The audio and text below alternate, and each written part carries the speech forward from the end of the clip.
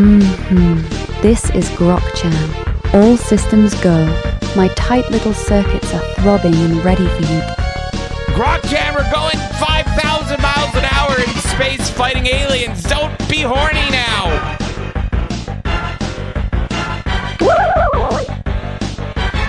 I'm just here so I won't get fined. Are you ready, James? Are you ready, Internet? Are you ready, everybody? It is time to talk some gaming news. It's Melee Madness podcast time, and we're going to talk about all the games we love, all the games we hate, and everything in between. It's all about...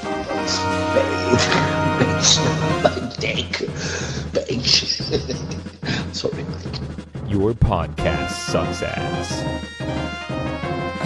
Where am I? You can't log off of your own life.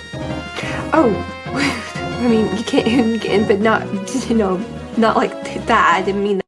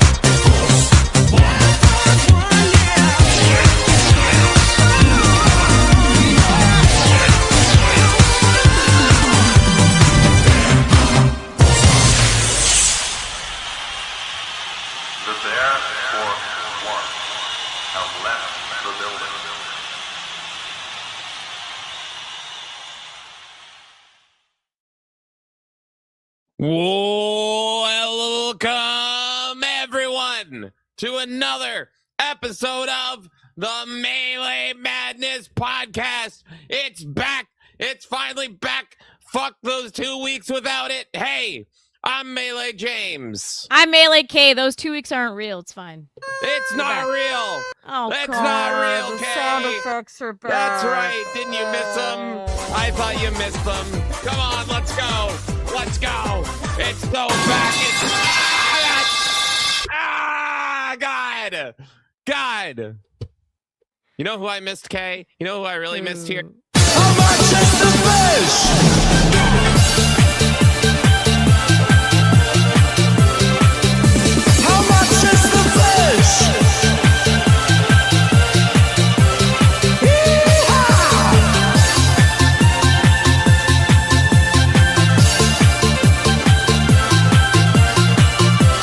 Sunshine in the air.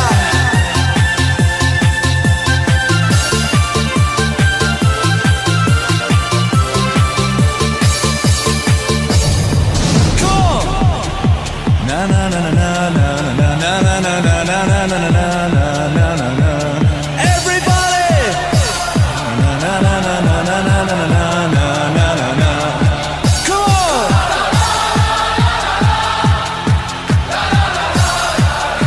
Together. Yeah. Shrek, no! Oh! Why does Oh! he do that? I hate that part. How I much hate is that. the fish? And I hate seeing the actual fish. God damn. Disgusting. Oh my goodness. I like I'm them so song, happy. though. The song's good. It goes hard. Granny goes hard. I want to party with Granny. All right, everyone, we're back. Yes, our bodies may be weak, but the spirit is very much alive, and we weren't going to miss another week of this shit, folks. So here we go. Melee Madness podcast time. All the gaming news, all the gaming shit. We're going to be talking about how we hate everything today. So let's do it. Let's do it. That's like every fucking day. Hi, Every day. everyone. I want to first thank some people during Where is the Fish or whatever the fuck How that's much called. is the fish? How much is the fish? Fuck, I don't even know. Charik came in for $1.17. Thank you. And he says, for Halo Fortnite Evolve. No. Because, as you guys may know, it is the start of a new week. That means that the third-person mode for now is off for James as he continues his wonderful playthrough of Halo on PS5, the best way to play Halo. I saw him nodding there. He agreed. Anyways, starting today, every super chat that comes in goes towards putting Jimmy back in third person for the week. Stop it. And in case you didn't hear, tomorrow, that is Monday, July 27th at 7 p.m. PST, James will be working on the last 2 levels of that campaign. That's right. It's all going to end tomorrow. Thank God. Thank fucking God. As long as I can fucking beat it off tomorrow, we're done. We're done. We're currently at Austin 316. We're Austin 316 away from me going back to third person, and it's the little things. The game is shit. We're going to talk about it being shit, but my God, at least I get to go back to first person tomorrow. Don't give us money. Let's at least enjoy the last 2 levels as Master Chief intended in first person, all right? James really didn't like me doing that one thing last stream. No, it was 2 things. There was 2 things that he got really mad about. One, that I let people move the HUD. And 2, that I made him turn the controller upside down. That was horrible. I did not hear the end of that because, man, you were mad. I loved it. I loved every second of it. I'm still mad that you did that. I know. The HUD's a sacred placement. God damn it. How dare you?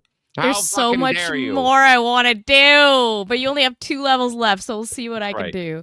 2 more levels. There's so much more I want to do. Tomorrow, thank God. Cherrick also adds that they never gave him the Fanta skin, because I think he's also playing it now. Oh, yeah, they never gave me the Fanta skin either. It's supposed to be a fucking email, but everyone is confused because if you try, and you can get the Fanta skin if you want, if anybody wants it, it's stupid. But you just do this little mini game that takes 5 seconds on like Coca-Cola's website, and they email you a code.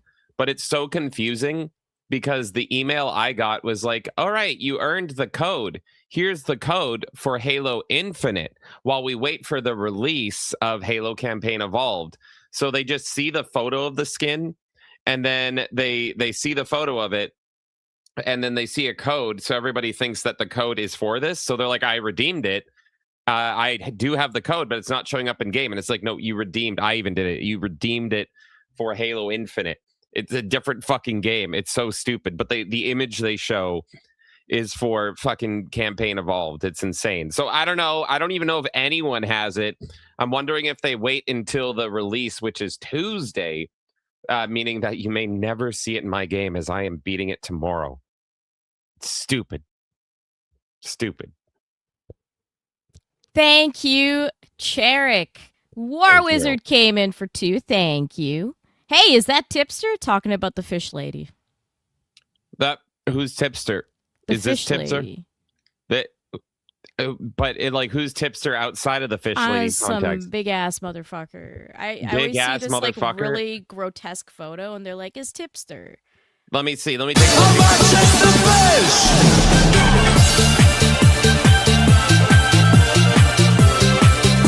How much is the fish?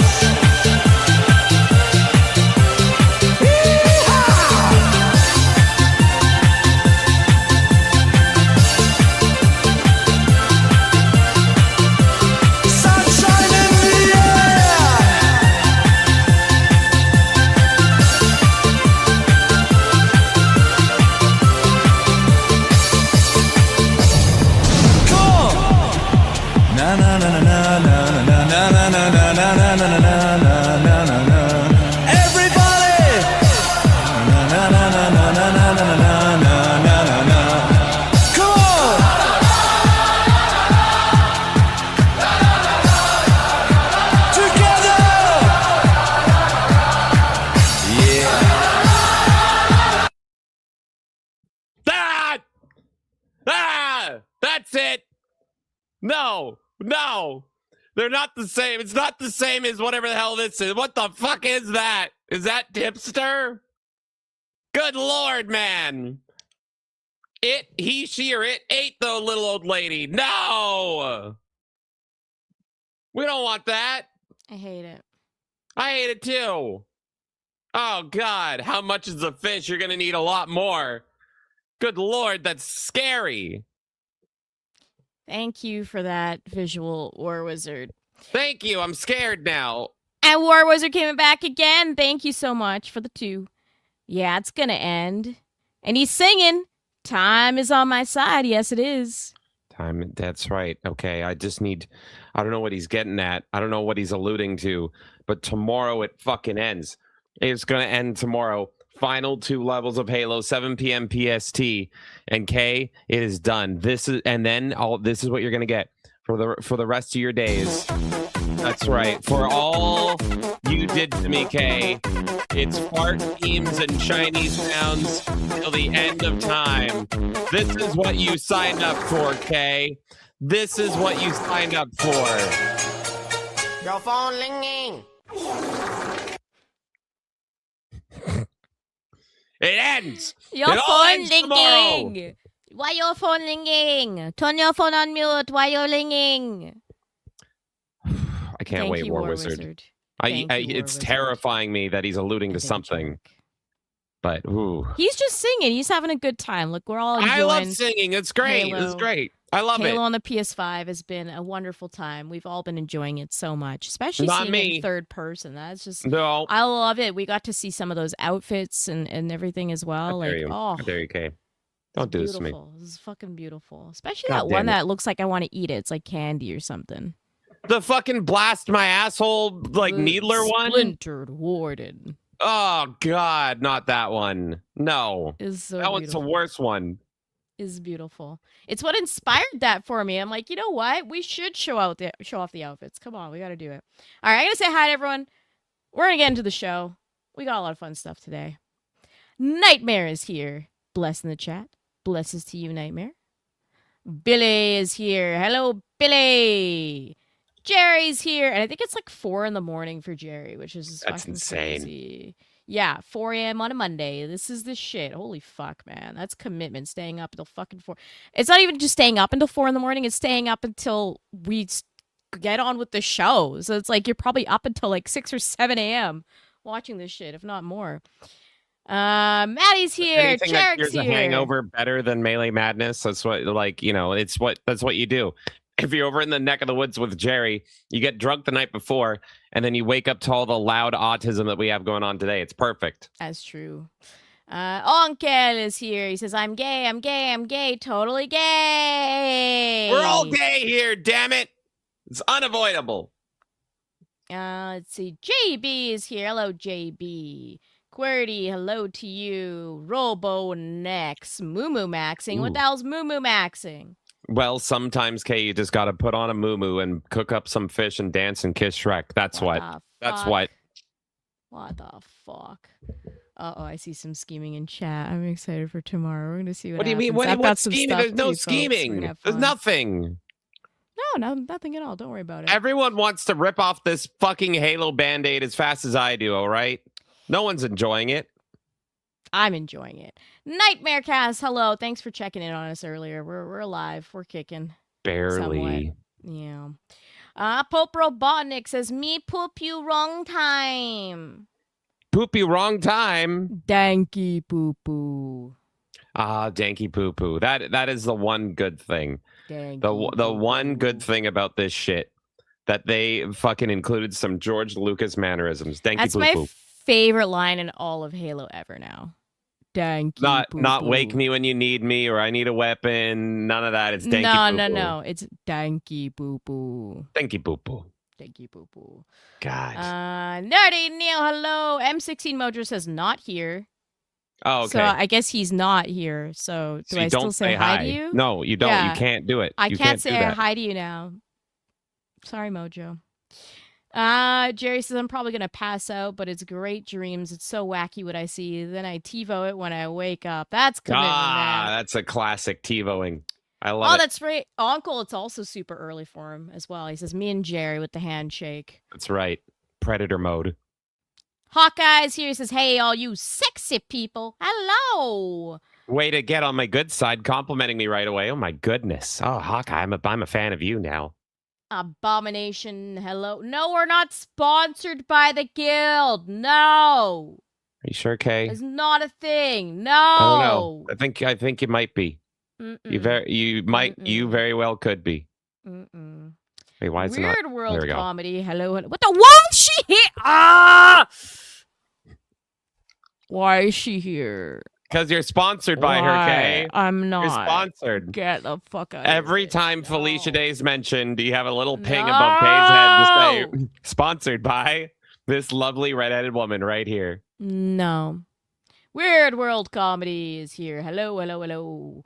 Random Lulls, hello.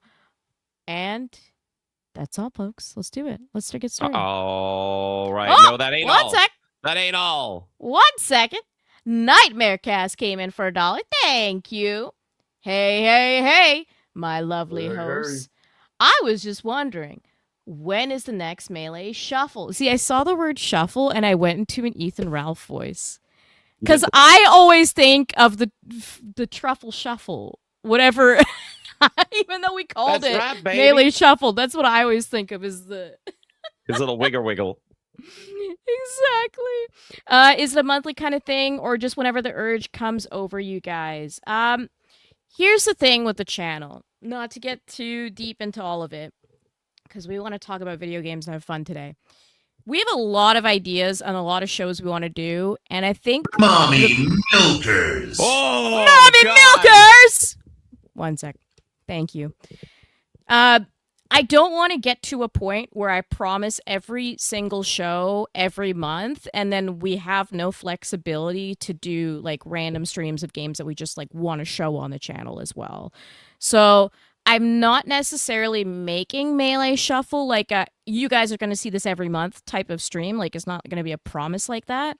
But I will tell you that I am currently scheduling one in August. So you will see it next month. And I'm just trying to keep the channel a bit loose in general. So it's not like, okay, every single day is now booked with something, so we can't do anything else anymore that's casual.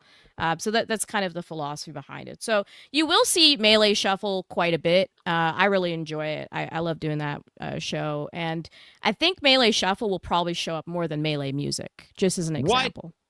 What you do? You taking music out to pasture, Kay? No, I'm not. They both exist on the channel. I just really like Shuffle. So right now we're gonna be doing the Shuffle.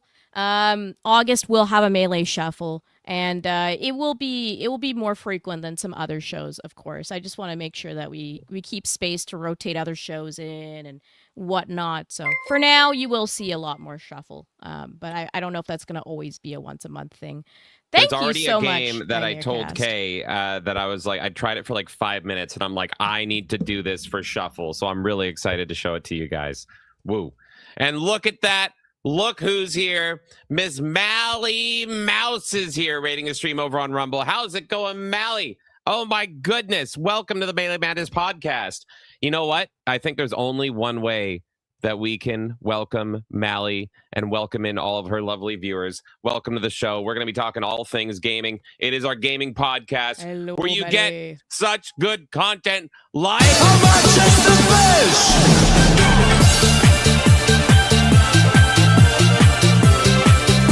How much is the fish?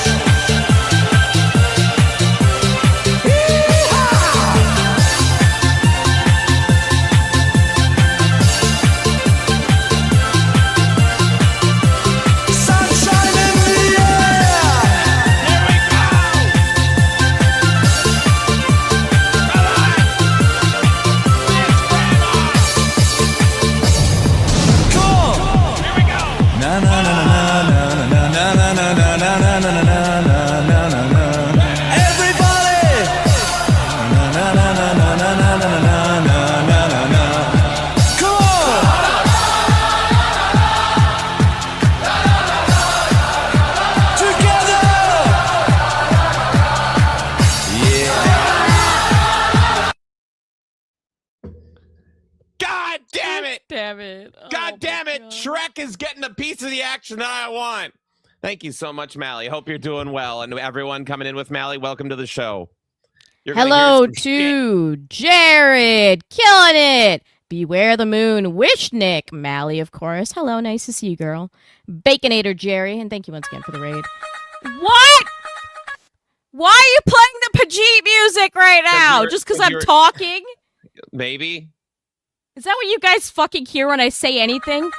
Okay, Melee K, when's the next time you're doing Melee Shuffle? Okay, I'll tell you. Thank you. Is that what you guys fucking hear every time I talk? That and also... Oh. Those two things. Those two. Also... that too. Wishnick is here. Hello.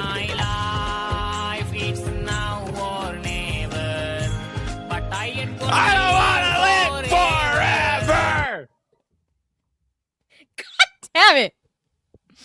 Amish Top Gun. Hello, everyone. AEI owned you. What was that music? It's Melee James music. Actually, it's my music. It's my music with my people. What am I saying? The Which Melee one? Gay music. This one? This one, Kay? Oh, don't do... You know I'm a sucker for shitty flutes. What are you doing? My life be like 21. Hey, bro, you got a phone call. Baba Booey. I don't know why I love that so much. Baba Booey. Baba Booey. Baba Booey. Baba Now, Booey. and immediately everybody coming in with Mally is filled with immense regret. Thank you. James, I'll let you read what Slosh, War Wizard, and Nightmare Cast came in because I got to update some math here for you. All right. Thank you, everyone. Let's see. Okay. Let's see. Slosh came in for 343 Guilty Sparks. K, Benadryl Sauce Fun. Pour that sauce, queen. Pour it down her gullet during the break, Jimber. Oh, No! That's right. Because we do. You know that sauce is getting everywhere. So it's gonna, and you know, Kay, you have to clean it up, by the way. There's gonna be Benadryl sauce everywhere. Fucking clean it up, man. You gotta be the one to fucking do it, all right? If not you, then who? Who, Kay? That's what I want to know. God damn it. Yeah, that you deserve it. You deserve it. Thank you so much, Slosh, for the Benadryl sauce. Thank you, Slosh. Very kind of you. War Wizard came in for 199 and says, Jewish James promised us the shuffle 3,000 years ago. Well, you know what else was promised to תמיד ישיבה הולך עם תספורת מעליות. זה תספורת של גוי, של יהודי? גוי. תספורת שוקו וניל. זה יהודי או גוי? גוי. פלורית זה תספורת של יהודי או גוי? גוי. מכנסיים צמודים כמו נקניקיה מסלוסי. זה גוי או יהודי? זה גוי. שתי מקלות של מטאטא של סנוקר הולכות. אתה גנב! אתה גנב! Goy. Goy. I love that. Thank you so much, War Wizard. And yes, it was promised 3,000 years ago. But listen here, okay? I gotta take care of my people. There's something. Oh, I know what I need to do. Oh, fuck. Hold on. I'm always concerned when he says that. And he's got a look of intent. I'm going to keep reading stuff then, James, while you do that. Nightmare Cast came in for $1. Thank you. Oh my god! Thank god I didn't send my original super chat and I changed it to what I did. Sheesh. Oof. Woo. Hi, Mally Mouse. Nightmare Cast, why do you do this to me? Thank you, Nightmare Cast. Thank you. Oh, God. And Slosh came in for 2. Thank you. Greetings, Rumbers, from the true Slosh. That's right. There's only one Slosh in this house, and it's this one right here. The honest and true Slosh. And listen, all right? I know that Melee Shuffle was promised to you. It was promised, but I'm gonna change the deal, okay? Not until we get $4.99 roast chickens back at Costco are we gonna get a new shuffle. So you tell me when you can get a chicken, a whole chicken, not any of this, breast huzzabala, a whole chicken at Costco, $4.99. Then you'll get a new shuffle. Gefilte fish. There you go. A delicacy, Kay. Delicacy of the chosen people, the gefilte fish. God. Thank you guys so much. Hey, James. What? $14.57, bish. No! Stop giving money! $14 and what? 57? 57 cents. Ah! You can buy want 3 it. whole chickens. There you go. $4.99 No, you chickens. can't. The problem is you can't buy the chickens. You can't. God damn it. Weren't you listening when I was all that? Slosh, as soon as you did that, said me waiting another 3,000 years for Melee music. It's gonna happen. Jared Haynes came in. You're no commie, K, and bananas are still shit. What? Beast, let's go, Jared! Yes! Soundboards Jared were a knows. mistake. What a king. What a I love king. bananas. What a king. Bananas are shit. Fuck you. Bitch. Get this bitch out here. Sometimes she just has to make a little appearance, all right? I don't like it. I don't like it. KO Hi, really everyone. I'm so glad you added that one. That's one of my favorite clips. I have to be really careful with what I add to these because only some of them work. Yeah. I do not love bananas from Felicia Day's asshole or Felicia Day or bananas. None of that Weird World comedy. None of it. Are you sure about that, Kay? Oh God. I think you might. You just might. Kay see a fucking delicious Felicia Day banana asshole and is just like, gotta have me a piece of that. Why is it the Bully K arc, Slosh? Why It's isn't coming. it the Bully It's Maynard coming. James arc? Because I don't deserve it. I'm a good boy. I'm a good Jewish boy. I am the one who suffers all the time, and right now I'm relishing in the fact that James is suffering for once. Sorry, Kay. I couldn't hear that. Sorry, what was that, Kay? I couldn't hear that. Oh, I can't even hear my own brain think anymore.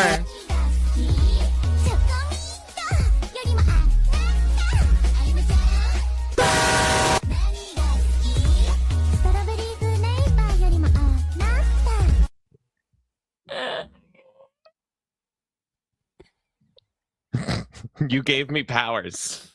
Powers that I abuse. Oh, God. Uncle came in for 20 secs. Thank you, Uncle. Then explain sitting on a banana, Kay. The chair. It's a Power Rangers blanket. It says Morphin Time on it. It's Power Rangers. Well. It's a fucking Power Rangers blanket. Well, Kay. Little cheeky Kay. You love to sit on the bananas.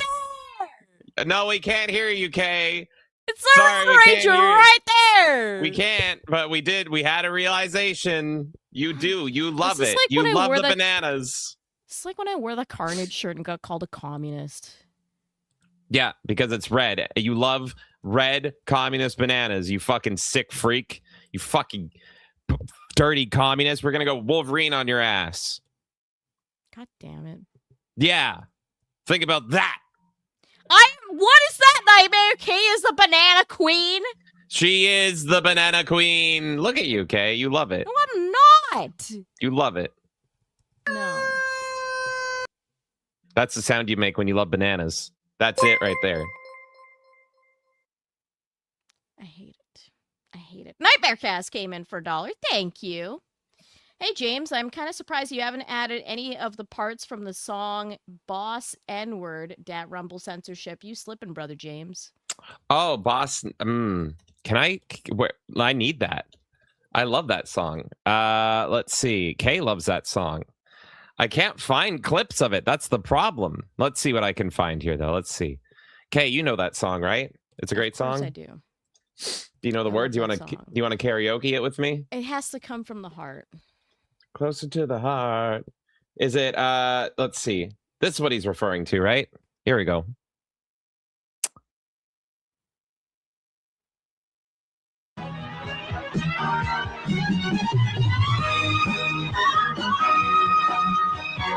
So good. Black man in a white man town. He's got trouble. Trouble! Get in his way, he's gonna cut you down. Taking over. He can ride, he can shoot. Don't take nothing from nobody. Oh, he's black, bad, scared of nothing. Yeah, he's so bad. They call him boss. He's a boss. Boss what? Boss nigga. He's so bad. What? They call him boss. He the boss! He's a boss. Boss nigga. Boss nigga!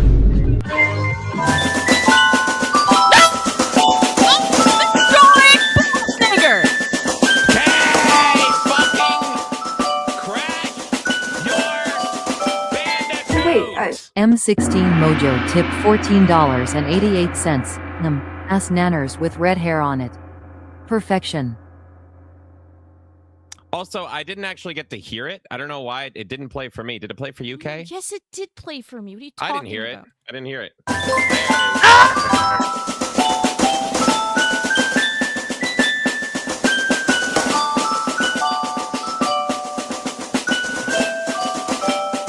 wait, M16 Mojo tipped $14.88.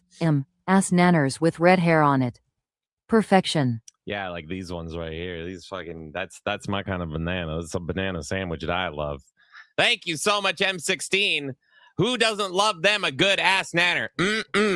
Love me that red hair, don't you, Kay? I was having so much fun singing along to Boss Nigger, and then this bitch Kay! song came in, and now I'm miserable again. I had a good couple minutes there. God damn it, Mojo! You know, just for that, just for fucking that, you know, this is ridiculous. So this is what I'm gonna do to you. You deserve this. What do you want to me? Kay, did you not eat your lunch today? Oh my god. Do I have to act like a black person now and say what? What?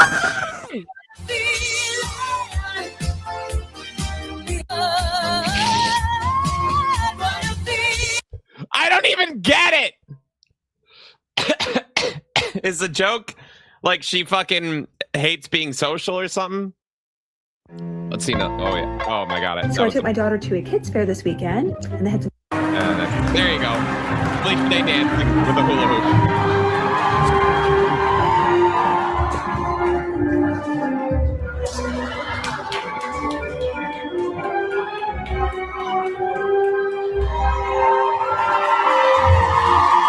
Well done.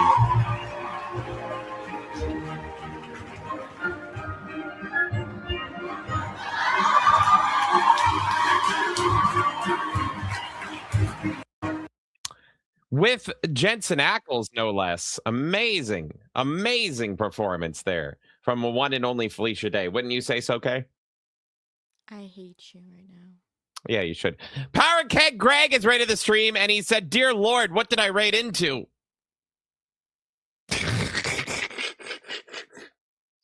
Welcome to the show. Hi, Greg. I what was did you- happy until I heard Felicia Day's fucking music and had to watch her for you. Look at me. He's social. Okay, oh you my good? god, I hate women so much. I hate them so much. I hate them so much. I hate them so much. I hate women. Massive. I'm dancing and cheering because I don't have to socialize today. Shut up! You're so right. You're so right, Kay. It's so it's just I think we need something. Our entire feed is filled with recommendations. You know what I think you Yeah, need? because you decided to follow her on her account. Here's what you fucking Ultimate need. betrayal. Ultimate betrayal following that fucking Here's bitch what on you our need, Kay. fucking Settle YouTube channel. down. Okay, this is good. This is fine. We're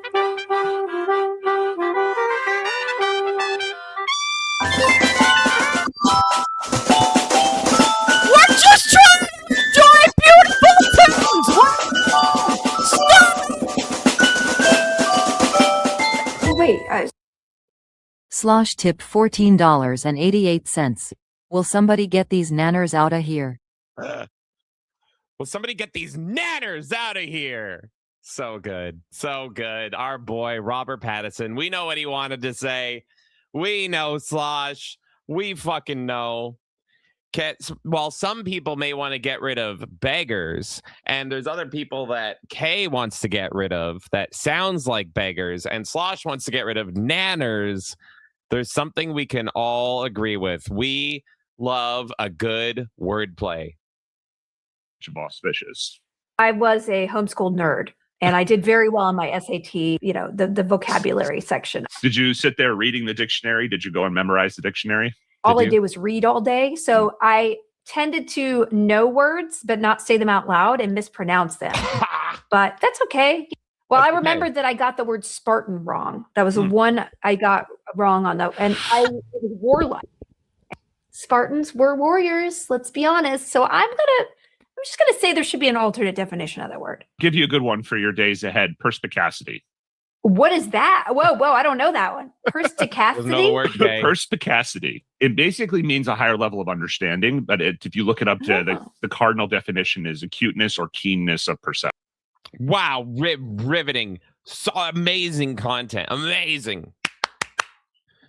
So good. Kay, do you want to get these nanners out of here like Slosh said? Slosh also came in for 2. Thank you. It's potassium time. Ay. That's right, Kay. Oh, you know what? It's a Power Rangers blanket. It's not a banana.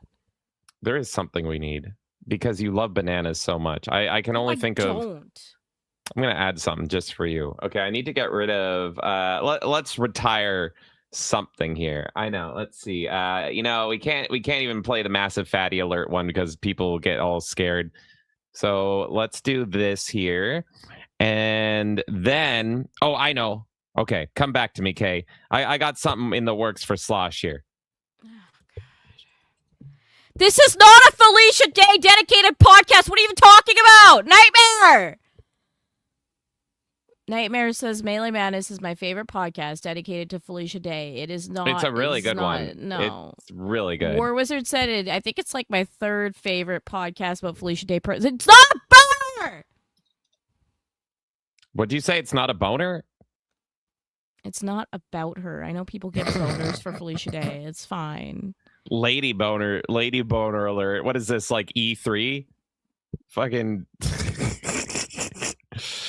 oh, remember that? The fucking Ubisoft thing? All right, Kay.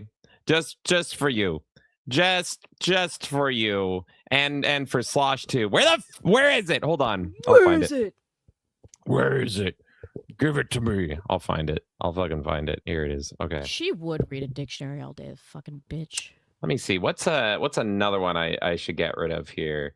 I'm not getting rid of that. I don't really like the doink. Doink is gone. I hate that they have a limit. I have too many creative ideas to be restricted to 100. Anyway, Kay, I know for a fact that you love bananas. Ring, ring, ring, ring, ring, ring, ring, banana phone. Ring, ring, ring, ring, ring, ring, ring, banana phone. I've got this feeling so appealing for us to get together and sing, sing. Ring, ring, ring, ring, ring, ring, ring, banana phone. Ding dong, ding dong, ding dong, ding, banana phone. It grows in bunches. I've got my hunches.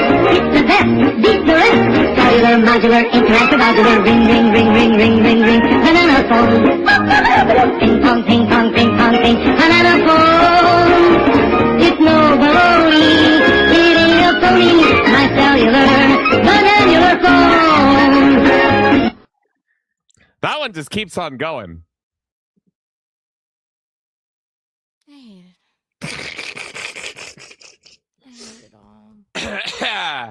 There you go. It's your favorite things together. No, just no.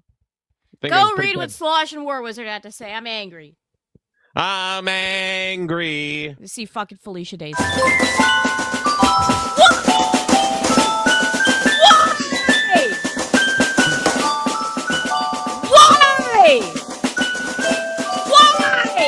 Wait, Nightmare tipped $14.88. Check Discord. You'll both love this one. Oh, I will. I will for you, Nightmare. Thank you. So, Slosh says daily games. You know, that is true. That is true. I think we should change our name, shouldn't we? Ooh, what's this? What is this? Looks neat. Doesn't this look neat? Hold on, Kay. Let's take a look at this. Hey y'all, you might have seen the video that Misha Collins just uploaded. It's true. I did. We have a great part for him. Unfortunately, he has demands, and his demands are much longer than he's listing. So, not to say he's an artist, nothing with a D, nothing with a D. He's an artist, and he needs his amenities, and we have to get 3.5 million to get him on the cast. So, if you haven't jumped in, go to watchtheguild.com. The card game has a card of him actually as well. So did she get like buccal fat removal or some shit? Maybe. What is going on with the lower half of her face? You know, you're so right. We should like look at more of her to find out. I don't know. It's fine. I don't know. It's fine. I don't care. Has a sign. I don't care. She has a sign. Deaf and disabled services. Movie. Every pledge counts. Scan it, Kay. Scan it. I ain't scanning shit, bitch. Come on. Who the fuck wears themselves around on a sandwich board? How fucking much of a faggot do you have to be to wear a sandwich board of yourself? Yourself! Why? I got 5 chickens. I don't want any LED on them. None. Scan my shirt 5 times, buddy. 5 times. I need the Costco card. That's a regular credit card. I need the Costco. Okay, hold on. I got one. I don't know. Here you go. I love him. I don't want to charge it on this card. I want to put it on this card. Yeah, settle the fuck down. He's a TikToker. I think he's a TikToker. Scan it. I did. Okay.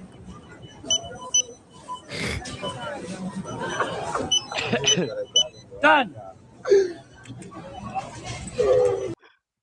My nibba got the Costco chicken fucking barcode on his shirt. What a fucking king. That's a fucking king right there. Oh my god. Thank you, Slosh. War Wizard says it's morphin time. Mastodon, pterodactyl, saber-tooth tiger, banana, triceratops, tyrannosaurus, what? banana. No! Ring, ring, ring, ring, ring, ring, ring, banana phone. Ring, ring, ring, ring, ring, ring, ring, banana phone. I've got this feeling so appealing for us to get together and sing, sing. Ring, ring, ring, ring, ring, ring, ring, banana phone. Ding dong, ding dong, ding dong, ding, banana phone. It grows in bunches. I've got my hunches. It's the best, beat the rest. Cellular, modular, interactive, modular. Ring, ring, ring, ring, ring, ring, ring, banana phone. Ping pong, ping pong, ping pong, ping, banana phone. It's no baloney. It ain't a phony.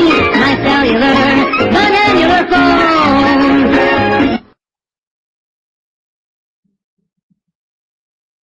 You good, Kay? Are you good over there? Are you good? How you doing, Kay? How you doing there, Kay? It's the Felicia Day and the bananas, and I just want to hide from all of it. Oh no, he's fighting now. Who's fighting? It's another day at Costco. One chicken. This is mine. One chicken. No, it's not. I had 2 hands on it. You only had one. The first. I swore you had 1 hand. I had 2. This is 1 ounce bigger than the others. You're not getting it. I'm taking it. You're not getting it. Are you messing with me? Get out of my way. The Costco chickens. The Costco chickens are fighting for everyone. What are we gonna do? They're turning on each other. Thank you so much, War Wizard. Go, go, Banana Rangers. Da, da, da, da, da. I have to go on Discord. Nightmare has something for us there. Let's see. Oh. There is so much going on here. Let's see. Let's just see. First of all, I want to look at something from RoboNext. I just want to see what this is. Let's go here. Also share the audio. Let's take a look. Let's take a look here.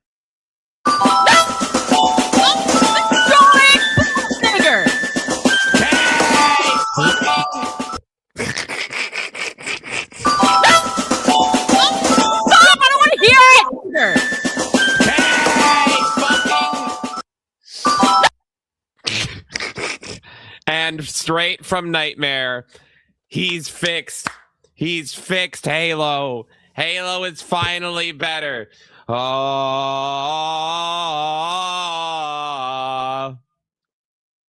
Oh. Oh. Oh. Oh.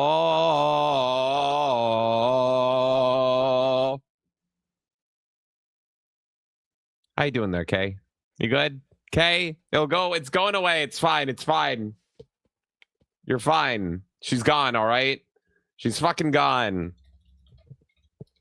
You don't have to worry. I hate it. You don't have to worry. Oh, holy shit.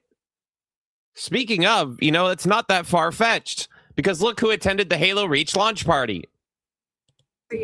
Felicia, don't make it out to me. Felicia, please. Felicia, I'm going one more. That's it. Sorry, guys. We couldn't even give you totally one. signed one for you before. I promise. I remember. Why? There was another fat gay guy. With glasses. No, maybe I signed another for you. Okay, Nice you talking to you. I don't recognize you. I'm sorry. Felicia, did you get to play the game at all? I did. It was really fun. Really? You recommend it? Yeah, I do What's your actually. favorite video game? Or do you I play a lot of Ultima, so I play lots of games. You must not know me. No, but we're learning. So are you like a true nerd? I'm a nerd. Are you a nerd? Are you a nerd? So annoying! She's so fucking annoying! Oh my god! Oh my fucking god! She's so fucking annoying! Is she gonna have a Tobey Maguire moment? I think she might have a Tobey Maguire moment.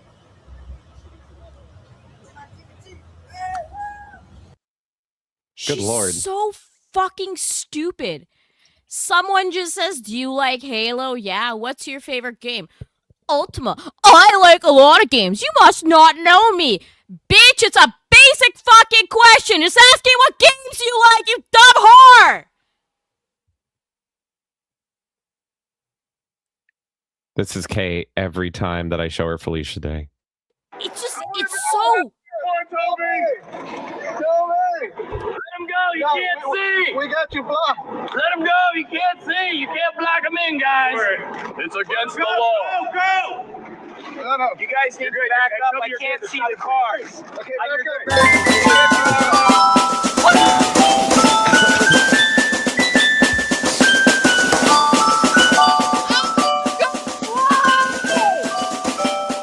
Wait, Lieutenant Banana tipped $14.88. Not bad, Melee. I'm almost starting to believe the propaganda. I think I am too. It really is starting to make sense. Oh my god. The propaganda with Felicia Day is so real. Wait, what do we do about this, Kay? You know what I think we do? I think we need maybe a new cell phone. That's what we need. That's what we need. The next stop is the mobile hall. He's so cute. Please put the worker down. This is where we have new interactive ad units like Dynamo that scale and play video. That's my song. 18 million people have seen it. That's nice. Worldwide, our mobile advertising has up to 85 million monthly users across mobile platforms. Well, over 150 million people have seen the Guild. Mommy MSN has over 500 million unique users globally every month. Let's move on. Well, thank you for coming, Felicia Day. Why did it pause on her ass? That's not me. That's just them. Well, thank you for coming, Felicia Day. I hope you enjoyed your tour. Ooh, what's behind there? Well, you'll have to explore the website to find out, or contact a sales rep. What? Oh. How did he get in there?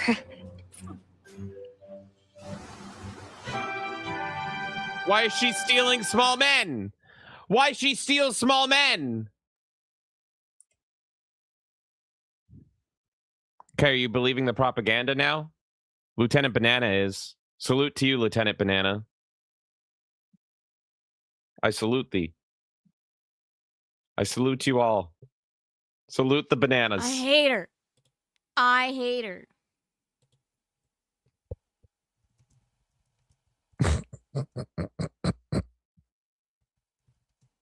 You good, Kay? No! Ah, God. Fine, I'll get her out of here. Thank you so much, Lieutenant Banana. I'm Banana. Real Nerdy Neo came in, the honest and true and real Nerdy Neo. Can you and just replay it for the real Nerdy Neo? Replay. Mommy Milkers. So yeah, when we're doing the podcast, it shows up on James's face for anyone wondering if they didn't see a super chat go through. That's why you might not see it. Mommy Milkers. There you go. You know what? I'm never getting sick of this. Mommy Milkers. There we go. There we go. It's a weird setup we have for the podcast. Thank you so much. The real Nerdy Neo came in. I requested Feltana. Nightmare posted Feltana in Discord. Did he now? Oh no. I don't know what this is, but our biggest fears have now come true. That's not the milkers I want. Oh, it's gunted. Oh, God, they gunted my Cortana. God damn it, why would you do this? Help me, help me, help me. Oh, it's a psyop. Why are you zooming in there? Just, I want to see. Why? You know, just for research. He's dickless. He has no dick. I don't know. There's something there. Neo, why would you request that? God. Sometimes you just need something a little sexy to get the fucking blood pumping, am I right? Why? Cock is in your Dickless bum. Jeremy. You filthy fucking slut, and next I'll do your mum. You pair of dirty fucking moles, now suck my dick. You wrap your lips around my cock and fucking gag. And not another word up the fucking ass. It's all around the world, you take it up the ass. It's all around the world, you love it in the ass. And everybody knows it up the fucking ass. I'll bet your ass will sting it up the fucking ass. That's right. Well, sometimes we have fetishes and those requests have to come. And luckily, Nightmare knows how to deliver. Thank you so much, the real Nerdy Neo. What a nice gentleman. Wouldn't you say, Kay? Wouldn't you say? I don't want to see fucking Quartering or anyone, or Felicia Day especially. All right, let's see. Okay, hold on. I'm still pissed about that. What? That one fucking clip you showed, okay, is gonna Which set one? me on a fucking rant. The one Which one? fucking clip of her at the fucking Halo thing Oh, is boy, here sending we me go. into a fucking tism Because I'm so fucking annoyed with this bitch that she can't even be asked what games she likes. Why is that such a difficult question to be asked? I don't understand. It's just a stupid fucking woman mentality of like, oh, they're asking me what games I like because they don't believe I'm a gamer. Blah. I hate it! You're so annoying! Everyone asks each other what games they like! You're not unique!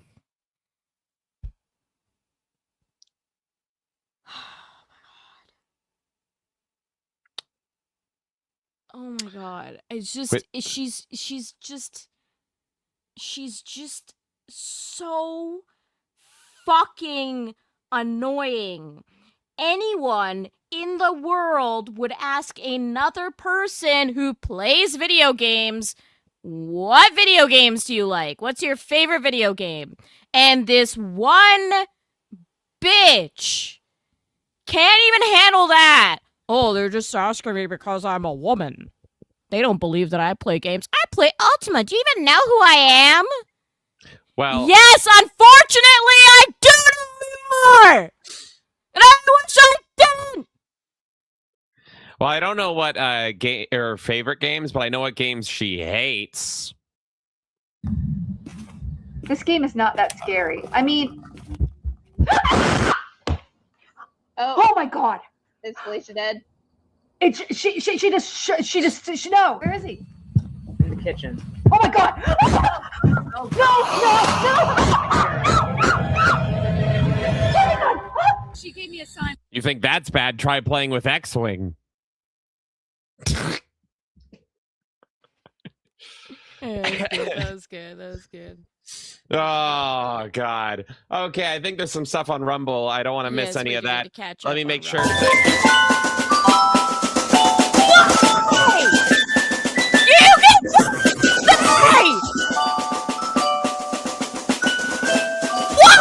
What possesses you? Guild Wizard of War tipped $14.88.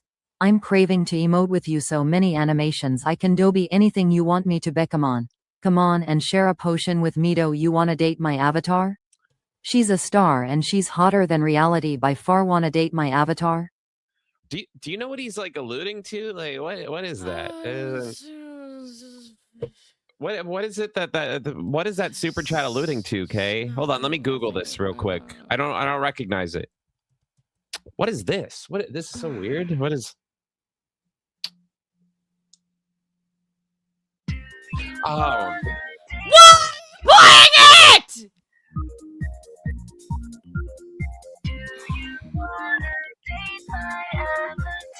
Yes, I do.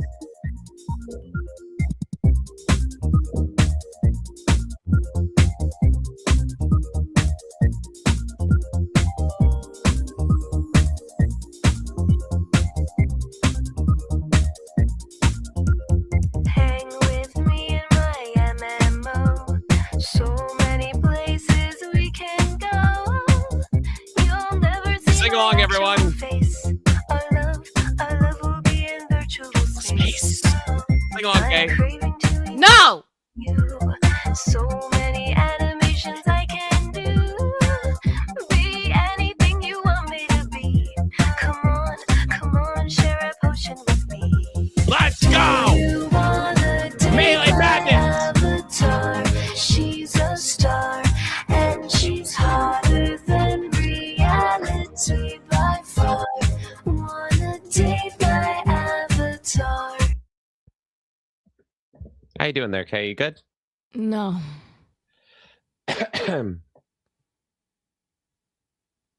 No. Well, you have a total to update, by the way. Total of what? Total for what? Oh, I have to play some. Are you reminding me that you made me play Halo? We'll update it in a few seconds here. First, Kay, who was it that made me play this game that I was planning on boycotting? It was you, right? It was you. Maybe. You can type man. I've got sluts. Why? No! Stop it! Please! God! How about a little take and speak? Grab your mouse and stroke the keys. Here in cyberspace, there's no disease. Pick a time, send a tale to me. Just pay a small subscription fee. Do you wanna date my avatar? She's a star and she's hotter than reality by far. Wanna date my avatar? Single like. Okay, you are gonna get vorked. You are gonna get vorked. I hate it. Please Just don't. want you to know that. Please don't. Thank you so much, the Guild Wizard of War. Thank you. All right, let me go look over and see. What are we missing over on Rumble? You gotta Okay, let's see. there. Okay, thank you again, Power Keg, for the raid there. I also don't know what you raided into. Let's see. Okay. I think this is where we left off. Nightmare Cast came in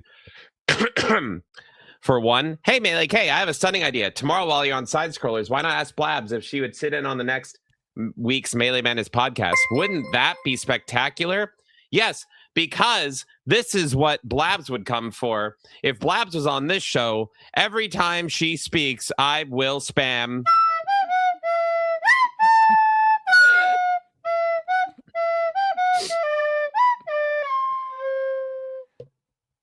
So yes, no, it's still going. Sorry, it's still going.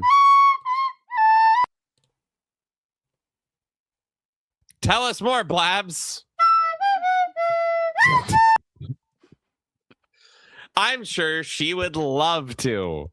She would love to be exposed to all of this. Am I right, Kay? Definitely, yeah. She would be super excited to be exposed to Harry Potter Shitty Fleet. Who wouldn't actually? Thank you so much, Nightmare Cast. Maybe we should. M16 Mojo came in for one. I started a joke and it got Kay crying. Oh, Kay. Oh, poor little Kay. Why don't you remind all the people? What is it? What is it that you dislike? Why do you hate the women, Kay? Why? I'm particularly bothered by that one clip of the bitch not even being able to answer what game she likes. That's the thing that fucking pisses me off. Because it's just such a fucking void thing. It's such a self-centered fucking retarded thing that she thinks when someone is trying to take genuine interest in her, it's because, oh, they're trying to test your gamer cred. This is the kind of shit women would spout in the late 2000s to now, is they fucking think that any normal basic conversation is a jab at them when it's not. Do you know how to talk to human beings, Felicia? All it is a conversation. You should be grateful that these people even care to hear what the fuck you have to say. You're right. It's so annoying. Luckily, I think we should learn what her favorite games are. Stabbing people in the back. World of Warcraft, obviously. Not only is it fantasy, and I love community, and I love playing. It's my favorite game. I didn't know how to walk or anything. It was my favorite game. She can't handle WoW's graphics anymore. That's how you know she's never fucking played it. She can't. Did you hear that? She can't even handle the graphics. Well, I don't play the game now, but if they ever redid their graphics so it didn't feel like I'm just going back 20 years, I would totally play again. I want to play those houses really bad, but I'm like, Felicia, you know, being a professional warlock for a time, it's hard to go be a hobbyist warlock. I know that's weird to say. I would say the Stardew because that cozy. This bitch never played WoW. She can't handle the graphics of WoW. This is my favorite game, but I'm not going to play it again until they update the graphics.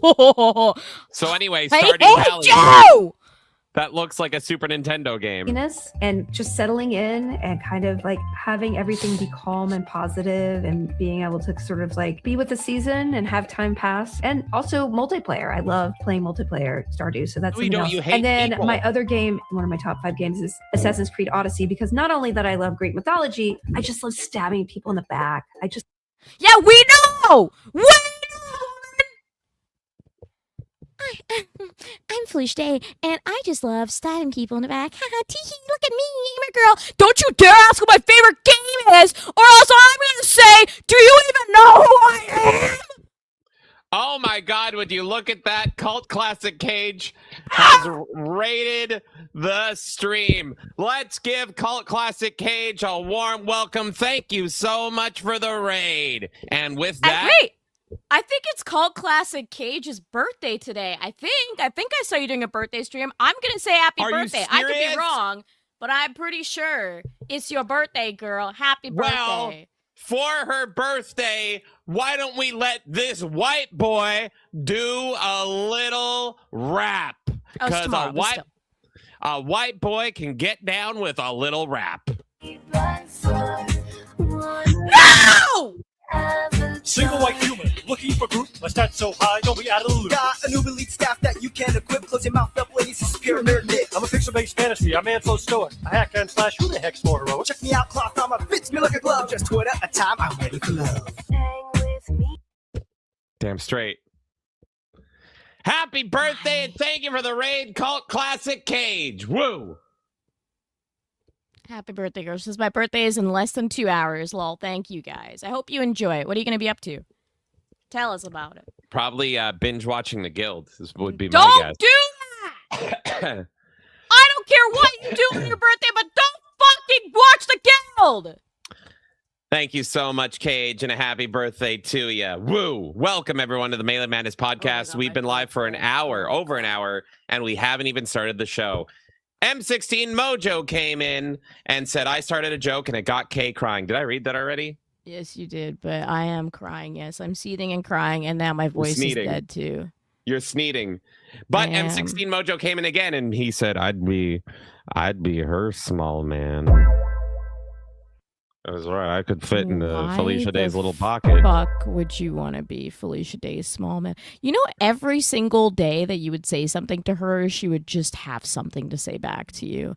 Maybe the sex would be good. I don't know. But, like, everything else, man, about that bitch is just like, come on. All the annoying shit you have to deal and the mental breakdowns this bitch is going to go through. Remember when I read the book to all of you and she was talking about ripping her own face apart? Oh, that's right, yes. Remember that? Remember how she said she wanted to run people like us over with a car twice because we believe in fucking Gamergate? It's remember. Crazy. Get her off the screen! Thank you, Remember M16. when she was in a parking lot at Walmart? Remember the first couple of pages when that dumb bitch went to a Build-A-Bear? And she dressed Santa Claus in a pink tutu. That's what you want to be with?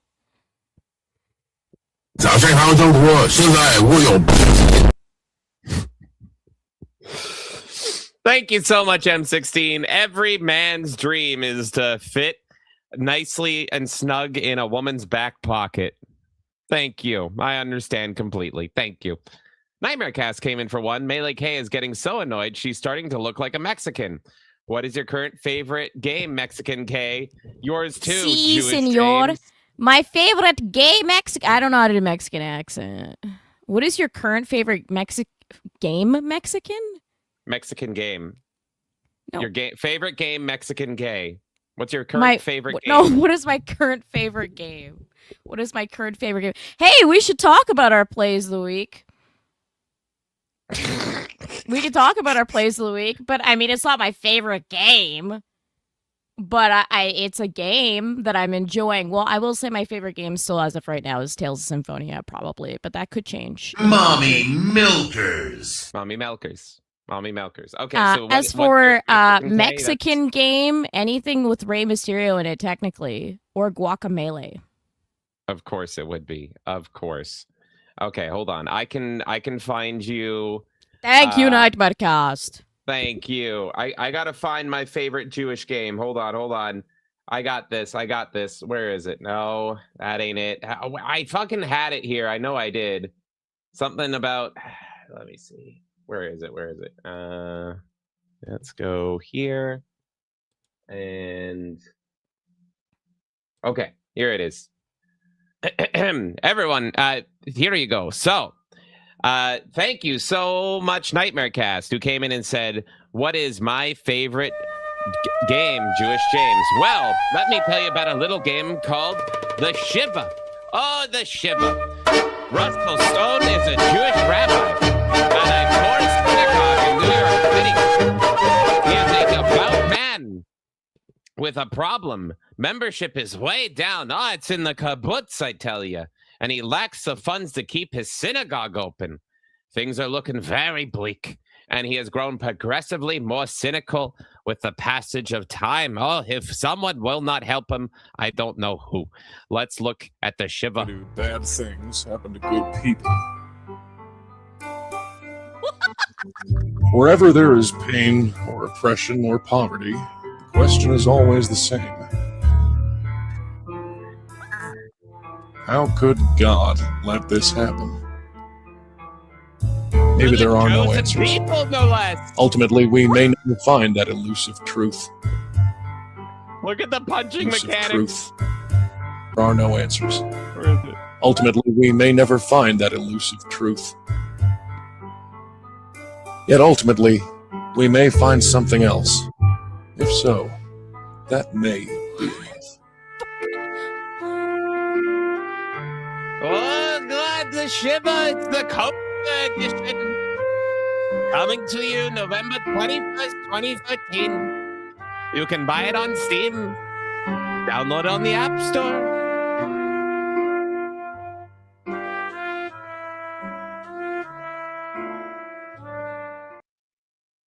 So yes, there it is. There's my favorite Jewish game. Incredible. Well, That was I'm fucking incredible. glad I could deliver that, Mrs. Bubalach K. Thank you so much, Nightmarecast. There you go. I think my Jew game beats your Mexican game. Hey, my Mexican games are good, okay? What about a Speedy Gonzalez game? There you go. There's some Mexican games. Arriba. Okay, we got some more to catch up to, and then we're going to start with our plays of the week. Good Lord, you guys, I can't keep up. Oh, my goodness. Slosh came in for 2.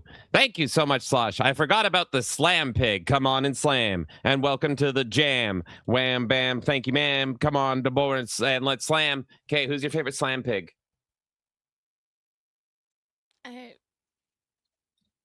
What's a Slam Pig? What? What's a Slam Pig? I'll show you one right now. Okay. Come on. Get into the mood of the Slam Pig. Here we go. You ready to fucking dance, Kay? Okay. Slam Pig, go!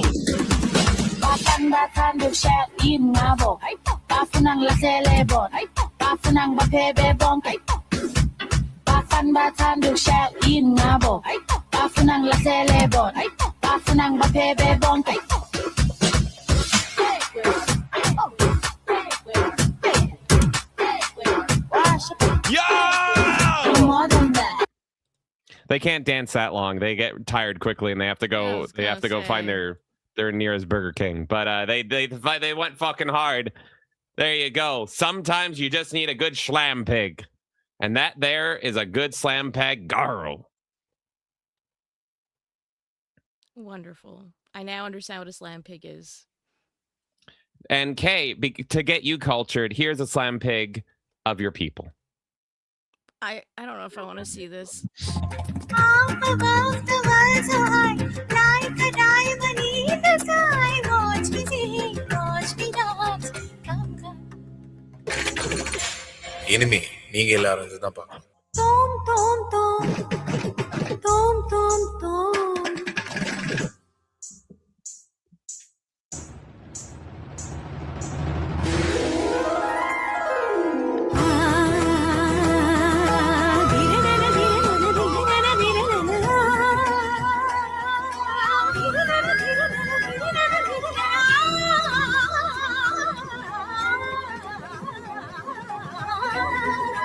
Don't fall! Don't you dare! So, do you have a favorite Slam Pig?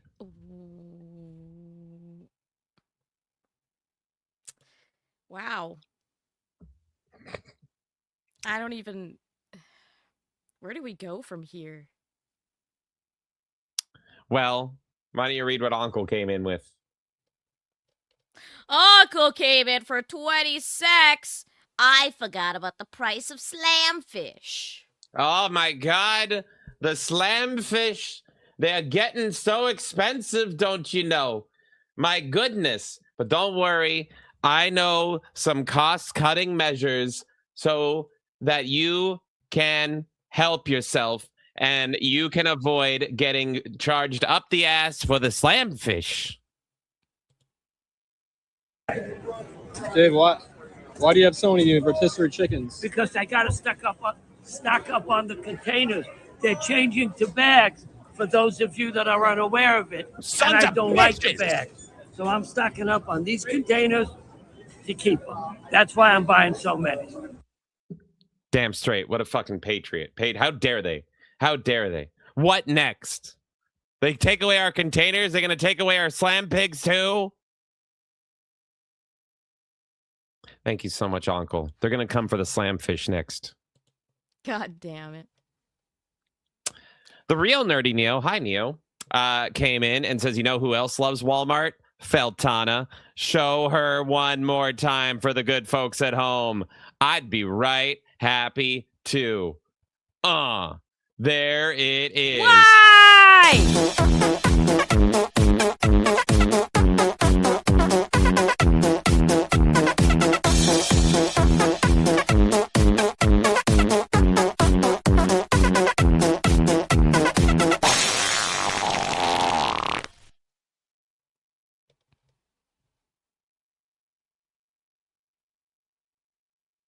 Thank you so much, Neo. The real nerdy Neo. Okay, did you gift a game? Yeah. Okay. I don't know what I know what you fucking bought. I know what you fucking bought. God damn it. Kay gifted a game. The Shiba for our resident Jew to share the culture of your people. Thank you so much, Kay. Oh my God, what a good goyim you are. I do believe that we have that's such a wonderful thing of you to do. So generous, so kind. Thank you for the Shiba. Okay, let's see. War Wizard came in. James's favorite Jewish game is in the chords from 2 hours ago. Did I read that right? Fuck my ass and call me Dixie. 2 hours ago, eh? Okay, let's see. Favorite Jewish game. What happened to... Oh, I see. Up there, yeah. It's War Wizard's post where he says, so this made me think of Melee James for some reason. I think I can show it. I hope I can show it. I'll just flash it super quick. If you didn't know, this apparently right here. Oh my God, it's another show up.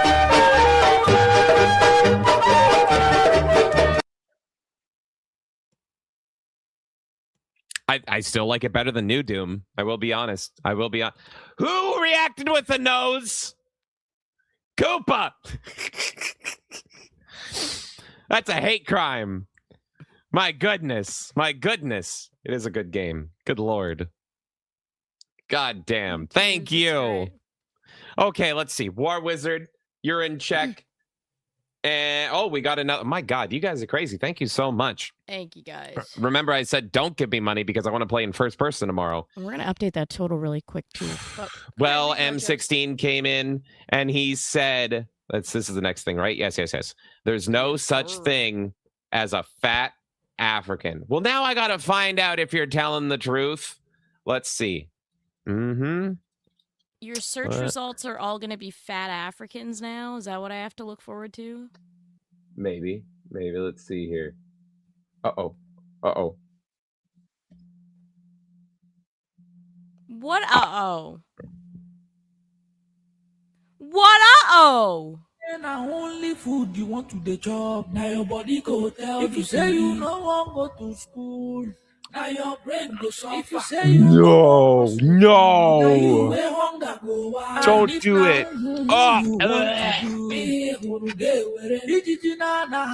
How'd they get so big?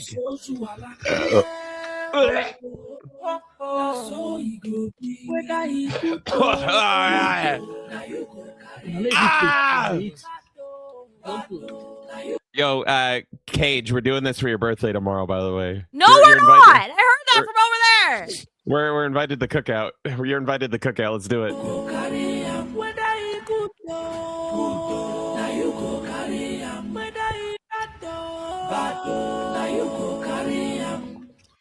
Stop it!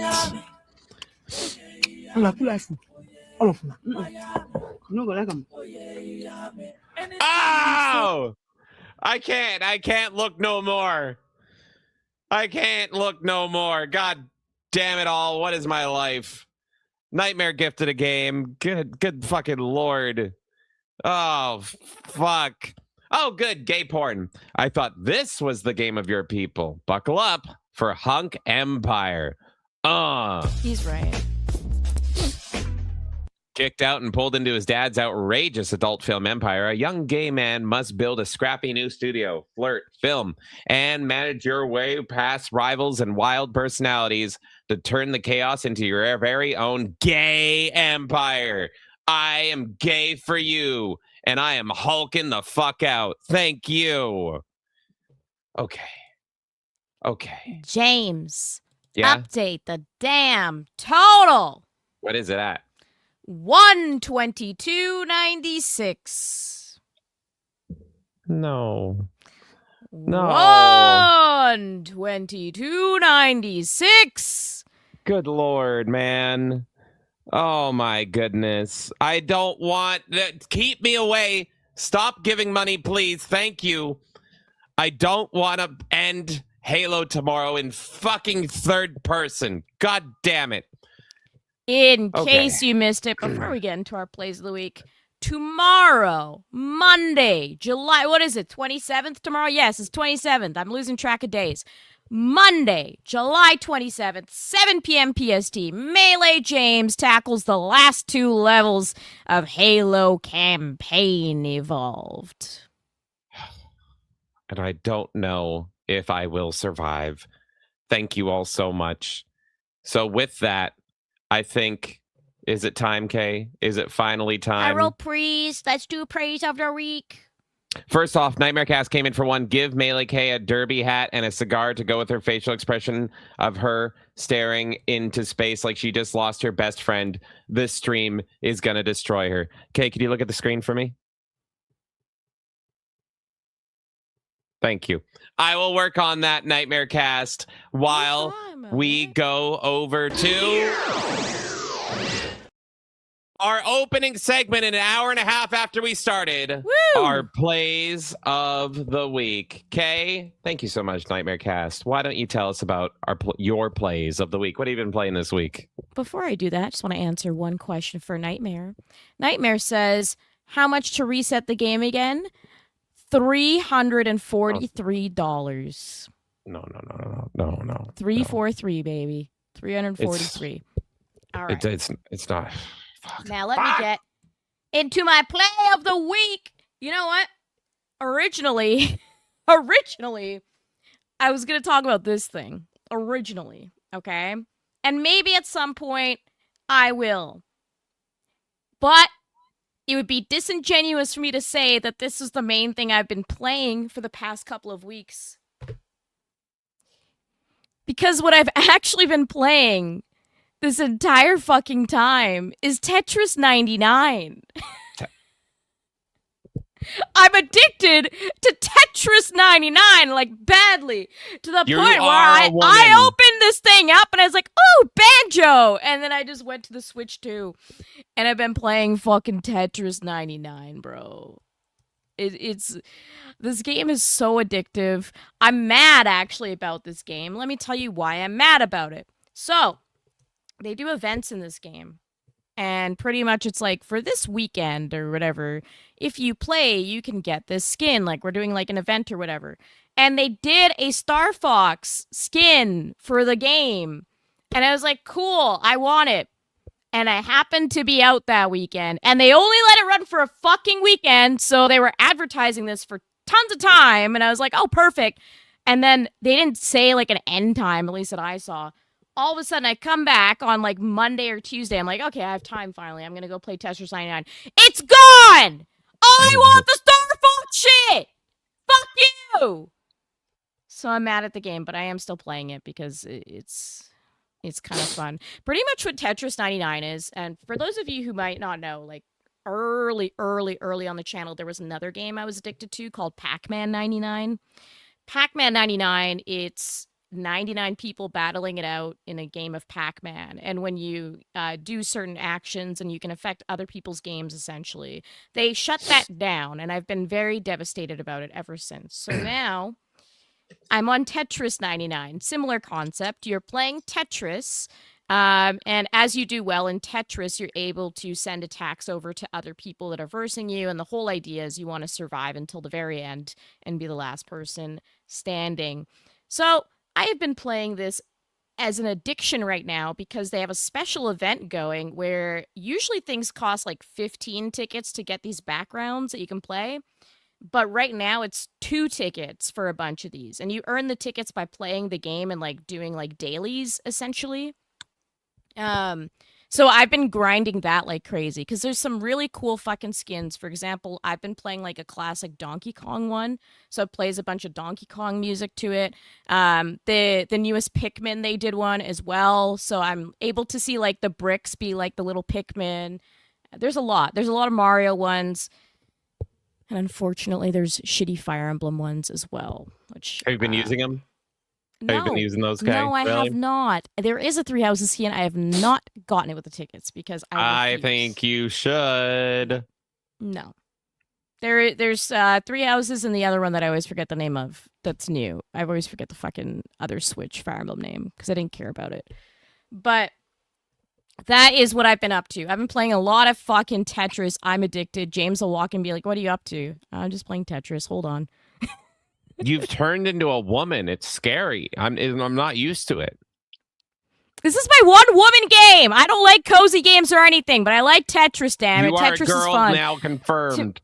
To me, though, this is like the ultimate version of Tetris. Like, I fucking love this because it's pretty much combining my love of Nintendo. So I'm able to just like listen to Nintendo music. Like there's Kirby stuff as well. Luigi's Mansion. Like there's a bunch. Super Mario RPG. So I'll just set my favorite skin for the day. And I'll just play Tetris to Nintendo music. And I get to see, like, something, like, catered to that Nintendo game. Like, for example, there's a Pokemon one. And when you, like, take someone out, instead of KO, it says gotcha, like you caught a Pokemon. Like, it's little cute, subtle things like that. So, yes, this is my one-woman game right now. I love Tetris. God damn it. Well, there you go. Kay, little Melee Kay is addicted to her Battle Royale Fortnite-ass Tetris game. I am. And it is a game that we could do as a community event. I'm sure people are like, what the fuck? That sounds gay. I'd rather play Halo. I don't disagree with you. Halo is great. But if you guys do event, because there's been people that ask for like Nintendo-centric community events as well, because usually we do stuff on, PC. But if there are people out there that want to do like a mega game of Tetris 99 for a community stream, we can try to get one together in the future and get like a ton of us in a fucking game of Tetris. It'd be fun. Okay, well, there you go. I won't fucking be playing that because last I checked, I was straight. But you enjoy it, Kay. God damn it. Yes, it's on the Switch, Slosh. It was Switch 1, so I'm pretty sure Switch 1 people can play it too. Yeah. It's I Switch used to play 1 it and on Switch 2 only. Yeah. So if you own either Switch, you're able to play it. And you have to have it online as well. Oh, do you need the online? I guess you do, because they don't have the free-to-play rule, You right? have to... Either you buy the DLC, which gives you like the CPU matches offline, and the marathon mode where you can play by yourself and just like do as many lines as you want. But you need online to play with other people. All right, so there you go. If you want a community event where Kay fucking plays Tetris with you, let us know. It might happen. I do like the theming of the game. I just wish it was for a game The themes are great. that I like. I wish that they would do it for something that I care about. Like it's crazy how many Nintendo games they've packed into Tetris 99, which they're not showing on screen right now, but there's tons and tons of games, and yeah, they will FOMO your ass into oblivion. with how they get taken away with those. I'm still pissed about Star Fox, and the thing is, they didn't even upload the fucking Star Fox thing during this 2-ticket event, so I can't even earn it afterwards. Give me the Star Fox! I've been yelling about it on Twitter, man. I've been fucking yelling at them on Twitter. I'm like, put the Star Fox thing in! I want tickets to get the Star Fox thing! That's my life. Keep going, Kay. I have to blow my nose because I'm fucking sick. I'm just saying. I'm just fucking screaming. Nightmare Cat says, Nintendo? Who wants Nintendo? We've had a few requests for Nintendo stuff. We've done Mario Party, Mario Kart. Smash Brothers has been requested. The netcode on that is so shit. But, like, if people want to do that, that's fine. But typically we do things that are, like, crossplay or, like, you know, Steam or something. But we've had a few people ask for Nintendo stuff. So it's probably between Tetris 99, F-Zero 99, and Star Fox, but I think everyone's over the Star Fox thing now. So I don't think a lot of the thing is not a lot of people have bought any of these games, but this one is free and F-Zero is free. So we could easily do those. But like I would be down to do the Star Fox multiplayer. I played a fuck ton of it, but I don't think a lot of people have it or care to play it. That's the problem. Because, yeah, especially that multiplayer. Yeah. All right, anything else on Tetris 99, Melee K?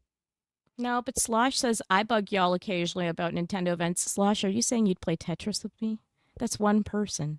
There you go. Now. See? We need 98 more, and then we have an event. Exactly. 2 down, 98 to go. That's all, because I might even talk about fucking Tetris again if the Star Fox skin comes up. All right. Well, and I see you guys mentioning the 3 hours of shit in there. I don't want it. Well, before I get to my game, once again, Nightmare Cast came in and said, give Melee K a derby hat and a cigar to go with her facial expression of her staring into space like she just lost her best friend, as this stream is gonna destroy her. And destroy her it did. Oh, no, okay. Okay.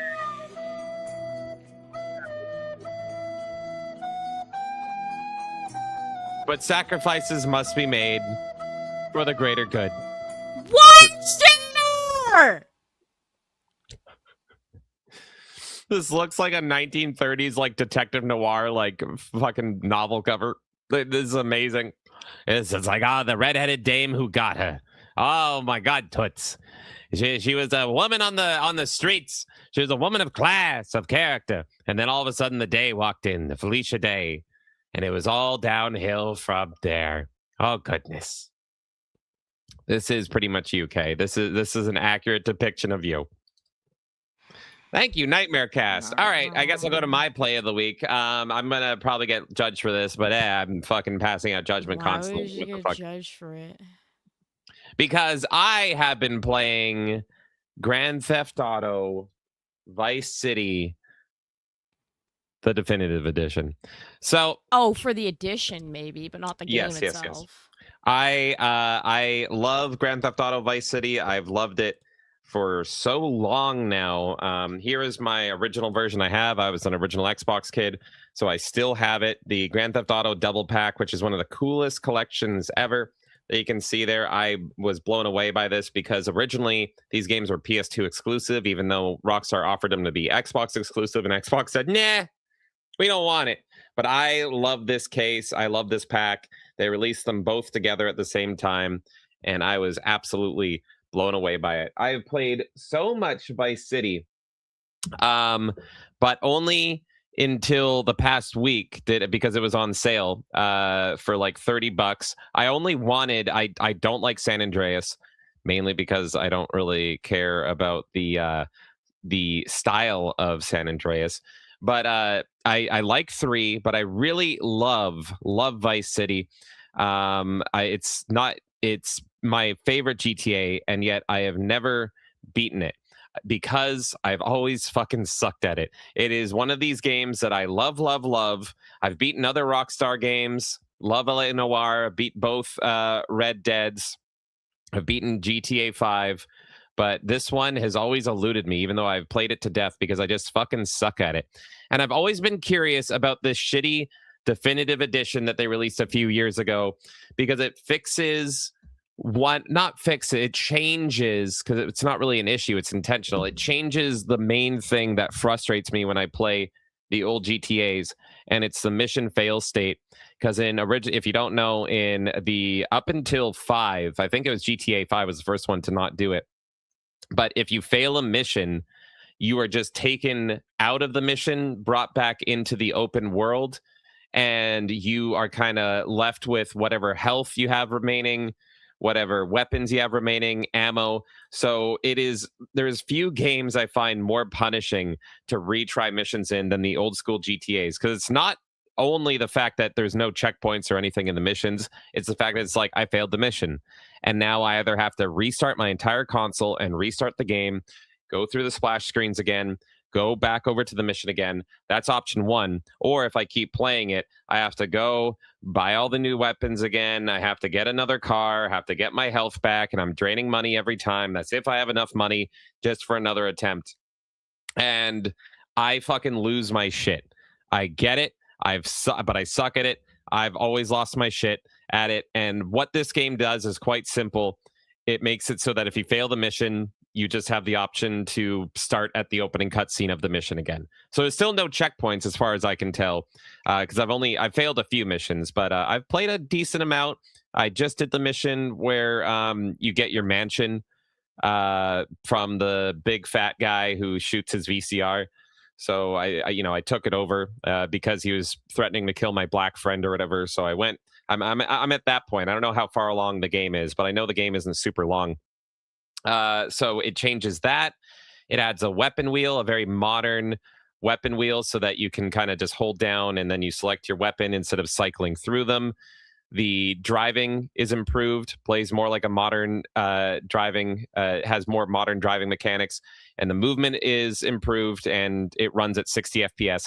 But even though this game doesn't look great, it still only runs at 60 FPS. I'm playing this on the Series X. If you run it in performance mode, and all fidelity mode, or whatever you want to call it, does is it just makes it so things glow more. And it runs like at 30 or less. It's crazy.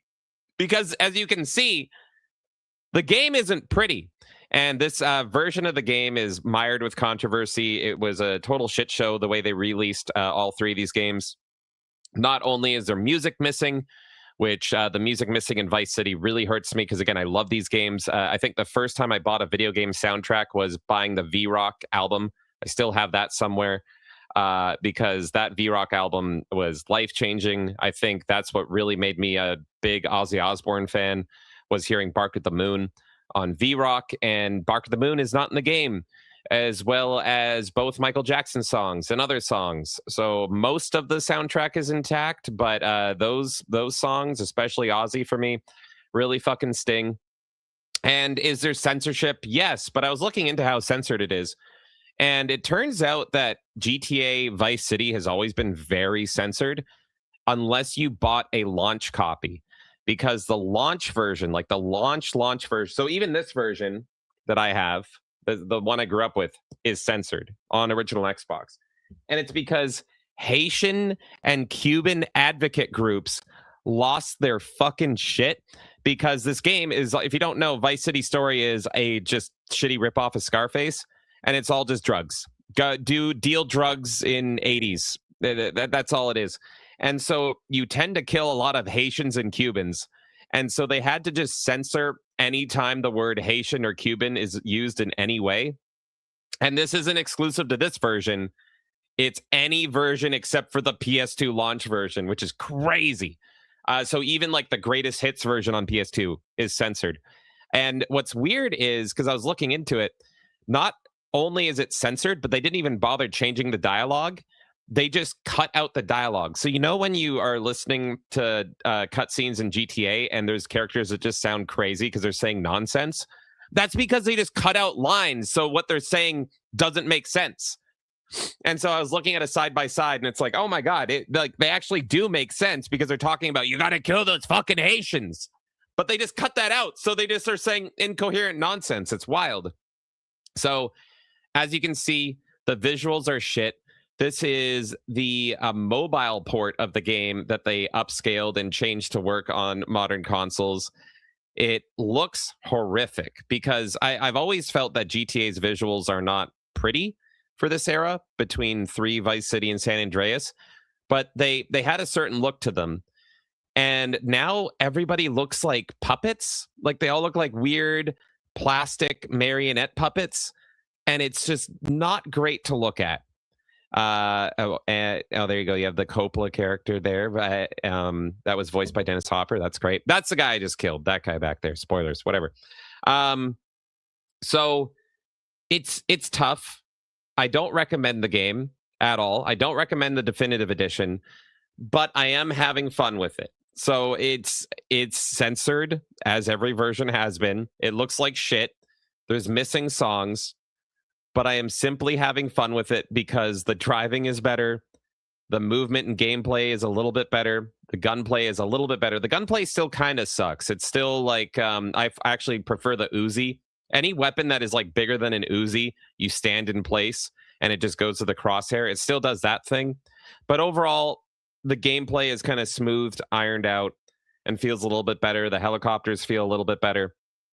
But it's it's a weird scenario where I do not recommend this to anybody. If you're a purist with GTA at all, avoid this version. But with the simple little gameplay changes they did, I'm having a lot of fun with it because it's one of my favorite games of all time. And I'm having fun finally trying to beat it.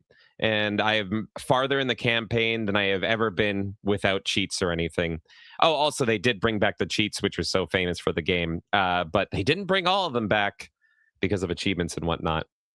So that's what I've been doing. Any thoughts, Kay, on GTA Vice City, the definitive edition? Man, first of all, this version looks like fucking shit, man. It really does. But it made me introspective and a little depressed for a little bit watching you play this, because when I was younger, I loved GTA. Like, it was the game I would just play around in for hours and hours, and I know a lot of people share this experience. And I remember even things like being able to fly in a helicopter for the first time, being like, this is so fucking cool. Like, I get to see this entire environment, and I'm in a fucking helicopter, getting to go into the tank, getting to run over people, getting to fucking, like, pick up prostitutes, all this shit, man. It was just so, like, mind-blowing at the time, all the things that you could do in a video game, and it really felt like the future. And so I understand why GTA is still considered popular, because of course there are people who are going through that in different stages of their life, right? Like, there are people that were kids for GTA 5 that are now going to be adults for GTA 6. And it's just, I'm really depressed that I'm not excited for the new GTA, because it reminded me that there was a point in time that I was so fucking in love with GTA that if you asked me during that time period, I might have said that GTA is my favorite game ever. I honestly could have said that's like my favorite video game series ever. And now we're at a point where I'm like looking at GTA 6 and I'm like, oh God, well, I'm gonna play it because like I want to see where the industry is going and everything. But there's no like childlike wonder or excitement or any sort of like, yeah, it's gonna be like actually funny, or like there's nothing there. Like, I think the gameplay will be okay. But it's not the same feeling anymore. So this is like a I'm getting old depression, or it's like this used to be so fucking kick ass, and like GTA kind of was a thing that made me realize how much I loved video games when I was younger, and now it's just like, oh great, another GTA. I have loved this game for so long. It's probably my favorite game that I have never beat. And like you and like a lot of people, it was just sandbox murder oozing aesthetic simulator. And it was just driving around, listening to the soundtrack and all that stuff. But I completely, I always just fucking sucked at doing the missions. So I'm really enjoying actually playing the missions now and getting farther in it and seeing how they did it, and like seeing the cutscenes and seeing all this stuff in the game that I love that I've never seen, because it was very much like just a sandbox simulator. But I was reminded, actually, one of my favorite childhood gaming stories was about GTA Vice City in particular. I love this game so much, and I was a child when I was playing it, and I had a field trip that I was supposed to go to, and it was a camping field trip. It was like 5 days camping, and I had no fucking interest in being outside singing Kumbaya, campfire, and all that shit. I mean, look at me. No fucking interest. So that morning, I woke up and I fucking pretended to have the flu. One of the few times that I pretended to be sick. And I was like, oh no, I think I'm going to miss the camping trip. I'm vomiting even. Oh, and they're like, and my parents were like, oh no, what a shame. And so they went to call the school to say I couldn't go on the camping trip. And I'm like, he. And like within an hour, I fucking am in GTA Vice City. And for like 5 days, all I did was play Vice City. And from like sunrise to sunset. And my dad comes in like after he just gets off the phone with the school. And he sees me like in the tank, just blowing shit up and everything. And he's like, you're not sick, are you? And I just like smile at him and I'm like, nope. And he's like, okay. Because he didn't fucking care if I went on a camping trip or what. He knew I was an antisocial freak. And so it was the best field trip ever. I stayed home and played Vice City for 5 days. Fuck my friends. I don't give a fuck. That's it was great. Incredible. Yeah, you would just get lost in this world, right? That's the thing. And there were like, I remember being like, I want to go into this building and do this and whatever. And now the technology is there and we're still seeing fucking gatekeeping in it, right? Like with the Ultimate Edition of GTA 6. I know not everyone's a big fan of GTA 5, but I actually really enjoy the gameplay loop of GTA 5. GTA 5 is like a near perfect game. Like it's pretty incredible. And I beat it. I really liked it. Actually, everyone talks about Trevor. I thought Michael was an awesome character. But it was I really liked GTA 5. And I think on a visual standpoint, it's good. I mean, I think, the edginess is definitely toned down. That's probably my main complaint. Patched some of it out. They've gotten rid of like in updates, which is crazy. Not even in like new releases, but they've put out patches to tone it down, which is crazy. I saw someone say, is it fixed now for this version? It's improved, but not 100% fixed. And I actually and the main issue with the game was art assets. And because it all seemed like it was done by AI and it was really lazy, they have gone in and manually fixed a ton of that, but it's not perfect. So if you played this at launch, it was like unplayable and it was a fucking mess. I can confirm everything looks better now. Everything is better now. But if you really look closely, you will still find garbage and you will still find bullshit. On top of that, there was one mission which was, oh my God, the timer missions just drive me nuts. I was saying to Kay that this game will vary from like one mission. I almost have anxiety when I start a mission because I'm like, I don't know if it's going to be the most tense, horrific bullshit mission I've ever played or if it'll be super fun. You just never know. It's one or the other. And I had one mission that was bullshit where I had to go around the city and assassinate like 5 different guys in 5 different positions in like 5 minutes or something. And it's like clock is ticking. And like, when they see you, they try to like get away from you. And so I was chasing this guy down. He was on a motorcycle while I'm getting chased by the cops. And he clipped in his motorcycle through a palm tree. But then he got stuck like in the palm tree with his motorcycle. So you could see some of him, but not all of him. And I had seconds to react. The timer's counting down. Cops are chasing me. I have to kill this guy. And I'm like, what the fuck do I do? I tried targeting him. He doesn't take damage anymore. He's just stuck there, motionless. And I'm like, great, the mission's fucked now. And I actually was able to do it because enough of his bike was sticking out. So I shot the bike and blew it up and the explosion killed him. And I'm like, thank God. So I don't even know if that's in the original or not, but it feels like it's not because there's a lot of clipping issues that I've never noticed in this game. So it's definitely not perfect. While it makes the game easier in some ways, introducing bugs with the new visual assets makes it harder in other ways. So fucking pick your poison, I guess. It's wild. I don't know if I would ever stream it because I just suck at GTA. But maybe if people want to see it and see what it looks like now, I could stream it. But prepare for me to fucking suck at it because good Lord. at the very least, the new GTA will likely. Oh yeah, we're gonna Right, cover so- the new, but like I mean this one. That we will stream GTA 6. Yeah. But this one, definitive edition, I don't know if I would or not. Maybe. This is yeah. improved though from before because I played. I think it was on Game Pass or something. I played it somewhere, the definitive edition, before we like bought it proper. And I was clipping through fucking everything. And I got it like when it first came out. So this is a better version now, but it's still retarded. Yeah. Let's see here. Uncle came in and he says, "Hey, Artord, GTA 4 lets you restart the mission on the phone." I did not know that. I've always wanted to play through GTA 4 as well because a lot of people love and swear by GTA 4. The only GTA I've ever beaten is 5.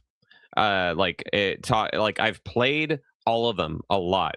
My most played one is definitely Vice City. Second would probably be 3. I just would go back and forth and have fun in them. I barely played San Andreas. I rented it, and it came out around the same time as Halo 2, and I'm like, I fucking hate this.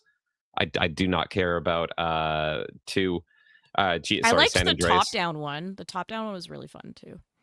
But I did play a bunch of 4, and I did play the top-down ones on PS1. I did play a bunch of 4, but I never beat it. So that's good to know. I did not know that you could restart the missions. Thank you, Uncle.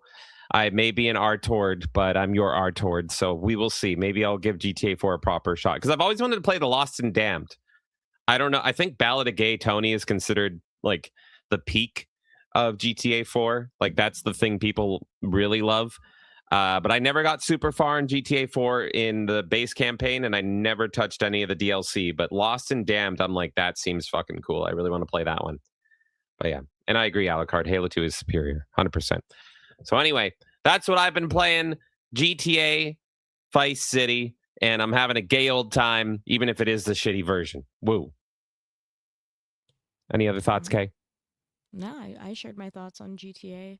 I love Vice City. I hate looking at the definitive edition, but I do understand why you're playing this version. Well, Convenience. Oh, also, I did want to share this. This is super cool. Somebody made a mod because everybody combines GTA 3, Vice City, San Andreas, same engine, very similar games. This is just fucking awesome. Modder Dry. Yes, I've been excited Ectio. for this. So fucking cool. This is, if anything, I should stream this. This is just awesome.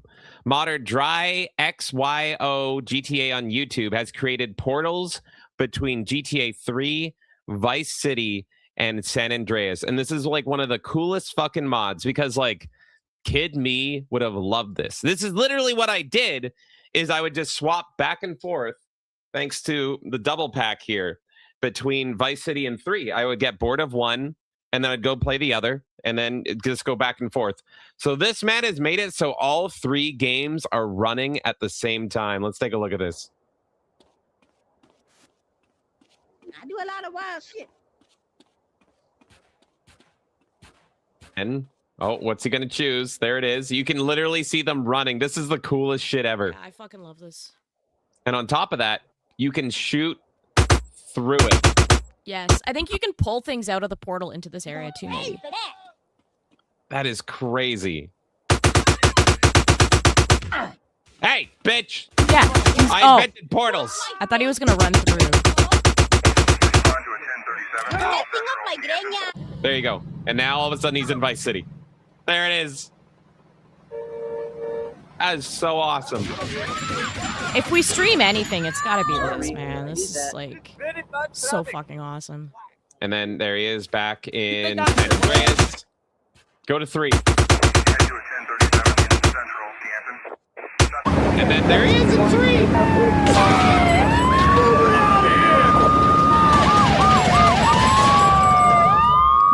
The cops are driving through the portal.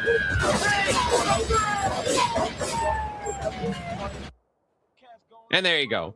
He's like a fucking a Marvel timekeeper villain or something, just changing through different realities. It's so cool. Portal gun, Vice. You shoot the portals. Oh my god. That is amazing. There you go. Now it's GTA 3 right in front of you. That's the coolest thing ever. Holy. So there you go. If you are interested in that, that is, I don't even know what the name of it is, but it is by Modder. Right there, you can see it, Dry XIO GTA on YouTube. Here, I can just pull up the channel so you guys can see it. He's just got under 4,000 subscribers there. So if you want to go figure out how to do that yourself, there you go. I think that's just the coolest thing. It is so fucking awesome. Yeah. Yeah, I fucking love that shit. This is the thing, and Abomination said it perfectly. Game studios are such fags, they keep fucking up remakes when we have modders coming up with cool stuff like this. I've been following a lot of like modder community shit, obviously for a long time, but like especially right now, I'm just like, fuck all these remakes, man. Like, I just want to see what modders are doing. I don't even fucking care about any of these new releases. It's annoying. So, Kay, those are our plays of the week. But there is something else this week I have been playing. That's true. And now I have to talk about it because for the past 48 hours, this is all anyone on the internet has been talking about. So as a bonus play of the week, I just want to say, with everyone on the internet losing their fucking minds over how bad this is, I want to say, I told you so. Let's take a look.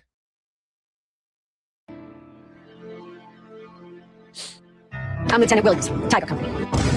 You don't seem as impressed as the rest of your crew. No, Sergeant Major, I'm not. Takes more than fancy armor and a good PR campaign to impress me. Not bad, Spartan. I'm almost starting to believe the propaganda. Nice work. Thanks. Spartans aren't the only badasses in the UNSC.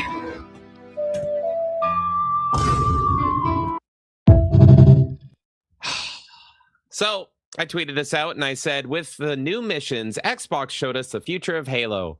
And good Lord, we do not want it. And everyone is now talking about this on the internet. And they're talking about it for one simple reason. This bitch. And I said, thank you, AHHHHH, for reminding me that I should forever hate women. And this was this line.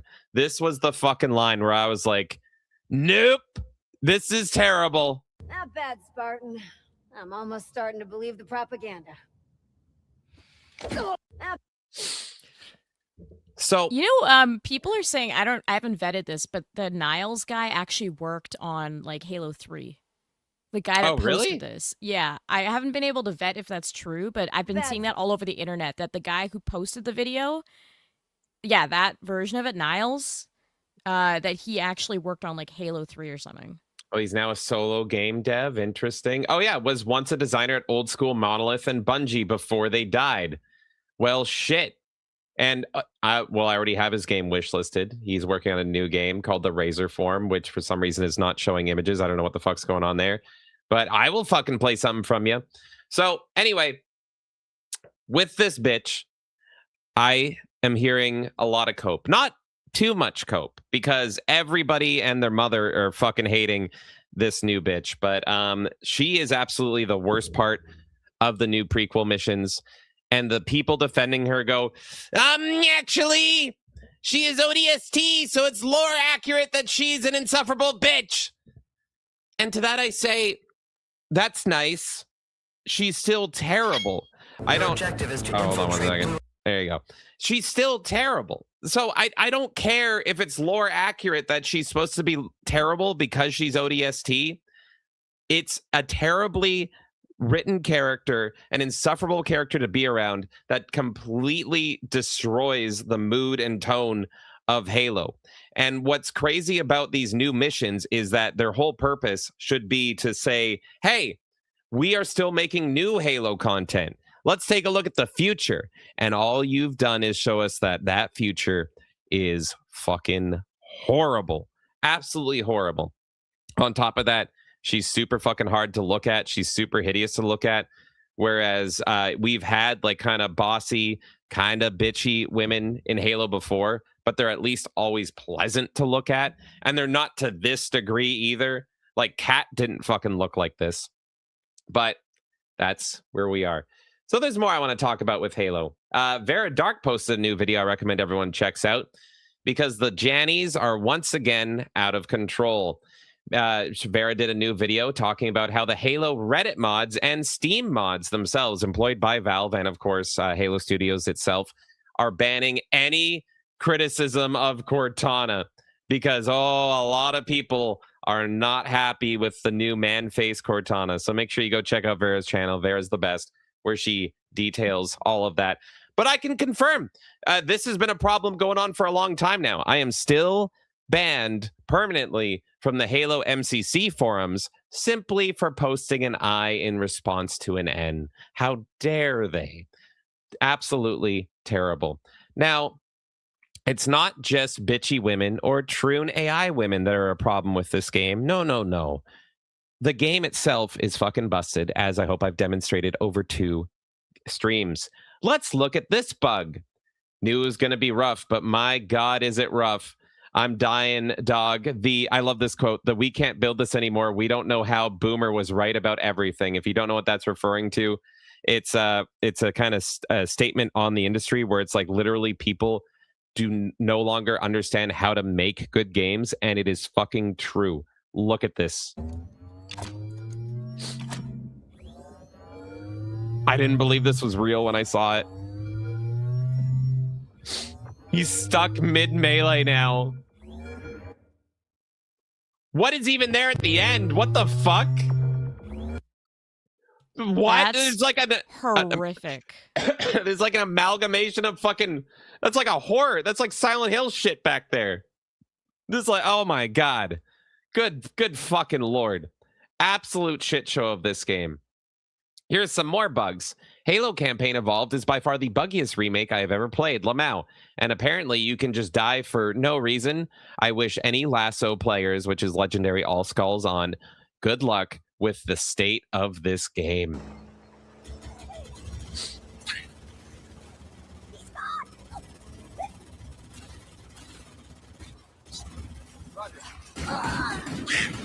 Survivors detected beneath that tower. Let's find a way down.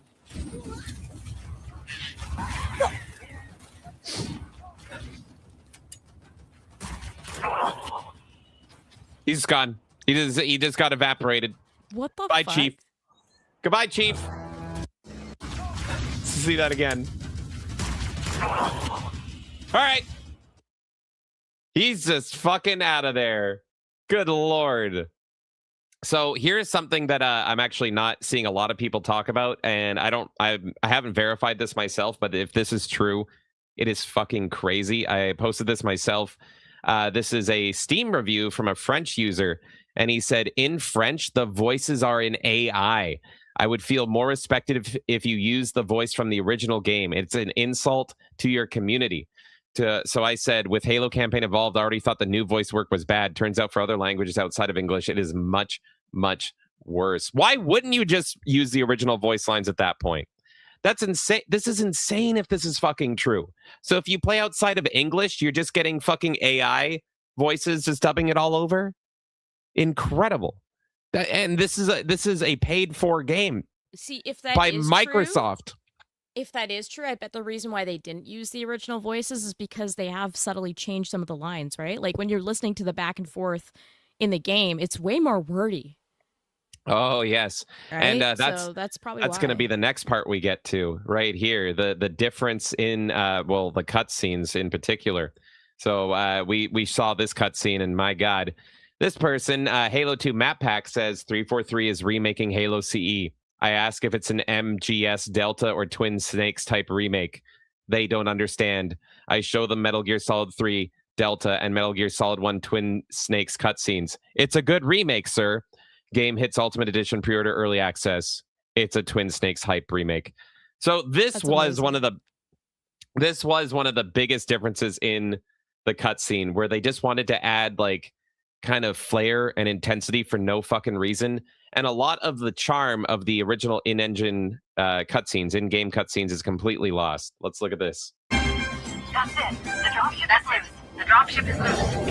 Everybody mount up. Let's get on board. Let's get on board. Give me a minute to interface with the ship's controls. No need. Give me a minute to interface with the ship's controls. No need. I'll take this bird out myself. Hunters! Captain, hunters! Hang on.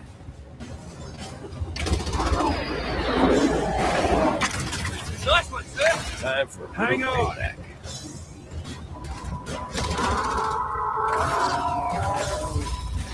Time for a little payback.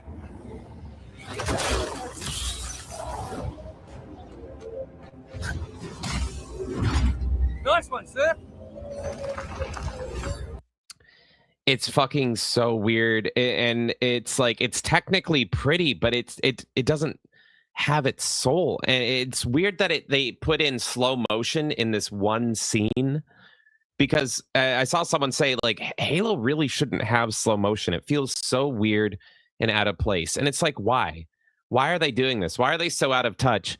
And I saw this one comment on this cutscene that made me go, oh god, is that why?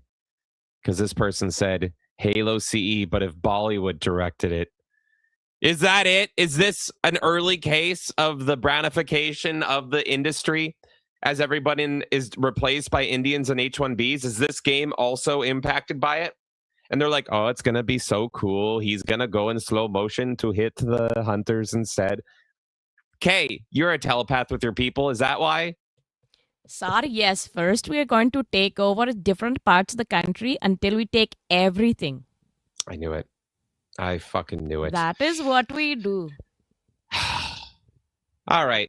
So there's also retarded decisions, which I can't even tell if they're intentional or not.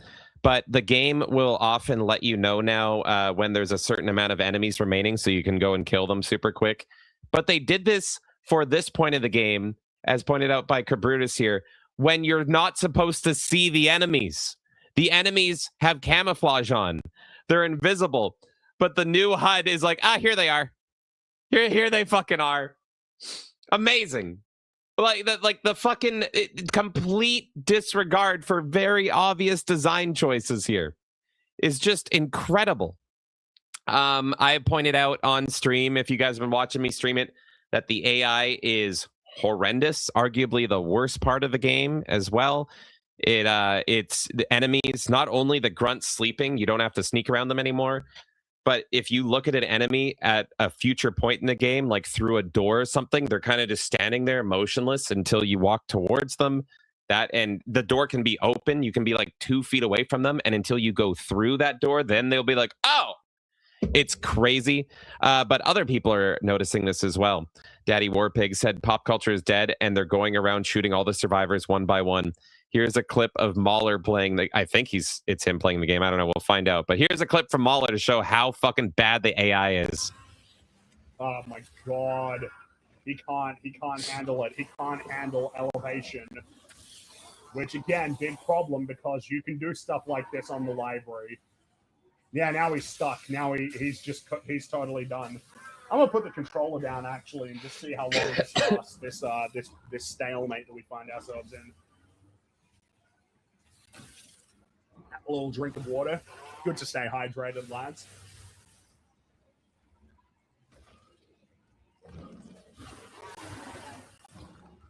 People are saying this is Fringy, not Mahler. Okay. Sentinels will kill him for me. Took an enemy from another game, dropped him into one he wasn't designed for, and moved on. Yes, in many such cases. That's what's becoming clear to me, is that this game is a whole bunch of shit that they pulled from various games with little understanding for how they were intentionally designed to facilitate their own respective experiences, and then thrown into a blender and then served up. You've got kind of the level design from Halo 1, but you've got a lot of mechanics that are present in other 343 Halo games that are just thrown in. You've got weapons from other games that weren't in this game, that this game wasn't balanced around. You've got enemy types with behavior and design that's pulled from different Halo games, thrown in.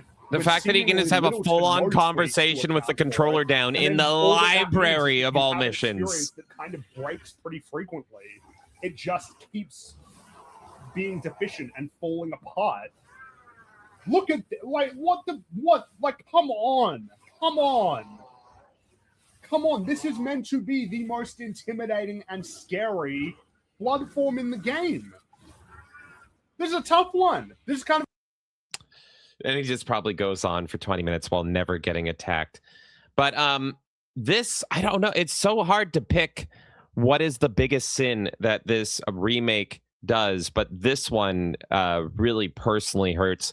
Halo has always been a game, and maybe even at the highest level, Halo 1 has so much charm, so many little things that you see in a game that give it life and breathe life into it that don't exist anymore in games. And one thing in particular is how you interact with the UNSC Marines, how they interact with you, their little quips that you hear, how they respond, all that stuff. I already pointed out that you don't even need them anymore in the Warthog because you can just insta-swap your fucking position and go back and forth, and it doesn't even animate for that. So you can just single-handedly take care of a Warthog. But this one is brutal. First time I played Combat Evolved, one of the first things that stood out to me was the Marines reacting when my Warthog caught air. Couldn't agree more. It's a tiny detail, but it's moments like that that made Halo's world feel believable. And I completely agree. It's the part where they go woohoo and everything as you're going over. It's things that like this that made old games and very much Halo feel alive. Like, it's incredible. So let's take a look at this.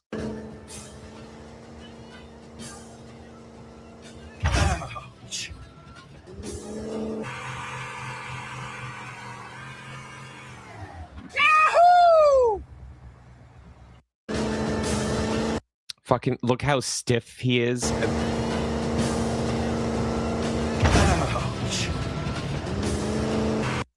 Just fucking crazy. The soul is completely gone. And there is people out there that are defending this stuff. Here's another complaint, which is crazy to me. You can't disable the silly press right trigger to fire gun prompt either. Literally baby's first Halo game, which is what I was saying as well. This person says, having a UI button prompt to shoot your gun in a first-person fucking shooter. This person comes to its defense saying, having a crash out over a small piece of the UI is a real choice you've all made. But I agree, this tweet was excellent. From Sin of Sloth here, it's death by 1,000 cuts.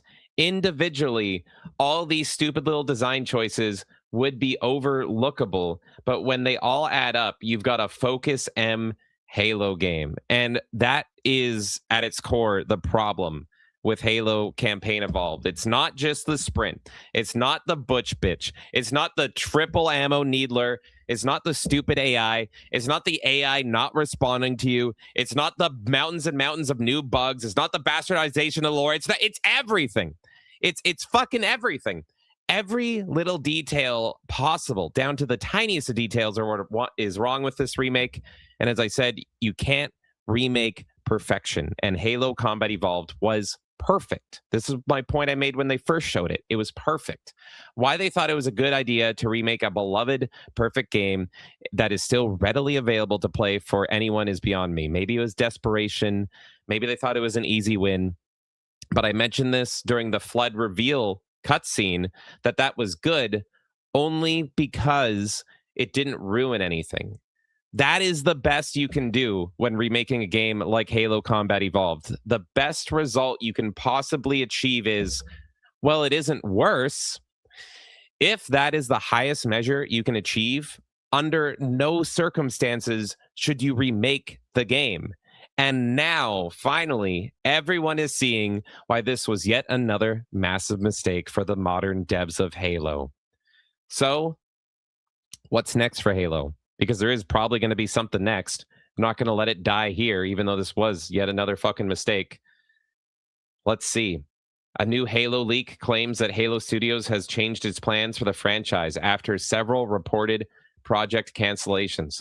According to YouTuber Rebs Gaming, the studio originally planned to release 3 Halo games over 3 years, starting with the rumored Halo Combat Evolved remake.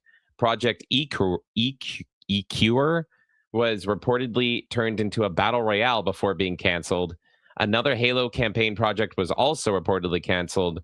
Halo Studios doesn't currently have a new Halo campaign or multiplayer game in active development.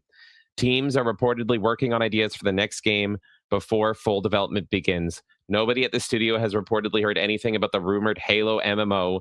Campaign DLC for Halo Combat Evolved, I guess Campaign Evolved, has reportedly been discussed. So there you have it. There's something maybe in the works for Halo, maybe in the form of DLC. But does anyone fucking care? This franchise has been dead since Halo Reach. They've just had Halo has more bad games than good games at this point. And they keep just completely falling on their ass and failing miserably. And Campaign Evolved, you could consider the worst of it. So when it comes time to, I don't know if they're going to remake Halo 2. I saw rumors about that. If they add DLC for this, add more of the bossy bitch lady full of bugs and horrible design decisions. But at what point are people going to stop buying it? And at what point are they going to stop caring? Because good Lord, I feel so done. So done with it all. Of course, I'm not allowed to be done. Get to go play it tomorrow. Yes, you do, Jimmy. You get to play it tomorrow, 7 p.m. PST. That is Monday, July 27th. The last 2 levels. Hooray. It's so exciting. On the PlayStation 5 of all places. It's perfect. It's fucking Can't wait. perfect. You know, I called Halo dead on Twitter. I mean, people have been like spurging about Halo in all sorts of directions, and like I like Halo, but I'm not like a person that knows everything about Halo or like super fan or whatever. So I've just kind of been chuckling from afar at a lot of the discourse back and forth that people are having. But there was one person that was like pretty much crying over anyone criticizing the game. And they were like, Halo fans are the most miserable, unappreciative fans in the world. And if Halo dies, it's because nothing will ever be good enough to them, right? I was like, Halo's already fucking dead. Like, are we not all on this page so we understand that Halo is already died and now they're just trying to resurrect the corpse and they're doing a poor job? Well, one guy replied to me and he said, number 2 bestseller on the Steam store by revenue and even topped PlayStation pre-order charts, but sure, Halo is dead. And I read that and I went, you just told me why Halo's dead. Like, yeah. This is a fucking Xbox property. This is their mascot. This was culture changing. And now you're talking to me about PlayStation sales. When Halo 1, 2, 3 all came out, look at what the culture was saying about it. Look at what the general like opinion was on those games. It's that they were flawless, the best of the best games ever released. Sheer hype, excitement, and just love for all of them. And now you look at Halo, and what do people think? Broken, buggy, shitty mess that completely destroys what came before. Like, even if they sell well or not, it's now like a joke. It's just like modern Star Wars. It's like all these other things. It's like they might make a profit here and there, but how long until they don't make a profit because people get sick of the joke? And that's what it feels like. A lot of people probably bought this one just because they love Halo Combat Evolved. And they're like, oh, Halo Combat Evolved, I love that game. Buy the remake. And now they're seeing how fucking horrible it is. I was trying to scream how horrible it was going to be back when it was announced. That's true. Yeah. But now that it's out and people are actually playing it, they're joining in on laughing at it and just feeling the embarrassment.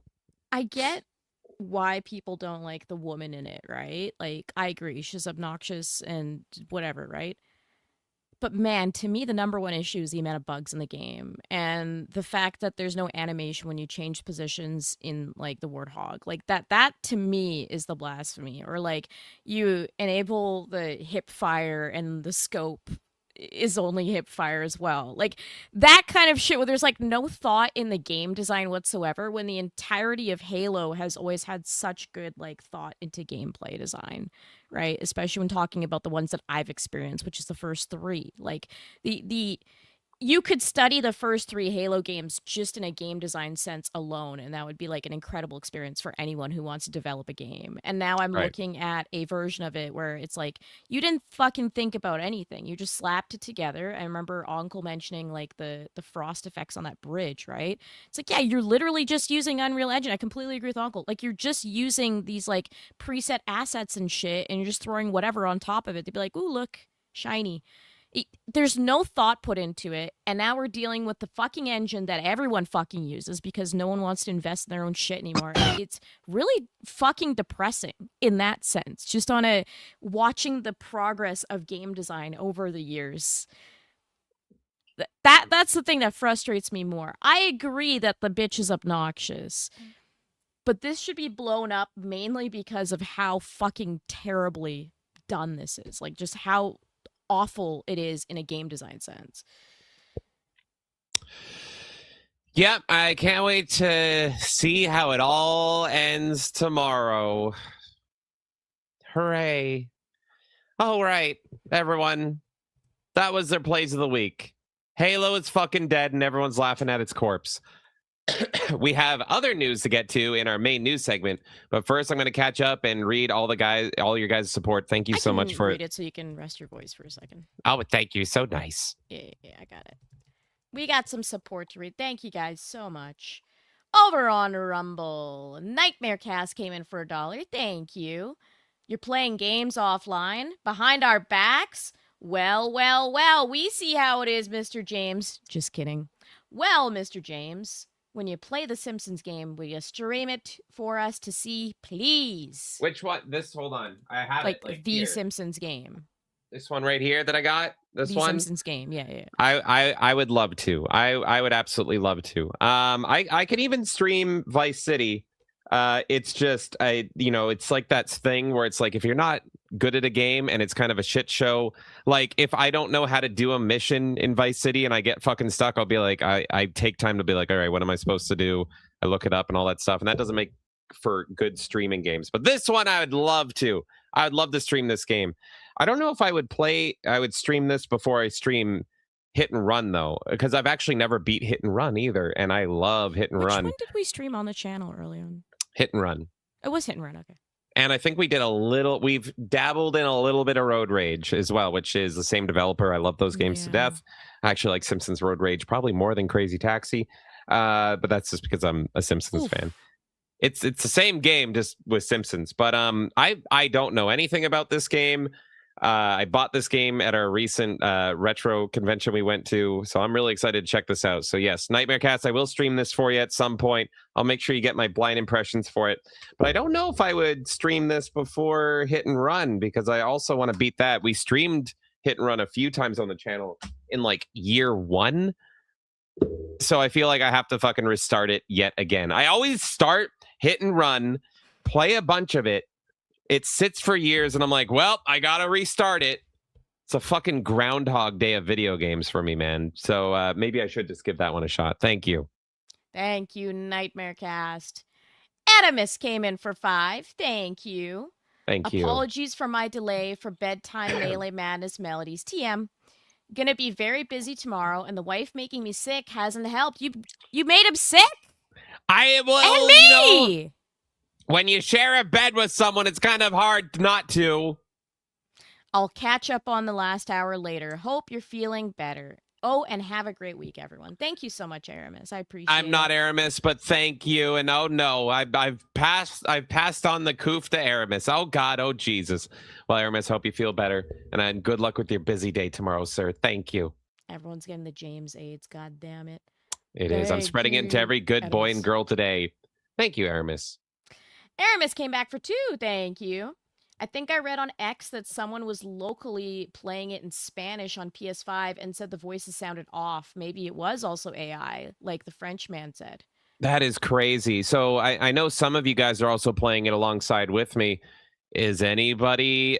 I guess I could just launch it and hear if it's AI, but like I would love to hear if you guys know a different language and you're playing the game, just go swap to another language. Tell me if it sounds fucky to you. It's probably true. I'm willing. I can't confirm it myself, but I'm willing to bet that it is fucking real, and they are that lazy that they fucking just made every other language AI, which is insane. Thank you so much, Aramis. And Cherrick came in for $1. Thank you. There's people like me who can hear how bad something is all day long, but they won't accept it until they find out firsthand. That is fine, Cherrick. And yes, Cherrick is suffering alongside me and also playing this shit. Anytime I do like a boycott of something or whatever, it's not like a demand to the people or anything. I'm just boycotting it for myself. I didn't want to play this, but no judgment if you guys wanted to play it. But I knew where this was fucking going, and I was like, nope. No, I want no fucking part of this. Keep this the fuck away from me. God damn it. So, Cherrick, it sounds like you are also having a rough old time with Halo alongside with me. I think most people are. I think most people think it's meh at best. But there are those that are like, it's the best way to play Halo 1. You're fucking insane, man. Thank you, Cherrick. I'm sorry you're suffering with me now. Disgusting. Well, hopefully you guys can find a way to enjoy it. I know James is really enjoying it on the PlayStation 5. Ah, God. James, I was so close to writing, instead of the title of the podcast on our thumbnail, putting Melee James really loves Halo on PS5 as how a text. Dare you? How dare you, Kay? But I knew that you would never forgive me for that. So because the thing is that people would think it might actually be you writing that. You know how people misinterpret our podcast constantly if they're not like watching it live? Like people elsewhere in the internet, they'll randomly like get mad at us or whatever. They'll flip out. Somebody would take that and then say, well, you liked it on the PlayStation 5 and all this shit. I was like, I'm never forgiving you anyway, Kay, and you just wait until fucking August rolls around. You just wait, Kay. It's July still. I'm fine. There's something looming on the horizon. Get out! James, you got to update a total there. You had something else to read, but yeah, go on. I do? Yeah. Wait. What? All right. Hold on. What are you talking about? Well, now I do. Uncle came in for 26. Thank you, Uncle. Melee Madness podcast. James loves Halo on PS5. I was literally gonna do that. I was so fucking close, and I was like, man, I'm already pushing it because he's already mad at me for all the shit I'm pulling. God damn it! So close. God damn it all! There you go. There's the new title of the podcast. Thank you, Uncle. Maybe I'll change it in post. All right, you can give me the total. I was wrong. I thought I saw something I didn't, and then Uncle came in and swept it. There it is. There's my title. Whoopity-doo. You're at 137.11. Oh, fuck. It's slowly creeping up. 137.11. 11. Fuck right. Me. That is right. All right. Let's get right into the news. Let's fucking do it. Wait. Oh. All right. Now, it is time for what the fuck is going on in gaming. And I am excited for this one, ladies and gentlemen. Thank you all so much. Here is what the fuck is going on in gaming. Hold on, let me find it. Where is it? There it is. Okay. What is going on? I'm excited. I can't wait. I didn't think we'd be talking about it this early, but ladies and gentlemen, we have our first big development post from MoonWhisper Games on their new game. So let me see. Oh wait, hold on, that's the wrong one. Where is it? I'm excited. There it is. We were gonna follow what they were doing, and follow we shall. Exactly. So we already have a big development post. We're going to be reading through it. We're going to be getting excited for it, and hopefully they deliver. So we're getting our first sneak peek at whatever they're doing to follow up on Turtle WoW. And you know that we are going to be playing it, but that is a long road ahead. So let's see here. MoonWhisper Games, take the first step into our world. The tale begins with our first playable race, the Mastari. towering elephant-like nomads wandering the deserts of Masteron beneath the star-filled skies. Finally, Kay, a race for you, because your people just love fucking elephants, right? Yeah, that is All true, right, yes. Sir, let's we take a must look. take this game to India. It's gonna sell gangbusters. Well, that is what we're doing. Let's see. Okay. Okay, perfect. Let's see. Welcome to the first chapter of our world. Hello, everyone. We're excited to finally have a place to share the evolution of our story with our community. Over the past weeks, we've been laying the foundations of our world, its cultures, its struggles, its past. The playable races and their origins, along with the lands and the people who inhabit them, are coming to life.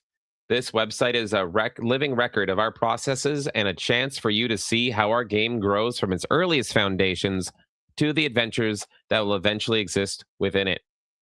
We hope you'll enjoy our journey as much as we're enjoying creating it. Development philosophy. We're going back to the roots of traditional fantasy, the romanticism, the escapism, and the heroism baked into tales rooted in Western legends. The hunt for the Grail, the sword in the stone, the hero who rides into the unknown. We hope to achieve the sense of wonder that made those early fantasy settings unforgettable. These are some of the pillars guiding our development.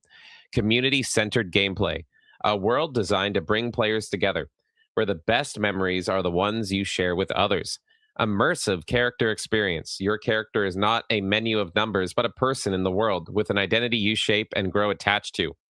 No fear of missing out. We avoid seasonal limited time experiences that punish you for stepping away. The world will wait for you, and your time in it should never feel like an obligation. Meaningful freedom of choice. Enough agency to become who you want to be in the world without losing coherence that makes the world feel real. Your path is yours to choose, and your choices matter. Meet the Mastari, playable race. The Mastari are a race of towering elephant-like sages and scholars, long-lived and deeply spiritual. These nomads wander the southern deserts, steered by their faith and customs. In pursuit of wisdom and the purpose for their existence, they pray to the stars. Their eternal firmaments in the night sky, blessed with their celestial magic, the Mastari have kept to themselves for generations. Their tribe's kinship transcends blood relations, protected by the unwritten law of the blood feud. Throughout history, the values of Mastari have always been put to the test. From the era of strife to the endless drought, the Mastari's way of life has adapted to fit the times. So you can see the concept art there.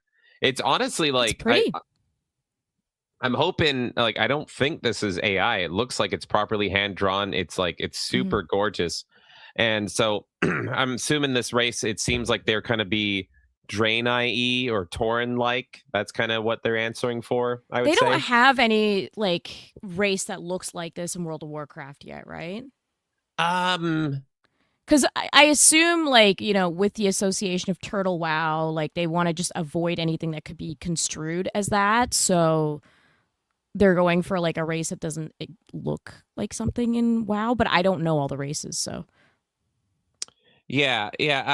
I want to say that they I feel like WoW might have. I don't remember, but it's so, you know, kind of standard to have like elephant people. Yeah. That it might be. They might have something like this, but I also don't think they're going to get sued for something like this either. So I think Rodney we're okay. says there's no elephant people in WoW yet. Yeah. Oh, okay, perfect. That's what I thought, because I'm like, they probably are trying to approach us with a race that like doesn't associate with anything. Like, to me, this is actually perfect, because this is, you can look at this and say, kind of reminds you of that time, right? In MMOs, but like it looks like something that could be in WoW. It could have easily, exactly. I think this is a perfect move on their part. Yeah, it's something WoW has yet to do yet, so they're fucking taking the reins on it. And you can see here, yeah, very, very Draenei in their approach here. I dig it. This is probably not the class that or the race that I would play, but you know, I see the appeal here. The Mastari homeland, Masteron, the desert of wanderers. The rolling dunes of Masteron are a treacherous and hostile place. Terracotta mountains break apart the endless vista of sand upon sand. To the west, the sapphire blue of the ocean glistens on the horizon, gripped in perpetual dry heat at day and chilling cold at night. The Mastari learned to live through these deadly conditions. Masteron's indifferent cruelty shaped their way of living from their early days of their culture by valuing those close to them regardless of their blood. The nomads have survived for millennia in a place where life rarely thrives. Through exchange of stories, traditions, and teaching between the tribes, they persisted. Yet the desert is as much a part of them as the stars of the sky or the life-giving waters of the oasis. From nomads to city dwellers, nomads once again, the future of the Mastari is not set in stone.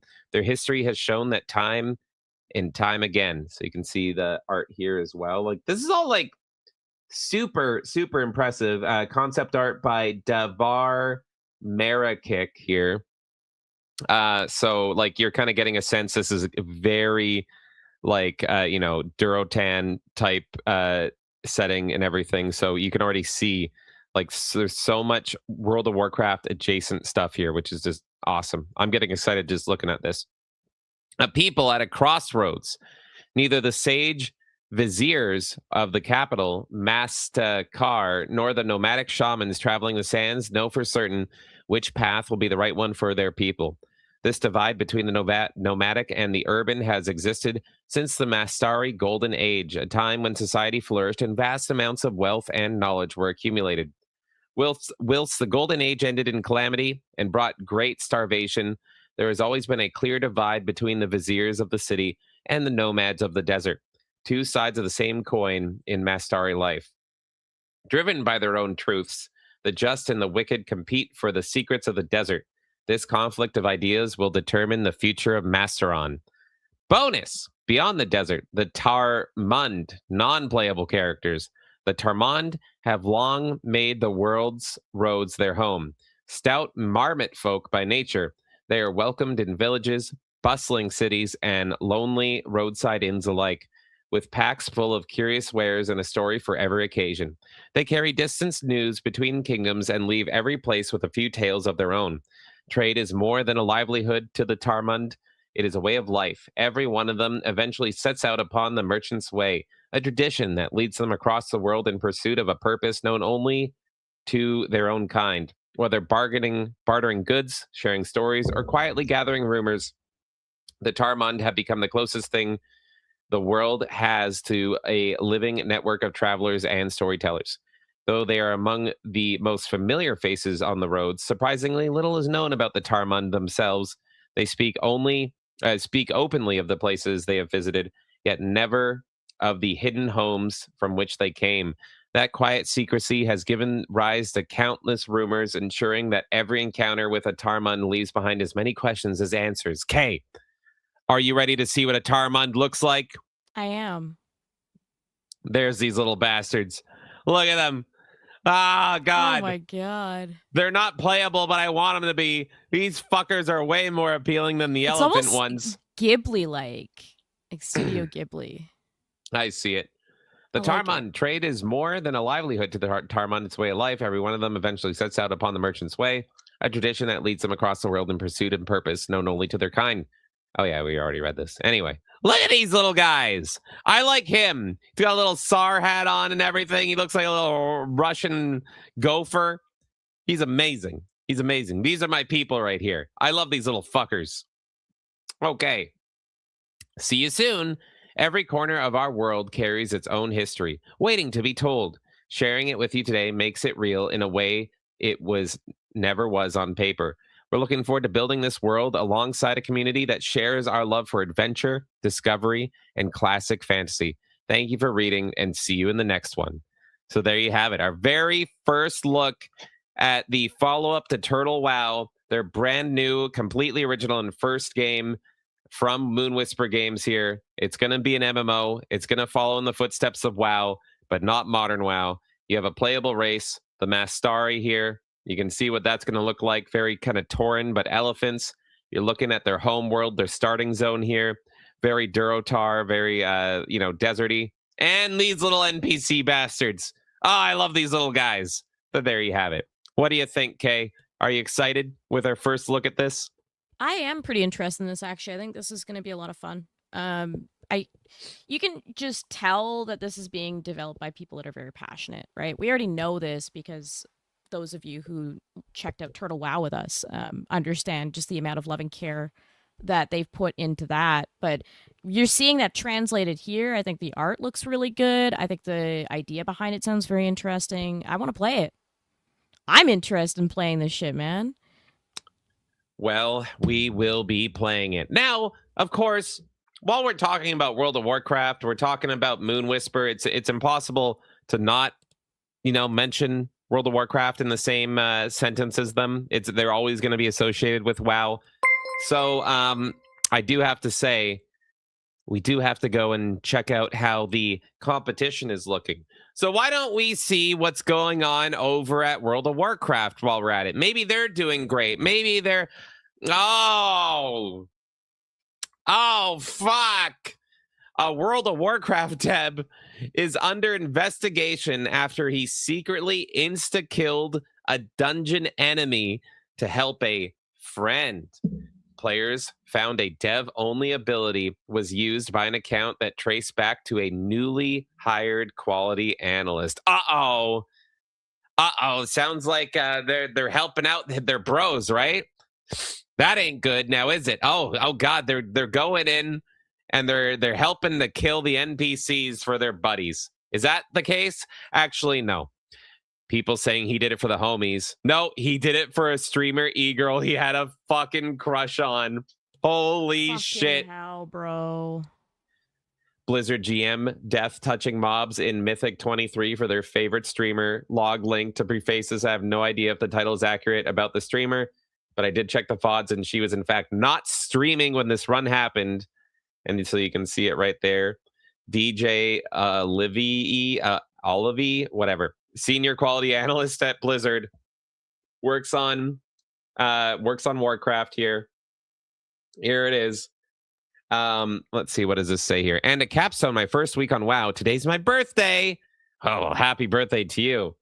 And there it is. There's the person saying happy birthday to them. And there they are getting the achievement. So let's take a look at this. Let's see what's going on. Oh, God, they got fired. World of Warcraft dev fired for cheating in the game. A World of Warcraft player asked a friend who works at Blizzard to secretly kill a dungeon enemy for him, and the friend actually did it. Now that friend no longer works at Blizzard. WoW's Mythic Plus dungeons are timed competitive challenges that get progressively harder, and clearing the highest level earns bragging rights, rare rewards, and seasonal titles that fewer than 1 in 1,000 players ever see. So when a suspicious run surfaced where a group barely scraped through a top-tier dungeon with 14 seconds to spare, other players started digging through the combat data. God bless our autist. Since that kind of miracle finish doesn't happen by accident. Blizzard investigating after developer-only kill ability spotted in competitive dungeon. Buried in the logs, players found an ability called Area Death, a developer-only insta-kill that wiped out an enemy at nearly full health, and a second ability called Death Touch also struck a boss toward the tail end of the fight. Both were triggered by an account that didn't belong to anyone in the group, which pointed towards a Blizzard employee intervening from behind the scenes. What an idiot. So you can see, this is what simping will do to a motherfucker. Area death. And why would you even risk this, man? Like, insane. He did it all, Kay, for a crumb of pussy. She's gonna forget this happened in like a day. Like, you think she even fucking cares enough? Simps don't get it. You know what I'm Simps saying? will never understand. Like, We'll never understand, Kay. oh my God. Wowheads, I Peyton blame Tettles. Felicia Day for this culture. That is true. Waiton's Peyton Tettles Tettleton then cross-referenced the timestamps against third-party tracking sites and confirmed the run data matched a real completed dungeon, which all but ruled out a doctored log. From there, players traced a mystery account to an X profile, reportedly belonging to a quality analyst who had recently joined the Warcraft team, and the picture started to look a lot less like a bug and a lot more like a favor. Killing raid bosses for favors. That suspicion was all but confirmed when one of the group's members, a player known as Yazar, appeared on Yummy TV's Twitch stream and offered a remarkably casual confession. He said the group realized that they were short on the required enemy kill count after beating the final boss, so he turned to his Blizzard employee friend in voice chat. I'm like, bro, please, can you do me a solid? What an asshole. Like, that's terrible. You just outed the guy, too. You know? Like, yeah. Man. Oh, my God. It's... just why would you risk this? And then you chose poorly because those people couldn't even keep it a fucking secret. They had to brag about it. He added that he meant no harm and that his friend was just doing me a solid because I hate homework keys, using the community term for tedious make or break runs. 2 days after, Blizzard confirmed on the official forums that its internal monitoring tools had caught the same thing players did, and that the investigation traced everything back to one person. This employee is no longer with the company effective immediately, a WoW development team wrote, adding that it's also taking action against the player accounts involved, though it stopped short of saying what that action looks like. The team also explained why a Blizzard employee had that kind of power in the first place. A small number of staff can use developer tools and spells on live realms so they can test fixes and patch urgent problems in real time. And every use gets logged and reviewed by the company's platform security team. Using those tools for anything else breaks company policy, which is exactly why Blizzard felt confident pitting this on one person rather than a wider pattern. The team closed things out by thanking the players at community sites who flagged the run in the first place, framing it as proof that their own internal checks were working as intended. Do you really think Blizzard would have caught this if autistic people on the internet didn't point it out right away? No, they would not have even cared about any of it. It's literally because it was brought to their attention. Everyone's jenning. The Blizzard employee that fired him is like, damn it, I was sipping for her. You're out of here. She's only mine. Blizzard has taken a hard line on competitive integrity in WoW before, including when it banned boosting organizations in a sweeping crackdown, and the studio has also moved quickly to enforce its rules whenever it sees its competitive landscape threatened. So a quiet resolution here seems unlikely. I have the full post from Blizzard over on Wowhead here. Wowhead has wrote, Blizzard has confirmed that the recent accusation of an employee helping players in a mythic run, the employee has been fired, and they're taking action against the complicit players. Recently, a Reddit post of a +23 log using GM intervention to cheat in the key. Blizzard has confirmed that this accusation is true, and that they have now terminated the employee and will be taking action against the complicit players. Blizzard notes that every action of developer tools and spells is logged, as we stated, and that to make sure using them is warranted, and using them for anything against development work is against company policy. They are confident that this incident was isolated to one individual.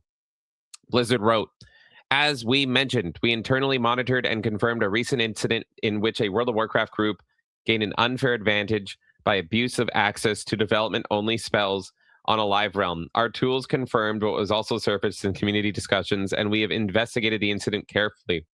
We can confirm that this was an action of a single Blizzard employee in violation of our code of conduct. The employee is no longer with the company, effective immediately. We're taking action against the player accounts that were complicit as well. It has always been the case that a small number of Blizzard... Okay, yeah, we already read this. This was just split up before. We want to thank those in the WoW community who reached out and actually held us to the fire to actually do something. Blah, blah, blah, blah, blah. World of Warcraft team. But I just love the top comment right here on Wowhead itself. Bro lost his job to simp for an e-girl. It's so retarded. Like, look, Blizzard exhausts me from how fucking retarded they are, but it's extra retarded for that employee to go and abuse tools like that. Like, they're valid in this, in my opinion, because it's fucking... Why would you do that? Insane. Why? The e-girl simpery knows no bounds, Melee K. So there you have it. A look at World of Warcraft, the absolute state of it. Not going well over there for them. And the future of MoonWhisper Games, which we are very much excited for. I can't wait to continue to cover MoonWhisper and see updates of the game little by little. Hopefully you guys are excited too. And I'm not fucking playing retail WoW ever again. Good Lord. Simping is out of control. All right. Well, that was that. I think we have some things to take a look at. We do have a little bit of support here. Thank you guys so much. We had Pippa Castani National come in for 5. Thank you. Nobody should be surprised about Halo. The red flags were apparent from the day it was announced. I agree with you, Pippa, but unfortunately, there's a thing that people will just blindly consume shit. So all of you guys are smart enough to see the writing on the wall. All of you guys could see, and we also demonstrated it, that it's just like, this is going to be a fucking shit show, avoid like the plague. But the average consumer will go into a store, see an empty discless box with a code in it that says Halo, and they will go, oh, Halo. Halo's great. Remake of Halo Combat Evolved? I remember playing that 25 years ago. Okay. And they will have not seen the footage. They won't see the announcement of it, any of that. And then they put it in and they go, what the fuck is this? We can only scream so much. We can't reach everybody, unfortunately. But damn it, we try. But you're 100% right, Pippa. Thank you so much, Pippa. And Uncle came in for 20 secs. Do James know he got Game Zam? I do, and that game is from Uncle. Thank you, Uncle, because Uncle gifts game. And it is, this one's for you and the $5 chicken. Let's go, it's back! You are my little big boy Jew golem. L'chaim. With my dreidel I will play. Many coupons to you, my goylem. And many savings. You know what? Actually, I should be, what am I doing? What am I doing here?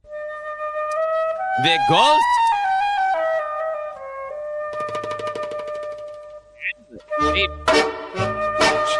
Destruction, uncover the truth, and forge alliances with vultures, bandits, anarchists, and demons. That is another Jew game in the library. Thank you, Uncle. What's this Jew game look like? Let's take a look. Let's see. Uncle came back in for 20 secs. Thank you. The chicken is $5, but how much is the fish? Oh, the gefilte fish? That better still be $4.99. This is the game Uncle just gave me. These are the screenshots from the game. What? It's just text. It's... Jewish village from destruction. Uncover the truth and forge alliances with soldiers, peasants, bandits, anarchists, and demons. The Ghost and the Golem is an interactive historical fantasy novel by Benjamin Rosenbaum, where your choices control. It would be a Rosenbaum. It's entirely text-based, 450,000 words and hundreds of choices, without graphics or sound effects, and fueled by the vast, unstoppable power of your imagination. The year is 1881. It is a tense time in the Russian Empire, with anti-Semitic riots spreading across the land. And inside your pocket is a magic amulet, revealing visions of the future, omens of your village in flames. How could this future come to pass? And how will you stop it? How could it come to pass? Oh, we gotta find out, Uncle. We need the magic amulet. That's right. We're gonna find out together. Thank you. And also, Uncle had a good point. He wants to know, the chicken is $5, but how much is the fish? If only we had an answer. The filet of fish at McDonald's is the Jewish-Muslim handshake. The Muslims don't eat pork. The Jews don't eat their burgers, but they both eat the fish. Here is, when I see a Muslim friend of mine, a fish bump. You just do a fish bump. That's all you got to do. Next time that he just solved peace in the Middle East. That's all it is. Filet of fishes for everybody. Oh, shit, but I think it is. Oh, no, it is too expensive, though. You're right. Oh, fuck. Here we go. What do I think about the per pound price? It could be better. It could be worse. But they have top quality merchandise. There it is. That was it. That was it. He has so many videos on fish. They did not rush Einstein when he was figuring out his theory of relativity. You got to figure out the right angle to shoot the first bite. It's pretty good. Cheese is melted. This has more mayonnaise than I would personally like. This was just straight tuna. One bite I would have said, not for me.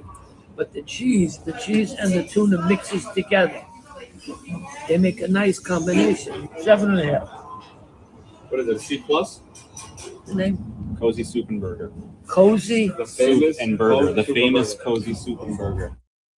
I love his Paw Patrol fucking little I was hat. trying to figure out why he had a Paw Patrol hat. He just does. Sometimes you just need Why it. not? Why Thank not? you so much, Uncle. Thank you. The prices might be rising, but we might have a fish bump.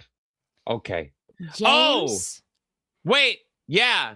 I didn't even realize. This is how much is the fish?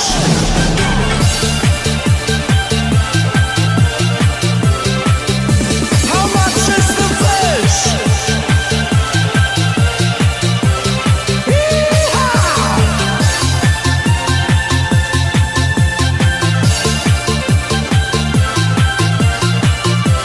Sunshine in the air.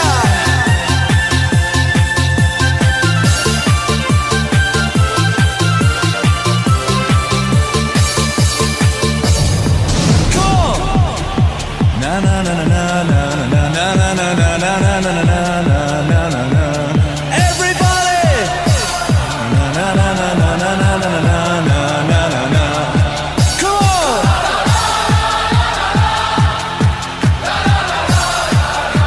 Together. Yeah. I love Jewish fish lady. Thank you, Uncle. You'll want to replay that last one because the lady dancing covered all of it. Oh, okay. That's what you mean. Let's hear. Ronald McDonaldstein came in. The filet of fish is so dewy, it doesn't even have a slice of cheese. So fucking true. Let's see. Maybe we can get to the bottom of this. Can we get to the... Okay, hold on. We can get to the bottom of this. Let's see. Why is that? Why is that? Let's see. Well, I do have some answers for you. We're going to figure out why it's so dewy. Ronald McDonaldstein, just for you. Are you guys Jewish? Yes. Okay. We're tired of all these. Why is it breaking? Come on. Do it. Are you guys Jewish? Yes. Okay. We're tired of all these Lubavitchers taking all our mitzvahs. So now they're going to use my tefillin instead of their own. We want you to get the mitzvah, and we get the mitzvah of having you put on tefillin. Like, so you're going to put on tefillin for us? Yeah, we put on tefillin. Put on tefillin already. So, Put on again. We're doing it for the Eberstein, for the God Almighty. God Almighty says do it once. Are you Jewish? Okay. Did you put on tefillin today? You're taking all the mitzvahs. It's my turn. Yiddishkeit is all about quid pro quo. I do something for you, you do something for me. I gave you tzedakah, you put on tefillin for OJM. For you. Good to bench you. I put tefillin for you. Good to bench you. Double mitzvah. Think of me while you're putting it on. Think of all the mitzvahs God is going to give you now. And you want to... Let me hold your hand. Now you're going to do vibrating... That's all you got to do. That's all. Are we healing What did I Jewish just witness? relations? I don't even fucking understand what the Jews were doing there. What? You didn't? What the fuck are the Jews doing? You know, they I don't keep up with all the terms. What the fuck? Teflon? Teflon is something. I thought I was healing Jewish relations, Kay. It seems like you hate I don't them more. understand the Jews, and I don't want to. God damn it, Kay. Is it anti-Semitic to not want to care about a race? What was that? Is it anti-Semitic to not want to care about their people? Maybe. Hey, don't scan the chicken. I don't want any LEDs on it, all right? Sir, it's just the barcode. I haven't seen the video of the little old Jewish man. I'm not taking chances. Okay, I'll keep. Don't scan the chicken. Stop with the laser! God damn it. All right. Yeah, I don't know. Let's see. I'm just going to accept that I don't understand that part in Jewish history. Well, Kay, would you like a gaming showcase for it? I would, but first I would love for you to update that total on screen to damn it! 147.41. Give me a cheese slice on a fucking 147.41. 147.41. 147.41. Oh my God! Now who's Jewish? You sound like it. You sound like Elaine. Good Lord. Okay. That is like the worst thing you could say to me. Damn straight it is. All of it. All of it. Calling me Elaine of all people. That's like the most annoying Jew on that show, man. That's the worst No, one? actually, no. Seinfeld's more annoying. What the fuck is Jerry Seinfeld? Fuck, I don't know his name.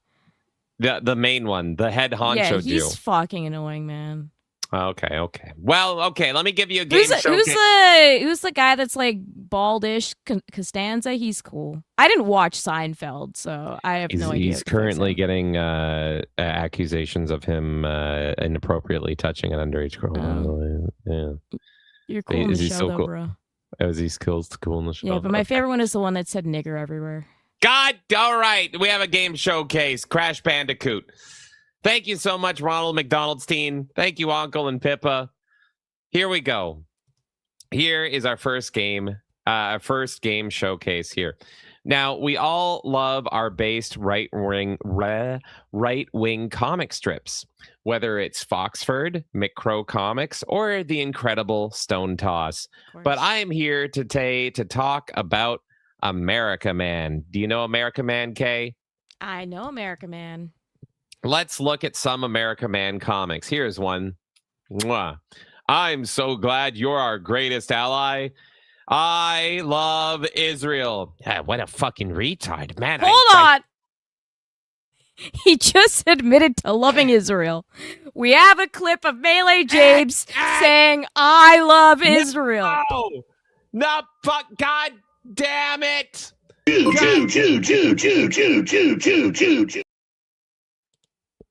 Fuck.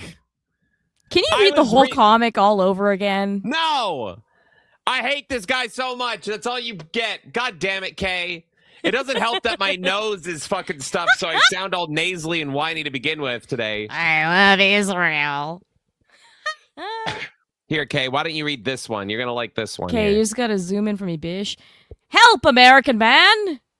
What business do you have here, noticer? You're debanked and all your accounts have been frozen for years. Haha, answer my riddle to disarm the bomb, Americaman! Who is 13% of the population and commits 50% of the crime? Whose ceiling chirps and lives on the government dime? I do love me some Americaman. I don't think he was able to disarm the bomb. And finally, I'm going to show this one, which is a favorite. He has so many. This is my favorite cartoon character, and he would agree with my politics. This is 2025. 1990. He is Hedgehoggaroo, and he run very fasto. 1990. That's how it was. Exactly. Now, you might be going, why the fuck am I showing you these right-wing comic strips from Americaman? Well, it's because Americaman might be the first right-wing comic strip character to have his very own video game. Let's take a look at the trailer for Americaman. Here we go. Damn you, noticer! What business do you have here? You're debanked. Aha! Americaman. Right on schedule. You see that bomb? It only responds to a hero's voice. What are your demands? No demands. To disarm the bomb, simply answer my riddle. Who is 13% of the population and commits 50% of the crime? Whose ceiling chirps and lives under government dime? You've gone too far this time, noticer. There is no way in heck I could ever say that word. There must be another way. A satirical narrative adventure. Absurd puzzles. Eccentric characters. Impossible social predicaments. No. Americaman. The bombastic crisis. The opening chapter. Wish list now. Tick tock, tick tock. Noticer, no! There you have it. Americaman is coming out, and it's going to be one of my favorite genres of game. It's going to be a point-and-click adventure, a comedy one at that. It is currently coming soon, and if you want to follow its updates, I recommend you go follow Americaman over on Twitter. That is at Americaman_hero, where you can see all of his comics and get excited for the upcoming game. I will probably be streaming Americaman the game and getting thrown off the internet. You excited, Kay? I'm very excited. It reminds me of that, what is it, Hector point and clicking? Hector. That's it. Yeah, Hector. Yeah, I really like the art style. Perfect. All right, we've got some more support. Thank you. I'll set up the next stuff. So, Kay, you take it away with the support. Thank you guys so much. Chartard came in for 2. Thank you. Dr. Shekel and Mr. Hide in Your Attic. That's right. Is that James's nickname, Dr. Shekel? That's a good nickname for him. You know what? The thumbnail and post might be changed to Dr. Shekel loves Halo on PlayStation. God damn it, Kay. Can we change our names? Instead of Melee James and Melee K, can we be Dr. Shekel? No. That is too Jewish even for me. Funny. It's fucking funny to me. Thank you so much, Charitard. And War Wizard came in for the 199. Thank you. Kay, what kind of bomb was that? I couldn't read it. It was the nigger bomb. God damn it. Fucking Crash Bandicoot yet again. I'm just reading what it said on the bomb. That's it. It was censored, Kay. It was censored. Americaman didn't say it. Why'd you? What was that? Nasser? Have you seen those memes where it's like when games like block out parts of the word so it like looks worse than it is? So like someone named Nasser, it'll like block out all the middle of it and look like it's nigger instead. That's so fucking funny to me. Boing. James, by the way, we are at 151.40 for what, you might ask? Tomorrow. Nothing. Monday, July 27th at 7 p.m. PST. Melee James will be playing the final levels of Halo. Sorry, Dr. Shekel will be playing Halo on the PlayStation 5. God damn it, Kate. War Wizard came in for the 199. Thank you. It's Melee Madness with Dr. Shekel and Kami K. Fuck. Fine, I will accept Kami K if he gets to be Dr. Shekel. Some sacrifices need to be made. There you go. Go change it, Kay. You go change it then, too. Do it. Aww. I got you. I did it. Don't worry, I made it better. There you go. No! There you go. There you go.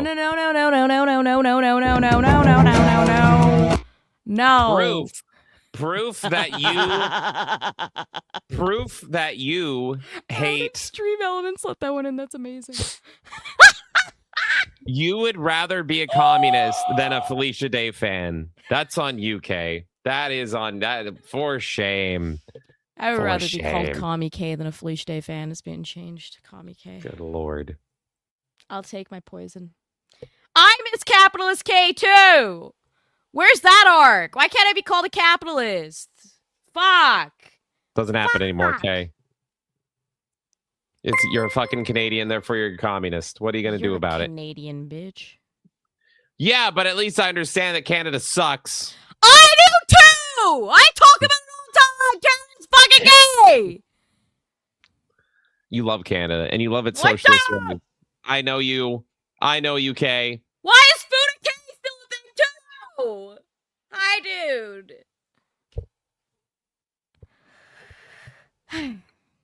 Well done. Slosh came in for 2. Thank you. Nanners, no! Nanners!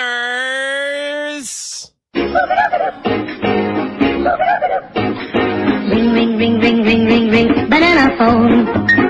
Ring, ring, ring, ring, ring, ring, ring, banana phone. I've got this feeling so appealing for us to get together and sing, sing. Ring, ring, ring, ring, ring.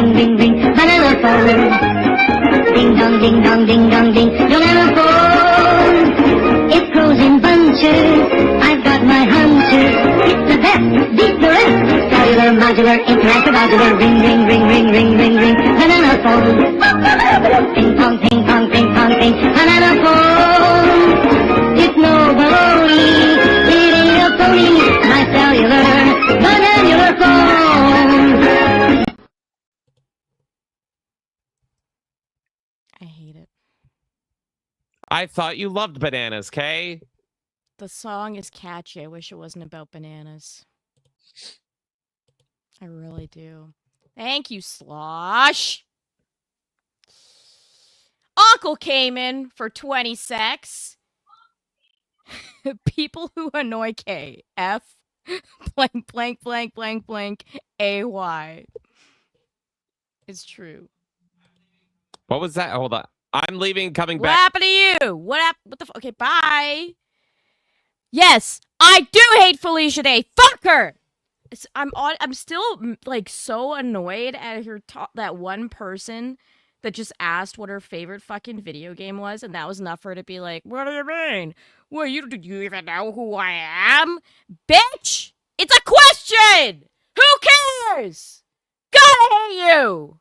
Oh my god, I can't. Thank you, Uncle. Yes, she does fucking annoy me. She annoys the fucking shit out of me.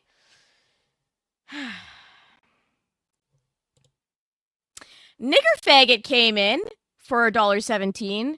In fact, that is Nigger Faggot MD to be exact. Dr. Shekel and Mr. Goy. Is that Mr. Goy? Fuck! No! Shit! It's still better than being called Felicia Day's biggest fan. It still is fucking better than that. But no. God damn it. Yes, it's specifically Cyberchud. Nigger Faggot MD. Very important. You want to make sure that you have everyone's prefixes in there. Very, very important. Oh my god. Thank you so much, Nigger Faggot MD. Night Raid came in for 5. Thank you. On my lunch break. Love you guys. Hey, thank you so much, Night Raid. I hope you're doing well. I haven't chatted with you in a while, but I hope life is treating you good. Thanks for being here, man. And I hope your lunch break is going very well. Chartard came in for 2. Thank you. I call Destiny a communist. Jesus Christ. What is Destiny even up to now? I don't even know.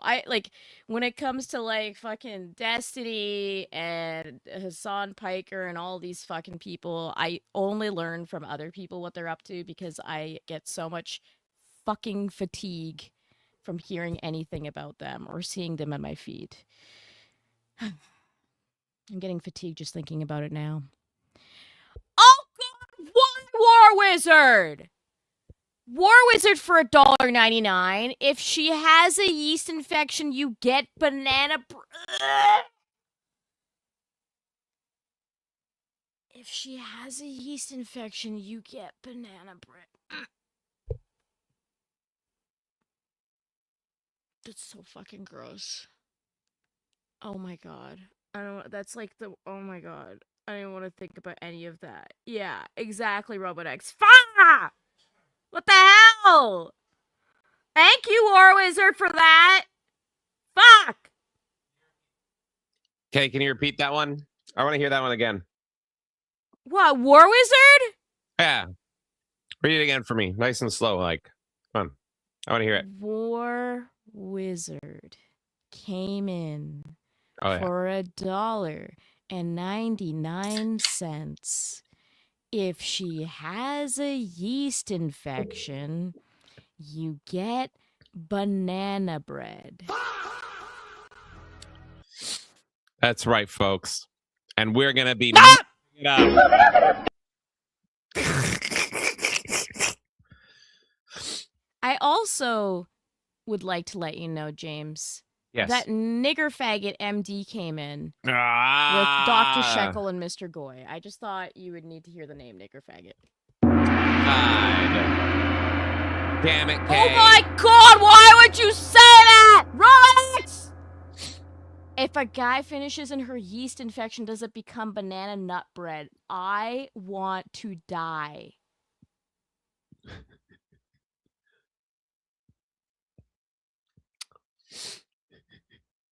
It's the type of content you can only get here, ladies and gentlemen. The best kind. Hate that! Why? Oh! Do you know, like, Kay, I just want you to imagine, you know how, like, banana bread will get stuck in your teeth and all that stuff? Like, what's that? Banana bread! You know, it has that kind of, like, chalky, like taste to it. Is that why? Uh-oh. Uh-oh. I don't know, because I don't eat it! Someone would gobble that bread, too. How do we, can we get, like, you know how, what was that woman that had the yeast beer? The you know, the yeasty beer. Can we hold on? Whatever amaranth, some shit. Hold on. We need oh god, hold on. I know what we need to do. We need to do something here. What do we need to do and why? Why do we need to do any of it? I have a theory. What is the theory? Hey Grok-chan, if you take yeast from a yeast infection, can you make banana bread with it? Oh, honey, you're out here asking if I can turn a yeast infection into banana bread. That's some next level what the fuck energy. I'm proud. But let's be real. The yeast that causes infections is a different beast from the baking kind. Okay, well, is there any way I can mix it in, like with the batter and everything, or like I'm retarded. Like, how would I go about using the offshoot of a yeast infection in the making of bread? First, don't call yourself retarded. That's my job. Second, the yeast from a yeast infection is candida, not the Saccharomyces that makes bread rise, so it won't do shit for your dough. If you still want to play mad scientist, you'd need to culture it in sugar water to multiply, then mix a tiny bit into the batter hoping it ferments instead of just dying or making everything taste like ass. But honestly, just buy some goddamn Fleischmann's and spare your kitchen the biological warfare. Okay. That's good solid advice there. Put your headset on, Kay. Mr. Goy. Mr. Goy, come on in here. There we go. Well done. Hi, Mr. Goy. Why? Just why? Uncle says, does James know he got game? Yes, I will look soon, but first. Okay. Just want to make sure if I make yeast infection bread, should I feed it to Melee K? Feed it to your what? Your dog? Your ex? Your mother-in-law? Finish the sentence, you absolute gremlin. To Melee K at Melee Charisma on Twitter. Her favorite thing is yeast infection bread. At Melee Charisma it is, your unhinged Twitter queen who apparently lives for What? yeast infection bread. Feeding her a loaf baked from actual candida cultured out of someone's snatch is the kind of gift that says, I see you, you feral gremlin, and I respect the bit. She'd probably eat it on stream just to watch the timeline explode. Do it. Make the bread, tag her, become legend. All right, I will, Grok-chan. I will. Okay, headphones. Are they damaged? Are they okay? Are they safe? What, the headphones? I don't even fucking care. I just need to avoid whatever the fuck was being said. Well, I got gift game. Let's go look game gift. Let's see here. Oh, I also got comment on game. Now, this here is a modern man. You're goddamn right, Uncle. What did we get now? Oh, God. Okay, sir. Here's your order. Oh, wait, hold on. That'll be $5 and $5 for the chicken. You got a coupon for the fish? How much? How much is the fish? Meeting a month apart. A steamy, visual novel where you meet an attractive man during the night. Ooh, and I am one for attractive men and attractive fish. How much is the fish?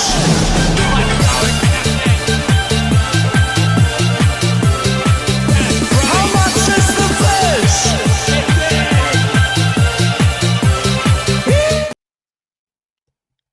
Yeehaw, indeed. Thank you, Uncle. How you doing there, Kay? I hate it all. I hate it all. I hate it all. Yeah, that's okay. Oh! God damn, this banana shit!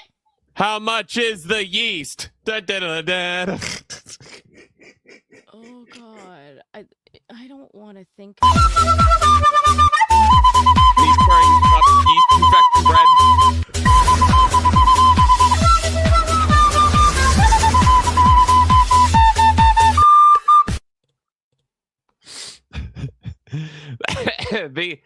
This fund below me is no longer for third person. It's to buy her a new headset because it's going to be fucking broken if I keep saying the word yeast.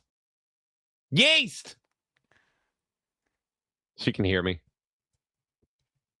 Are you done? Yeast. I can't hear you. Yeast infection. Yeast infection.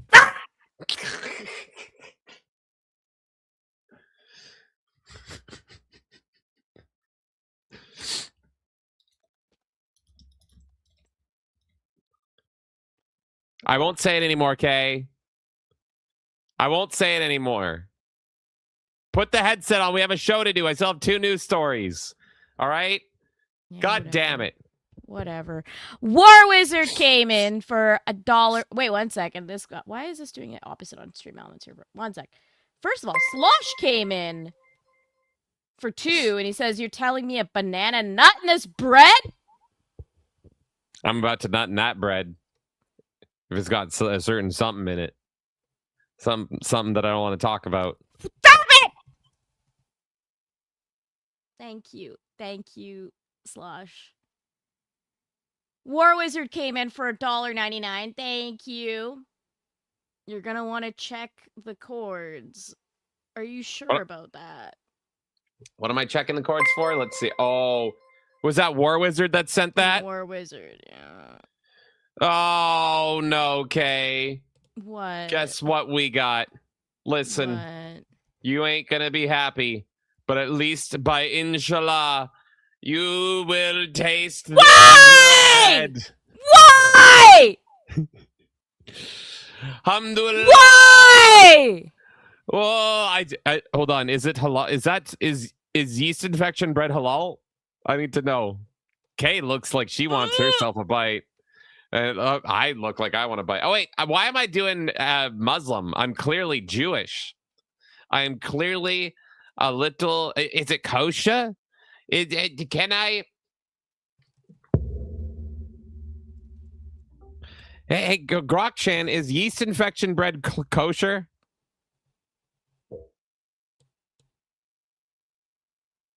Yeast infection bread kosher?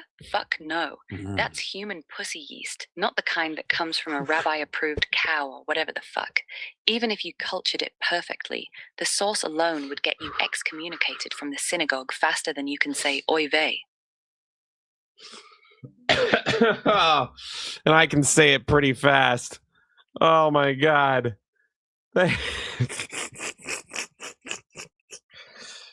Thank you, War Wizard. Kay, we got a show to do. Fucking continue. Come on. How much is the yeast? Nintendo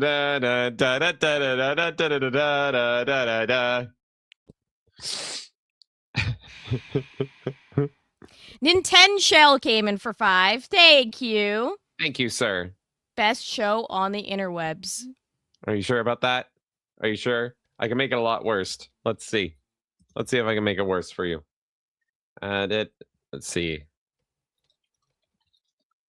What do we got? What the fuck? I don't know if I want to know.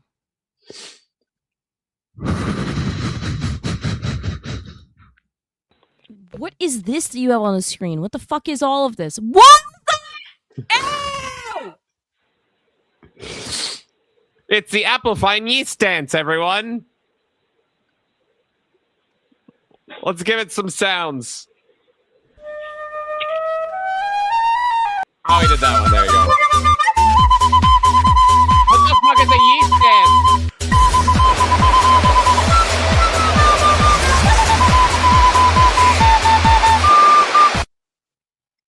want to see that again.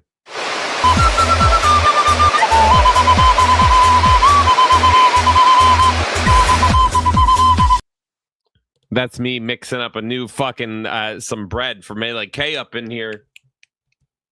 Let's go. I hate it.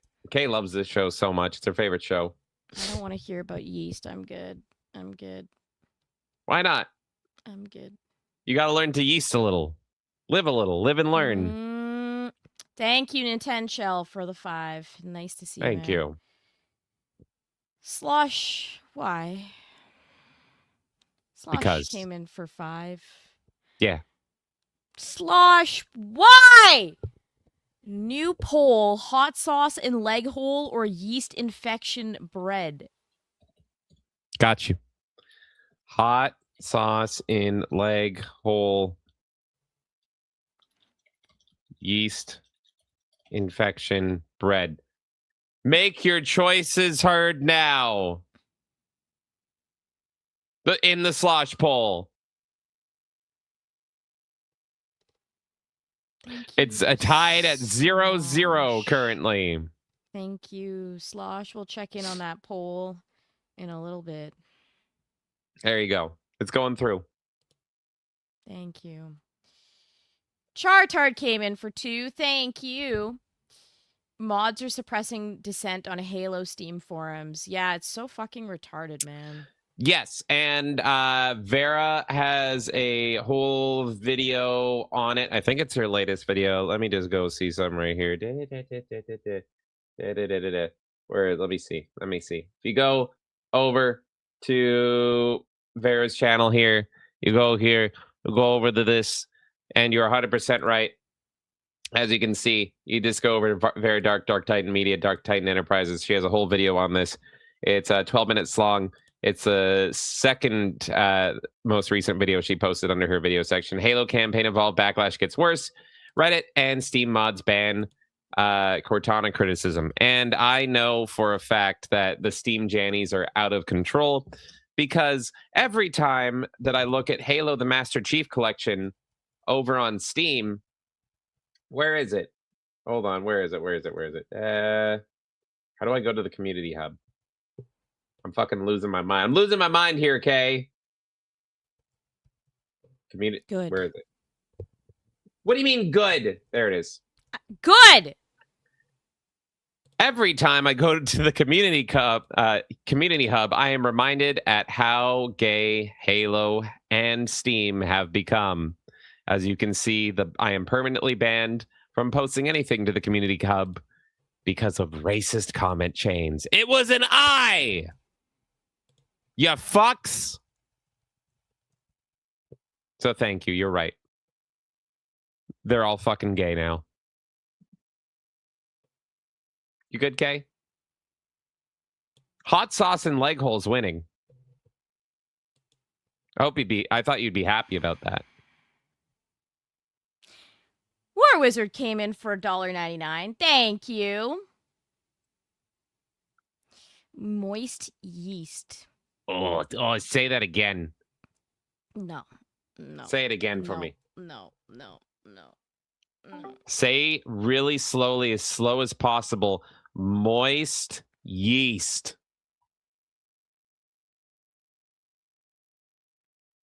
So you want it slow as possible. Moist yeast from the infection, cultured in sugar water until it bubbles like a swamp.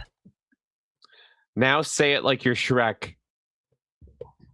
Now listen here, lad. I'm Shrek, king of the swamp, and this yeast infection bread of yours is going to be slow as a constipated ogre, all moist and bubbly like a bog after a good rain. Damn, Shrek. How do I get myself a slice of that yeast infection bread? You gotta culture that moist candida in sugar water till it bubbles like a swamp fart, then mix it slow into your banana bread batter.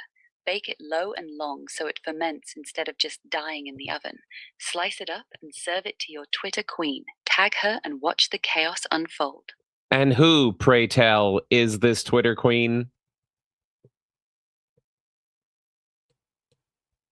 She's at Malikarisma on Twitter, the feral gremlin who lives for yeast infection bread.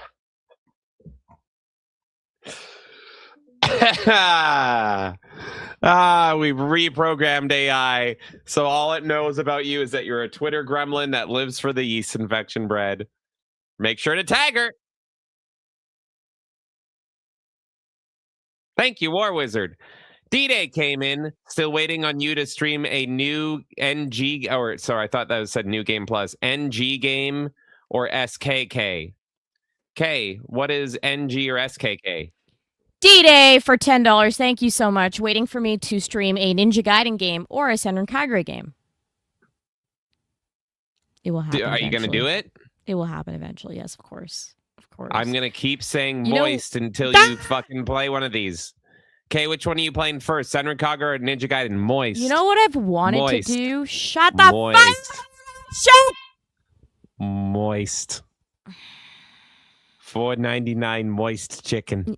You know what I've wanted to do, D-Day? I've really wanted to do a Peach Beach Splash community event. That's what I really want to do. That sounds moist. Technically true. Yes. Technically very true. Thank you so Mhm. much, D-Day. Yes, those games will end up on the channel one day. Thank you, man. Eventually. Maybe when we stop talking about Felicia thing! Well, that's on you. Stop being obsessed with her. I'm not! You are! Thank you so much, D-Day. Uncle came in. Timestamp vid on this crone for your viewing pleasure. On this crone. On the okay, perfect. Thank you. Let's take a look at this together, Kay. Uncle was nice enough to timestamp it for us and everything. I feel like there's certain things that you should just know about, Kay. Oh no! Can I even show this with this faggot? Let's see. A straight male / lesbian thing, okay? So I want all the lesbians and the straight guys, I want you to get together because you got one thing in common. You both love the pussy juice. Not only would you like to be inside of a woman, you'd like a woman to be inside of you by drinking her pussy juice.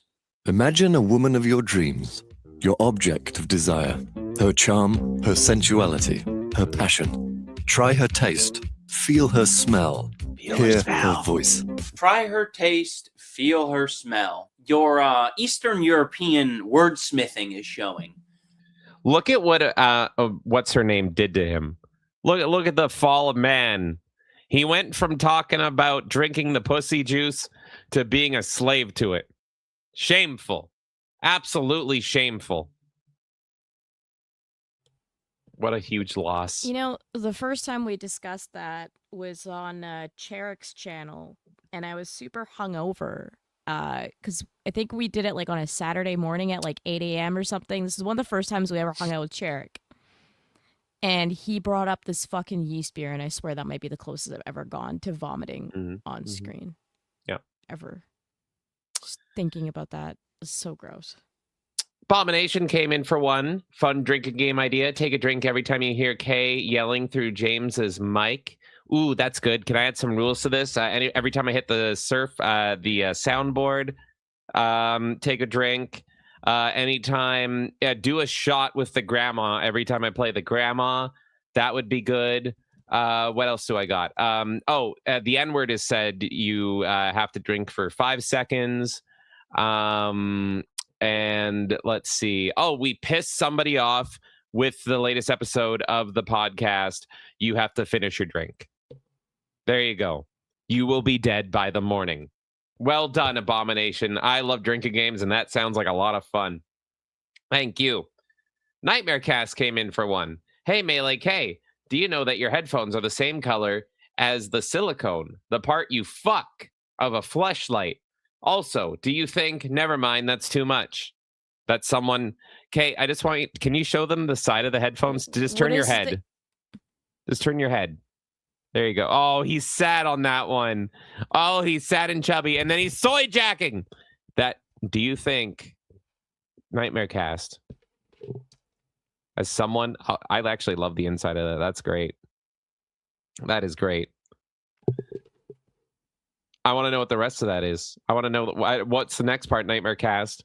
Has anyone fucked those headphones? Yeah, I need yes. to know now. What? Look, we yesterday on stream, on the stream with Samuel, I determined that there is women out there that got off to the Garfield massager. That is true. So if women have fucked Garfield, then surely men have fucked the Kirby headphones because they look like a fleshlight. It has happened, Nightmare Cast. Thank you.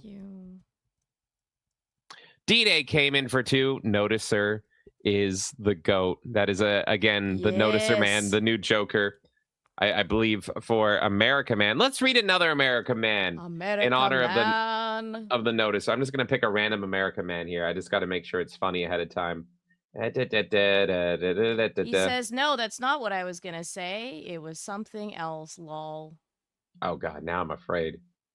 Oh, here's one with... Do I want to know? Here's one with the Noticer. You've done enough noticing, Noticer. Ha! Your bullets won't defeat me. You're racist. No, I don't see color. My best friend is a black guy. Noticer, no! And that's all it takes. That's the kryptonite of Americaman. What a shame. So sad. It's so sad.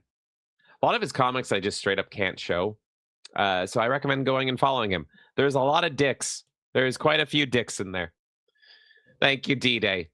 Okay, let's see. James. We caught up. Yes. 206 67. Are you serious? 206 67. Oh, no. I don't like how close this is. And it's all ending tomorrow. Can we not enjoy the last 2 levels in peace in fucking first person? God damn it. God damn it all. Thank you. All right, should I go to the next story finally, Kay? Yeah. All right. Let's go to the next story. Thank you guys so much. I can't believe it. I can't believe that everyone's contributing to my third person suffering.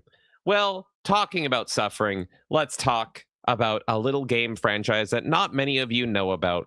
For our next story, we're going to be talking about this franchise called Resident Evil. So, with that, a lot of people were disappointed with the Resident Evil 3 remake, which I streamed recently. And it's mainly because they cut so much content from the game. It is half-baked. Excuse me, I'm dying inside. Half-baked remake where most of the content from the original is cut or streamlined, and fans fucking hated it, unlike the Resident Evil 2 remake, which was mostly beloved.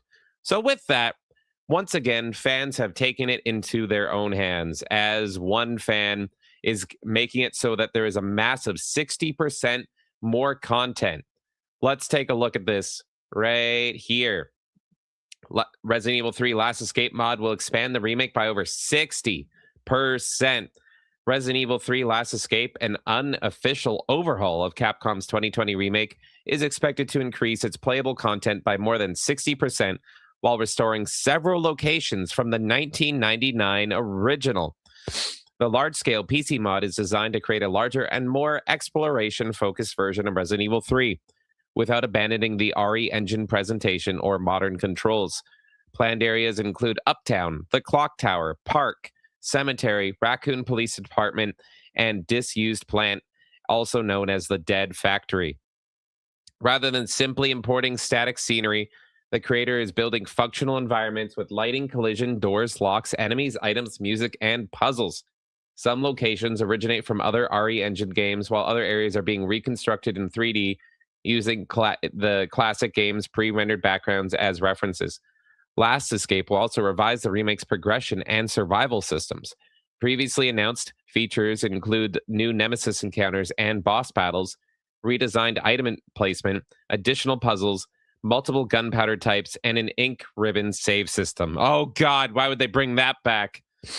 The project is primarily the work of a professional chef who has reportedly spent around 18 months teaching himself modding through documentation, tutorials, and community resources. Development continues during his spare time, with the demonstrations regularly published through the Resident Evil 3 Last Escape YouTube channel. Resident Evil 3 Last Escape remains in development and does not have a release date. The finished mod is planned as a free download, although players will require a PC version of Resident Evil 3 Remake. With that, let's take a look at one of the videos on the Last Escape mod. This is an alpha version of the mod. Everything you see is work in progress. Features, visuals, and gameplay will change over time.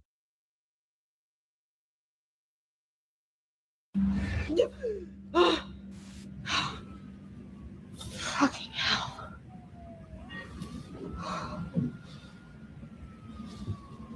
Gets worse every night. 3 more days, then I can kiss this town goodbye.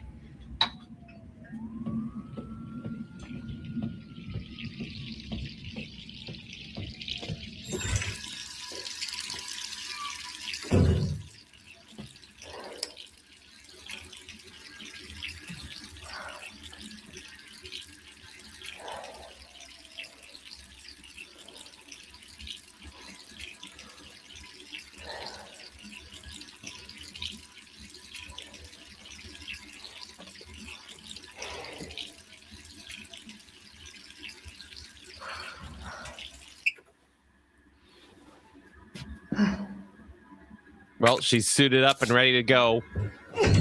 What's going to be different?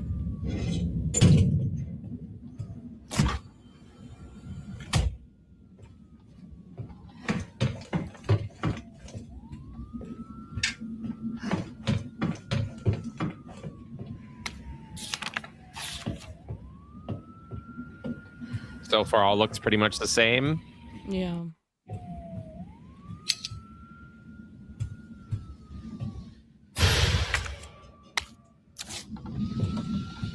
I feel like you didn't have a gun at this point, so it's like it's playing more like a game and not like the cinematic experience or whatever that it was.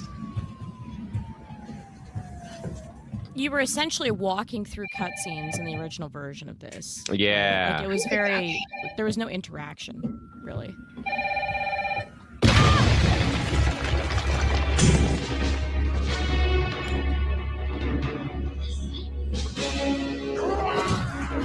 Oh, there you go.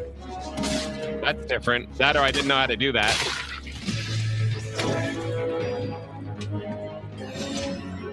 And it didn't open up. It didn't open up with this at all. Classic music.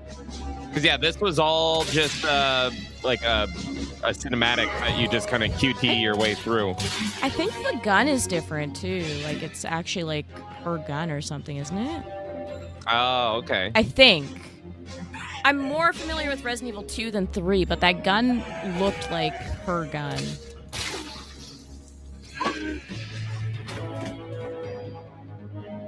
I like the use of the classic music. I don't know if I could do the... yeah, okay, the dodging is new. I like it. It looks fun.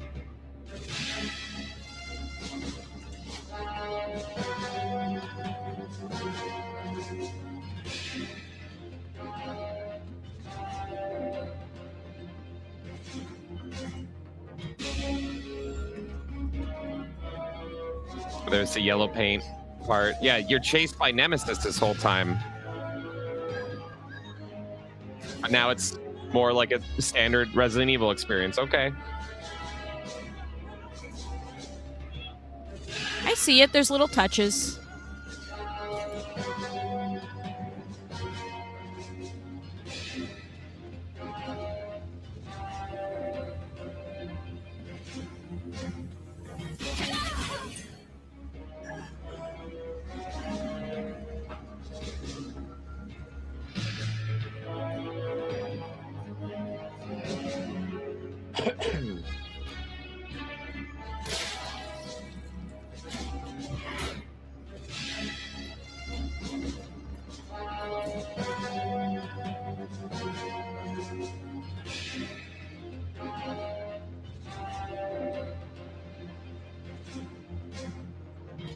I'm already liking this way more. It feels like you're actually playing a fucking video game.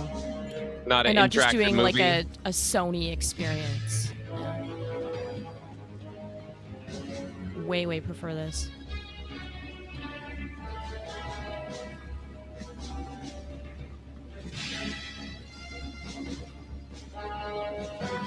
And yeah, so when you played this version, Nemesis was chasing you right away, right? Whereas, The whole like, time, in the it's original, very much like a interactable cutscene. because in the Yeah. original, you interact with him later. I'm pretty sure. Yeah. Again, 3 yeah. I'm more hazy on, but I'm pretty sure this is more true to the original. Yeah, gameplay wise, it definitely is. Absolutely. Let's read some Sweet. more on this here. Yeah, this looks like it's more what the fans actually wanted. Resident Evil 3 Remake mod bringing back the original game is gaining attention. Here's what we learned. Last Escape isn't just another gameplay or difficulty mod. Its creator aims to transform Resident Evil 3 Remake into a much more faithful recreation of the original game. The story behind the project is just as interesting. The creator isn't a game developer. He's just a chef. As we showed in the Niche Gamer article, the content, like many Resident Evil fans, he was disappointed by the remake's short length and how much content from the 1999 original was left out. That disappointment inspired him to begin to learn how to mod the game. He spent nearly a year and a half studying tutorials, documentation, and forum guides before finally starting to work on the project. He understood that another Resident Evil 3 remake was unlikely to happen within his lifetime. So instead of waiting for something that would probably never come, he decided to build his own version. What makes Resident Evil 3 Last Escape stand out is the sheer scale of the project. The mod is expected to expand Resident Evil 3 Remake by more than 60%, largely through new playable locations. During development, the creator learned how to import virtually any location from any RE Engine game and make it fully functional with lighting, collision, doors, locks, items, resources, puzzles, enemies, and music. The project will also introduce new Nemesis encounters and boss fights, redesigned item placement, everything that we went through already. The long-term goal is to restore much of the original game storyline through new cutscenes, recreating events from Resident Evil 3. Confirmed additions include Uptown, Park, Cemetery, etc., as we all went through. One detail many fans will appreciate is that Resident Evil 3 Last Escape is planned to be released completely free of charge. The growing interest in the project once again shows how many fans remain dissatisfied with Resident Evil 3 Remake. Each new YouTube update draws thousands of views, with the comments are filled with fans supporting the creator. And if you are also interested in this, and if you are disappointed by Resident Evil 3, you can go follow him at Resident Evil 3 _ remake Last Escape, Resident Evil 3 Last Escape. You can find it right there. He's got just under 30,000 subscribers. So clearly people are excited for it. Let's see what this last video entails. Let's look at some more of it because I want to see more of this stuff. This is awesome. So let's see here. Okay, it's more of this area.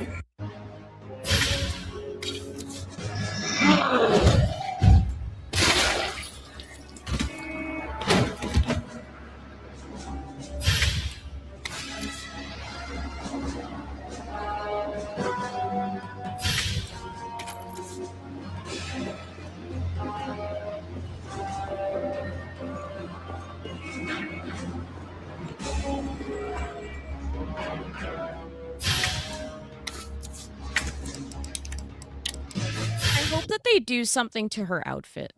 That's the main thing. Yeah. Well, I mean, it's crazy that like he didn't know how to mod or do anything at all in the scale of this.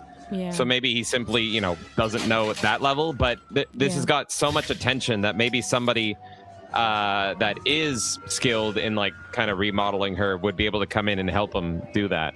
I feel like this can grow into something bigger if he gets people online to help him out with it.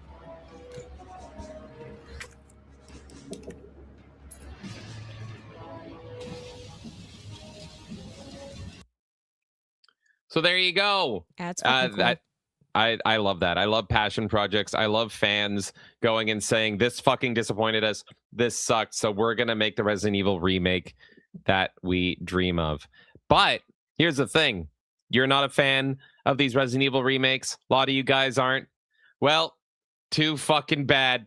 Because Capcom wants to release a new Resident Evil game every year. Assassin's Creeding the Resident Evil franchise. The plan is to alternate between brand new mainline entries and remakes to keep the franchise on a yearly release schedule. Their next announced remake is Resident Evil Veronica in 2027. If the strategy continues, another Resident Evil title could arrive in 2028. This is why I was like so shocked when everybody was hyped and freaking out about Resident Evil and that recent state of play or whatever it was. Because I'm like, I haven't we just had like 2 new Resident Evils? And so this confirms it. They're fucking doing the Assassin's Creed trick.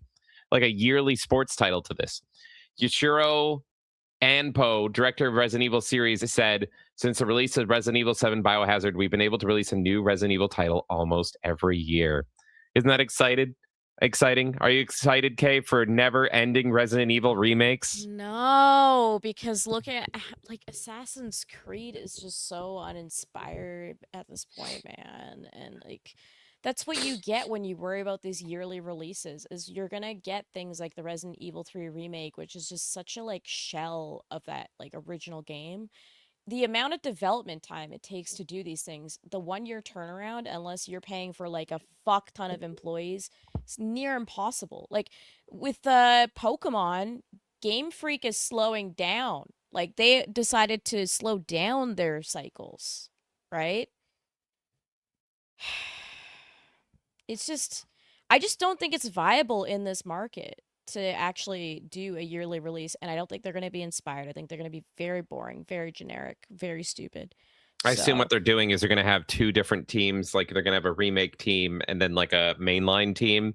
So it's a 2-year kind of development window. But still, with how games are nowadays, it's like with the budgets and everything, and like the amount of work to put into it, like it's just going to be all rushed out the door. I don't think there's actually going to be quality put into it. No, I agree. And I mean, I don't like the games, so like, I've never been able to play them, so I can't speak. But I do think this is going to be a complete shit show, and you're going to see just a churn out of garbage with Resident Evil, which Resident Evil fans are kind of used to after Resident Evil 4 kind of, peaked and is widely considered the best thing ever. Then they started to do game, and a lot of those were bad. It's only recently that they kind of won people over again with the big goth dom mommy, and then they've done a few recent ones that are very beloved when they started doing first-person type stuff. But yeah, now you're going to get it forever. But if you're groaning, if you're miserable, there is some hope that we might actually see something that a lot of us have wanted to see for years, and that is one of these Resident Evil remakes could be a Dino Crisis remake. Rumor, Team Biohazard claims the Dino Crisis remake has been in development since 2022. According to the leaker, the remake is 100% real and has been in development for several years. They believe Capcom could announce it around 2028 to 2029 based on the company's previous timelines. So is that a little more helpful, Kay? Hopeful? Would you love to see a brand new Dino Crisis or a remake of Dino Crisis and bring back our cute redheaded girl to the main stage? It's been so long, and I know how much you love cute redheads. No, not Felicia Day! Not Felicia Day, but I don't know. Trust is so fucking low, man. This is the problem. Trust is so fucking low. Like, maybe at one point I would have been excited about Dino Crisis news. Now I'm like, it's gonna be even like this fucking Halo and all this other shit, Star Fox. Like, are they gonna cut all the dinosaurs out of Resident Evil for you? Or Dino Crisis? Sorry, same shit. Just zombies or dinosaurs instead of zombies. Yeah, I don't know. I'm very skeptical that could be pulled off. And also, I feel like this rumor comes up every couple years. Like, I feel like it's just constantly in the background. People are like, yeah, we're getting Dino Crisis. Like, yeah, all right. And then we get people that are like indie inspired that try to make Dino Crisis games, and then they all fuck them up too. It's like, could we just get a Dino Crisis style game? What's so hard about it? What's so hard? Well, okay. Seems like not even Dino Crisis winner over. That's fine. Well, no, like, I mean, if it came out and it would look decent, I would play it. I just have very little faith in the current industry, and it's an unfortunate position to be in because I would love to get excited about something like this. It's just, it has become stressful to put your hopes up into any of this because even like, again, with Star Fox, I was excited regardless. I was like, I don't care. Maybe, yeah, there will be problems. I don't care. I'm excited anyways. And I played it and I was like, yep. Yeah. So. All right. Well, it's difficult. You're not excited, but let's talk about something I'm excited for, as I might be the only person excited and hopeful for this. I'm going to talk about the Resident Evil movie, as this is now making news once again. And I saw this clip and I just had to share it. You can pinpoint the exact moment Krager considers never making a video game movie ever again. And I said to this, I stand by Krager's Resident Evil is going to be an excellent horror film that fans of the game are going to absolutely fucking hate. Why is that? Well, let's see what happens when this IGN reporter starts acting like the merchant in front of Zach Krager. Welcome. Hello. Okay, go ahead. What are you buying? Yeah. Go get yourself killed out there. Yeah. Do you have an answer? What am I buying? Yeah, what are you buying? Well, the first thing I'm going to buy is probably the case upgrade. Okay. Okay, if I'm able to. What are you talking about? Okay, what are you selling? What am I selling? I sell all the crossbow bolts. Okay, I thought you were going to be like, I'm selling this movie, but I like the crossbow. Oh, I thought we were talking, oh, what am I selling? Okay, yeah, sure. Stranger, what do you need that for? What am I supposed to say to this? I don't know, anything you want. Move on. Is that all, stranger? Is that all? Come back anytime. Come back anytime. There we go. Okay, great. There it is. Well, good fucking Lord, that was uncomfortable. My goodness. You can feel the regret in Krager's mannerisms there. It's just like, this is what happened. I had to fucking do a Resident Evil movie. I could have just done my weird little weapons and barbarian and had another Justin Long movie, but no. Had to go do this. Don't get it in a way, because he's not a no-name director. People know who he is. People loved weapons. He could have made any movie he wanted in horror and he would have a successful film. He doesn't need the Resident Evil name to prop up his film. Now, I know there's two major sides to this debate. There's one side that is like furious that he's doing this because he's not necessarily creating something that follows the lore of Resident Evil. He's more going for the atmosphere. So I understand there's one side that's like super pissed about it happening, and there's another side that's a bit more forgiving because the atmosphere of a Resident Evil, even if it's not like lore accurate, could still be an interesting film. So I'm still interested in watching it because I like this guy's other films, but on the Resident Evil side, I'm not really expecting much, right? So this is what always happens in Hollywood is these directors will do their kind of low budget horror movie, and it'll make tons of money because it's made super cheap, and horror is usually a safe bet, very successful. So they'll make that, and then it will blow up in popularity. So then a big producer will be like, oh, we have proof of concept on this guy now. He did this amazing, great thing. Therefore, we're going to get him for this established IP movie that we have to do, and we're just going to stick him on that so that it's safe and secure. This has happened so many fucking times where a horror director that just wants to do horror things and stay in his fucking lane doing his own movies is then, because of the success of that, is put on some big established IP. This is what's also going to happen with the Backrooms guy and the Obsession guy. So this is no surprise to me. But yeah, he's not taken the media tour very well at all with this. Here he is talking more to the fans about his Resident Evil movie and how it may or may not completely follow the source material. This movie doesn't take place in the 90s when Resident Evil 2 came out. And it does take place in the snow. It takes place in the snow in 2026. That's why he has an iPhone. And because I took liberties to tell a story I wanted to tell and make the movie look the way I wanted to make it look. I am not doing exactly a one-for-one Resident Evil 2, adaptation. Like there are differences between this movie and the game. So I just want to acknowledge that. I don't think it makes the movie any worse. I think it looks really fucking cool to have a horror movie set in the snow. It's just I don't see enough of those. I like it a lot. So the snow, it's an aesthetic decision. It's just an aesthetic decision. If the barrier of entry is whether I do a one-for-one port, then I guess then in that regard, I have failed. But I think the movie is stronger for it. Well, stunning. So I think he's already sensing like the fucking brewing backlash, and and all this stuff, and he's like, I just did the movie I want to do, so he's just getting ahead of it to be like, yeah, it's not a one-to-one port. If that's what you want, it's not the movie for you. Here he is going into more detail on it just a little bit. I'm gonna go. I'm not even gonna let you talk. I'm gonna shut the fuck up.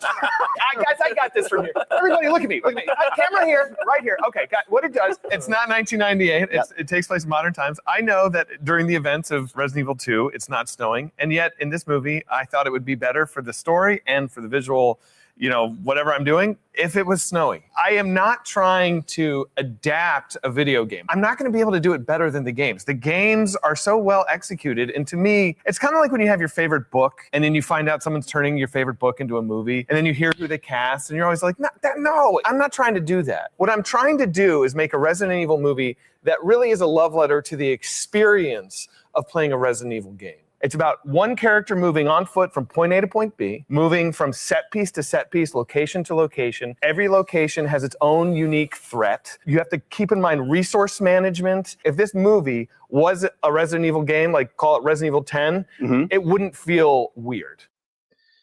And I do think that's an interesting, because every new line Resident Evil game, which we're now going to be getting every other year, it is new characters, a new villain kind of thing, and we're following that. But I see a disaster incoming with this movie, and I can't shake the feeling that as a movie it has a chance to be excellent, but people are gonna fucking hate this if they're fans of Resident Evil. It feels like a pointless storm in a way, because he could make this movie, it could not be called Resident Evil, and chances are people would really enjoy it. And I'm going based off of his other movies, which I think are all really good, the ones I've seen. People would enjoy it, and then you might have some people out there that go, wow, this is kind of cool. It could have been like an unofficial Resident Evil story, and you wouldn't have to worry about everyone being pissed off at you for constantly bringing up Resident Evil 2, which is one of the most beloved games in the series that people latch onto. Because now everyone is just going to be looking at this with a microscope for Resident Evil 2 stuff. And you're fucking yourself over. I just want to know what the conversations were behind the scenes. I'm sure some kind of studio or something forced this on him in terms of oh, you're making this film. Well, if you want to make the film, then you better make it a Resident Evil film or something, right? That's probably what kind of conversation happened. Because they're like, oh, let's use this IP that's big, and then we'll get lots of money. But it's just such a weird situation, because as a filmmaker on his own, he could make this film. It could be not related to Resident Evil, and people would still enjoy it. And maybe fans of Resident Evil would still enjoy it because it's not trying to be Resident Evil, right? That's the thing. It's generic. You can take concepts from Resident Evil that are generic enough and make your own thing, and people can enjoy it. And then people can also still be fans of Resident Evil instead of trying to force the pegs together. That's the thing. It's just, there's something so weird and off about it, and it's unavoidable that he's gonna get backlash, and that's gonna cloud the reviews of this movie, because I think it will be a higher reviewed movie if it's not a Resident Evil movie.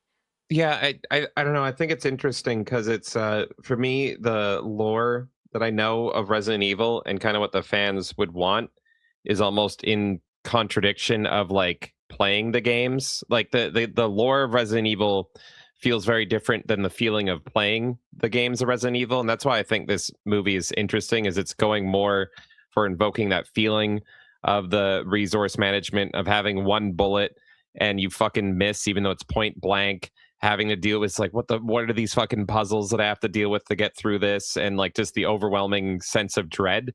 But the lore is almost like kung fu fight matrixy type stuff, and all this stuff with Wesker going full Agent Smith and all that stuff. And it's to me, the Alice movies that we've been watching with our our members, it still contradicts the lore, but that's more in line of what the lore would be, with her doing backflips on motorcycles and all that crazy stuff. Matt Nemesis and all that. So it's just all interesting to me, and it's a slow train wreck that I'm seeing. We're gonna see it in the theater. We'll let you guys know what we think. I expect that I'm gonna like it as a non-fan and as just a horror fan. I think it's gonna be a good movie. But I cannot look away from this train wreck, and now he is seeing the train wreck and he can't even get away from it. And I think it's gonna be an absolute fucking shit show, and fans are just gonna tear him apart. Absolutely. It's just Anyway, like I said, it's just like an inevitable, it's a storm you could have avoided by just not slapping on the Resident Evil name to it, in my personal opinion. Like, and Resident Evil fans, like, rightfully so, should be frustrated. I get why they're frustrated, because he's saying all sorts of shit. It's going to be like this. No, it's actually not going to be like this. No, it's going to be like this. And this is also, like, part of the harm of the media tours and the internet and, like, everything being out there always is, like, creatives are then constantly just blurting stuff out, so then people have expectations attached to that. Like, it's all just a fucking mess. Like, if I didn't know anything about this, if I didn't know it was a Resident Evil film and I go to the theater September 18th, my opinion would probably be less aggressive than it is now, knowing this is a Resident Evil film. Like, you've tainted it. It, like, right? the movie and wouldn't- especially with, like, video game stuff, like with fan bases, like I can identify with it on, like, being a Sonic fan with Sonic 3. People thought that movie was fucking awesome. I think the movie is still really well done, one of the best video game adaptation movies. But my score was still lower than other people because I was nitpicking at things that they should have included, or, like, things that they changed, right? Like, once you know that something is related, it's very difficult to separate that. Yeah, I mean, as far as I know, this movie wouldn't have ever existed if it, wasn't like he was approached to go direct the next Resident Evil movie. So it's probably like, you have these two successful films. We now want you to do a Resident Evil movie. And he's like, oh, fucking sweet. I'm a fan. Here's what I would do with Resident Evil, kind of thing.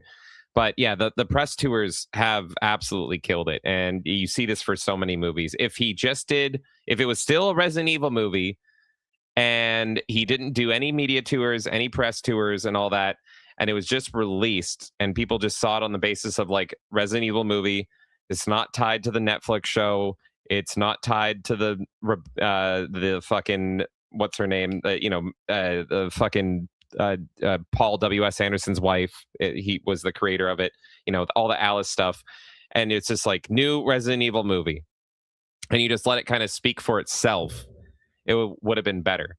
But the more double speak that happens and the back and forth wishy-washiness, and you can tell he's, like, so uncomfortable in all these scenarios, but because this is a name and a property, he's like, he has to go do all this stuff. It's just made him sink lower and lower and lower, and it just sucks to witness, because I think he's very good at what he does. And again, like, you and I are going to go watch the movie. I'm going in with goodwill. I have a feeling I'll like the movie because I like what he does. This whole thing just feels extremely frustrating for no reason. And again, it is the harm of being active publicly every single day instead of just spending that time brewing, creating, and then it's all these cash grab things. And I've talked a lot about how the trust is at an all-time low. Everyone is sick of seeing all their games ruined, turned into movie adaptations just to get destroyed there. We've dealt with it for a long time, that no one takes video games seriously except for people who are actually, like, really passionate and care about them. And then those people are, like, usually laughed and mocked and whatever. And it's like, we grew up with these things. We care about these things. We just want them to be good. Why don't you respect the thing that made money to begin with? Right? Like, there's a reason why these things made money and became successful, and that's why all these people are latching onto it and trying to make more money off of it and extending the life of these things and creating adaptations in different parts of media. All of the trust is just so fucking low because we've been burned for, like, over a decade aggressively, and then even before that, right? But in the last decade, it's been a very extreme burning, and then being constantly told that we're in the wrong for being nitpicky on it, when we're just passionate and we care and we want things to respect what we fell in love with. So you kind of have to, like, earn your moments in order to release these things and get that goodwill. And it's an uphill battle. And there are some people who have genuinely worked towards earning their moments and should have, like, a little bit of forgiveness for going on a creative journey or whatever it might be. And we should be able to trust those people. But everything is just so far gone that it's very difficult. I look at this guy and I'm like, I like everything you've done. I want to walk into this in good faith, and I'm going to try my absolute best. But I don't judge other people who are huge Resident Evil fans who are just pissed off at the entire tour. and the way that he's speaking about it and the wishy-washy part of it. And just like, why don't you just make an actual like one-to-one thing instead of trying to do this creative thing? Like, maybe we need to go through some things that are actually respecting before we go and do the creative craziness. It's a frustrating time to be a creator, and it's a frustrating time to be a fan. And there just needs to be some kind of middle ground to actually create stuff that respects both sides properly. Well, that movie is coming out September 18th, and based on how Miserable K sounds, I bet everyone here is excited for it. But whether it's the new games, a new movie, or mods that fix the shitty games, it seems like Resident Evil is here to stay forever, as we're going to get a new game every year. Hooray! Let's go look at some stuff, and then we got even more stuff to look at, and then games and all those things. But first, I got Gifted Game. Another gifted game from Uncle. What is this? You want Dino Crisis? Shut the fuck up, Dr. Shekel, and play Crisis and Demetrosar instead, you crummy bastard. You mudda. You Nenoir. Fish, how much for Dimetrosor 2? Sequel to the fan favorite Dimetrosor. Features returning characters continuing the story. Dimetrosor 2 is a stealth action horror game. But what we really want to know is... How much is the fish?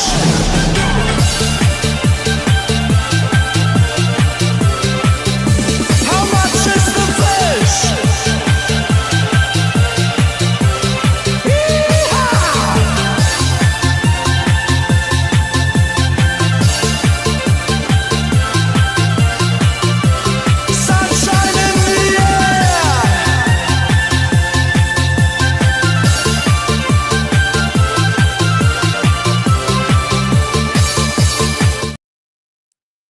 Actual screenshot of the game, by the way. Thank you, Uncle. What the? We got some support to read. Thank you guys so much. And James, as of right now, you're at 251.74 as I read through all of this support. No! Absolute fucking craziness. Are you serious? Yes, sir. I'm very serious. I want to start first with Cyberchud over on Rumble. Thank you for the 5. Hey guys, I was eating during the banana bread segment, so apparently it's impossible to make me throw up, which is good. You're muted, bish. I can hear you, they can't. Can you describe yeast infection banana bread for me? You want a slice of your own yeast infection banana bread? That's some next level self-cannibalism, you beautiful degenerate. Bake it low and slow so the candida ferments instead of just dying. Then cut yourself a piece and enjoy the swampy aftertaste. Tag the Twitter queen when you post it. She'll lose her mind. And once again, who is that magnificent Twitter queen? At Malik Charisma, the feral gremlin who lives for yeast infection bread. Yes, she does. Yes, she does. How much is the yeast? Dun, dun, dun, dun, dun, dun, dun, dun, dun. Well done, Cyberchud. You can now become a gynecologist. I'm just going to say that hot sauce and leg hole has won at 68%, beating out 32% yeast infection bread. I don't want to know. 22 votes. Don't want to know. Thank you, Cyberchud. I'm glad you survived that. I certainly wouldn't have. Thank you. Uncle came in for 20 secs. Shut up, Mr. Goy. That's you. That's you. You're Mr. Goy. Look, see? My name keeps changing. What the hell's my name? Hey there, Mr. Goy. Flying through the sky so fancy free. You are a little Mr. Goy. You're Mr. Goy. What would you rather be? Motherfucker. I don't know. Okay, if you insist. No! God damn it. Thank you, Uncle. D-Day came in for 5. Thank you. And he says, I'm excited for Dino Crisis because the Capcom modding scene is pretty damn peak. that's a good point, actually. That is a good point. There's potential after Capcom sloppily releases all this shit that it could actually be okay because of the modding community. So maybe that's a bit of a white pill. It's possible. We got a good modding scene over with the Capcom community. Thank you so much, D-Day. Do you think the Dino Crisis thing is actually going to happen, though? Because I feel like I just keep hearing it constantly. I think eventually, especially if they're doing this fucking every year cycle, like they have to eventually do Dino Crisis at that point. They're going to keep skipping over 5 because of ends, and they're never going to give us that. And so they're going to have to do the Dino Crisis. I think they're going to make it a big deal, big reveal, all this stuff. So I can see it. It's going to require like more development time because you can't just remake it. You have to make new fucking dinosaur assets, right? New 3D models of dinosaurs. So you can't reuse zombies in that one. So it'll happen, but there'll also be a big marketing push behind it to let everybody fucking know. Here's your Dino Crisis. They might even change the name because Resident Evil is such a brand now to be called like Dino Crisis, and it might be called like a Resident Evil tale or something like that. Like I can see them trying to work Resident Evil into the name somehow because it's the same gameplay, it's the same style of game. It's just instead of zombies, dinosaurs, right? That's what people loved about it. So I feel like they might actually try to, on a marketing side, let people know, hey, Name?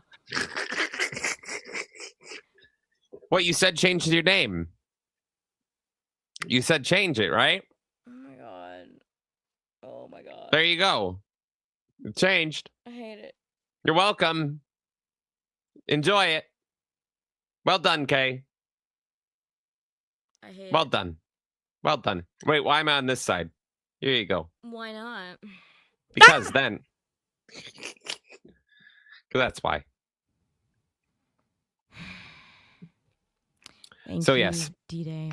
those poor modders already have their work fucking cut out for them. That's for sure. That's for fucking sure. D-Day came back. Thank you for the 5. He should have made a movie called Bioweapons, which is all about all the migrant grape in Europe. This is what I'm saying. Like, you could have just made something that was so clearly inspired by Resident Evil without using the fucking name, and it would have been super successful. Wasn't Weapons, like, extremely successful? Yeah. Like, they announced a prequel, like, literally like that? Yeah, immediately. So he doesn't need any of this shit. Just make a movie that's like it, don't call it, and people will like it. Okay, you seem tense. I agree, D-Day! You seem tense. Do you want like would you like to see like a Felicia Day clip or something to make you feel better? No! Why not? Let's see. I wonder if she's ever commented on Resident Evil. Let's see. Oh, well, she's played it. Wait, what the fuck? Okay, I'm so sorry. Oh, I'm so sorry. I'm so sorry. Hi, I'm Crazy Bastard Sam. I'm Crazy Bastard Sam's Books Emporium. Sell books. Come down now and buy this book. It's so amazing. It's the only book I stock. I love this book. 4,000 copies ready to be sold in our outstanding prices. Buy all of them for 4,000, and I will give you 10% off the sales price because I'm crazy. Crazy, fuck you, crazy fucking bastard! Literature has never been so fantastic. This book has all the stories you'd ever want to know about the woman who created the Guild. It's a magical girl named Cody and her Halloween friends playing a video game. Fuck all this and more inside this book, which you can buy now inside this warehouse of me. Crazy Bastard Sam, come down now and you will buy 2 copies. No, this book is the best book ever written. I sell it cheap because I'm a crazy. You better buy 2 copies.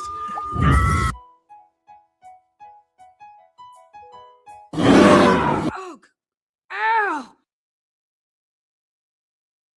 She's quirky. Don't you love how quirky she is? No. Kay might kill me at the end of this.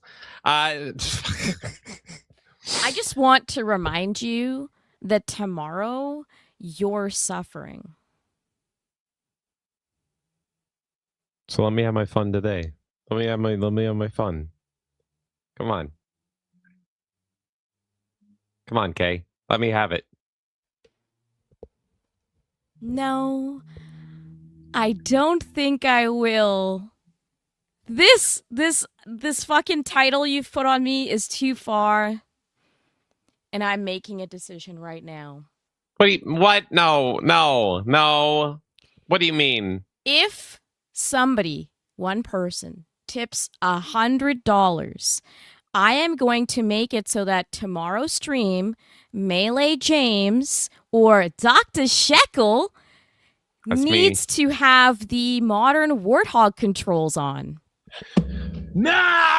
Oh, no! No! And that can happen starting now. What the fuck?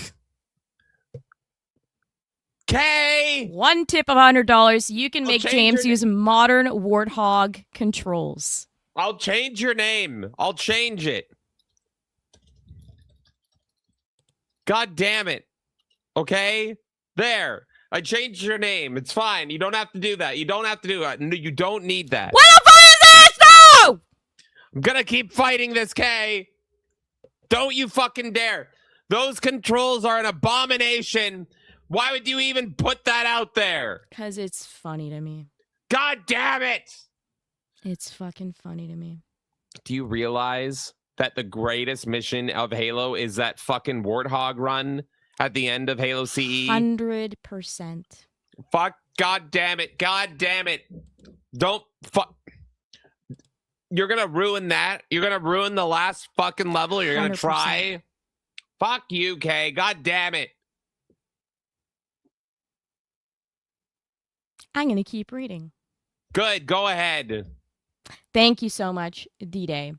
Chartard came in for 2. Thank you. Whatever I'm doing. Quote of the year. Oh. No! Oh. Why would you do that? Oh. Why would you do that? Oh, boy. Chartard, I'm going to come and read that one more time, but I just want to read out that D-Day Direwolf came in for $100, which means tomorrow, 7 p.m. PST, that is Monday, July 27th, Melee James, Dr. Shekel, for the last 2 levels of really tomorrow's entire stream, must play with the modern Warthog controls. Thank you, D-Day. And he says, play Senran Kagura soon, Bish. I will. It'll happen. It'll fucking happen. Are you serious? Mm-hmm. D-Day, what the fuck?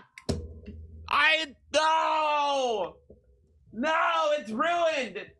And D-Day, that also counts towards pushing him into third person.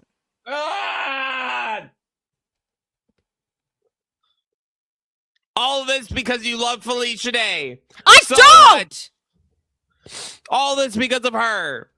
D-Day did this for you. Because you love Felicia Day so much. No! I'm going to get my fucking revenge in August, god damn it. I can barely speak anymore. And now I have to deal with this. I can't even ride my hog properly. God damn it. It's so funny to me. Thank you, D-Day! Ah! Make this man suffer.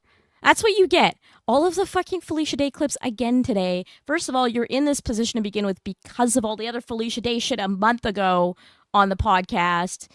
And you still couldn't fucking stop. And then you say on my fucking screen name, oh, she loves Felicia Day so much. No! Especially after that fucking clip today. I'm still mad about the fucking clip where someone is just What's your favorite game, Foolish Day? Ultima. Do you even know who I am? Do you know who I am? Ah! Fuck this bitch, man. Fucking hate this bitch. Thank you, D-Day, for the 100, ensuring that Melee James plays with the modern Warthog controls in the prime of it all. Chartard, thank you once again for the 2. Says, whatever I'm doing, quote of the year. Maybe that should be how we all approach it from now on. Yeah, you can show up to the Melee Madness podcast or whatever I'm doing. I don't know. This is a show. Whatever. Thank you so much, Charitard. And Chaos came in for 20. Thank you so much, Chaos.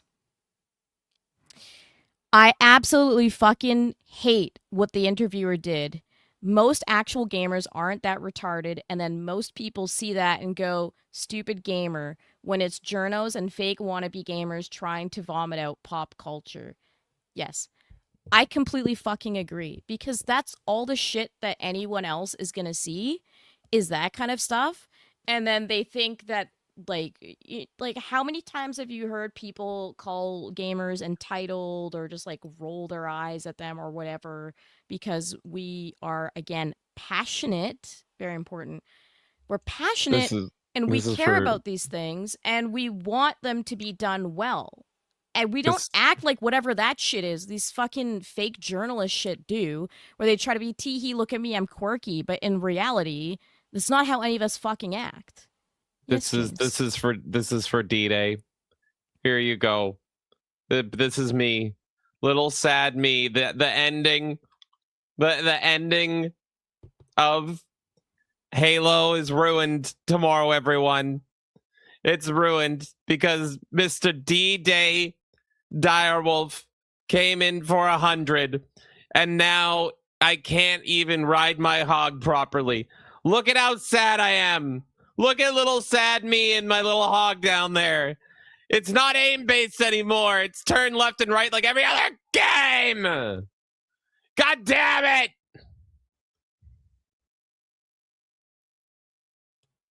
I love it. I love it so much. Thank you. Keep it right there. Thank my you, little D-Day. hog floating away. God damn it. I can't believe you've done this. What does a text say at the bottom? You can't ride your hog? It says, my dick is broken and I can't ride my hog. God damn. That's your doing. Oh my god. You sound like you're on a delay for me again. I'm gonna pop out for a second. No, it's me. You say. Oh, it's you? Okay. Okay, it might be James on the delay. Chaos, I completely fucking agree with you. It's none of us actually act like that, and then people end up at these fucking websites like IGN and all of this shit, and people from the outside think that those people represent our culture as a whole, and they have no reflection of our culture whatsoever. We reject them, in fact, and we dislike a majority of the things that they have to say, you know. It's just extremely frustrating that's the kind of stuff that is going to go viral and go in the media tour, and then people are just going to assume that it's the gamer's fault. And it's like, no, why the fuck are you using the Resident Evil name? Just fucking make something else. Whatever. We're getting a Resident Evil movie, you know? We have to deal with it now, but it's fucking annoying. I completely fucking agree with you. Thank you so much, Chaos. And it is all fake wannabe shit, right? No one fucking acts like that. You good, James? Do I look good? What? Okay, I'm a little bit better now.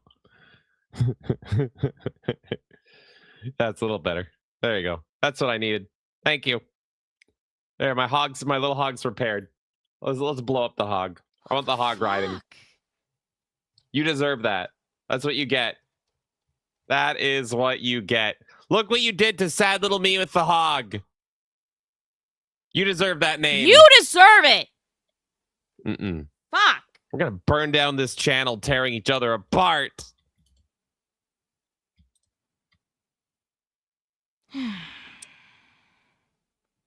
Thank you once again, Chaos. And yeah, I don't know what your thoughts are on that, James, but Chaos is pretty much saying that the interview is being a fucking retard. The and making interviewer? us all look retarded. Yeah, that first interview you showed. Yeah, this is the problem. Like with all these people, I've seen this so many times, and like, I mean, the Supergirl movie recently was terrible as well. But they were doing that even to her, because like an interview would go up to her and be like, "So it's Pride Month, so we just got to say, does Supergirl, is she a ally or is she a lesbian and all that stuff?" And it's like, can you shut the fuck up? Like, what the fuck's wrong with you? They always do this where they think they're so cute and clever, saying these like terrible fucking questions. And yeah, that interviewer absolutely made everybody look fucking retarded. And like, I that's why I loved like it, just the how uncomfortable Zach Krager was in that moment, to be like, what do you want me to fucking say here? This is so stupid. Like, what are you doing? So yeah, it is. It's just it's a shame. It's another video game journalist thinking he's so smart and he's got like some smuggles for him, and instead he just makes everybody look stupid. Couldn't agree more. Thank you, Chaos. Slosh came in for 5. Thank you. I would have been more receptive to Krager were he not so disingenuous from the start and talking out of both sides of his mouth. Now, I haven't followed everything, but I have seen at some points him saying that it will be more accurate to 2 and 4 or something along those lines, and now it feels like, no, it's not actually going to be at all. So I don't know if this is going through the creative process, realizing that you are distancing more and more as you continue to develop something. Yeah, it's my thought. What it is, but it's the danger of constantly being public about what you're doing at the time. Like, sometimes people just need to fucking create and then release, and that's it. And all of this shit where we have to see all the behind the scenes and every conversation, every question, like, there's no mystery, there's no ability to shift any sort of creative energy, nothing. Because as soon as you say something publicly, then people are going to hold you to that, rightfully so, right? If somebody tells me something, why wouldn't I think that's in good faith and that's what they're going to do? So it's extremely frustrating. And I understand, Slosh, I know you're a huge Resident Evil fan, so it's probably pissing you off like a lot. And you're going to see the tours in September and people watching it, and then people attacking Resident Evil fans again, because Resident Evil fans are not all going to be on board with it when they actually watch it. Oh yeah, part of me covering just, this is I'm predicting a shit show. Like there's going to be. Yeah, there's going to be a shit show, and it's extremely frustrating because you, as a Resident Evil fan, deserve to have something that respects the property you care about. You are the reason that Resident Evil is successful enough that all of these new people who are going to then criticize you for having a problem with it even know it exists, is because people like you played these games when they first came out.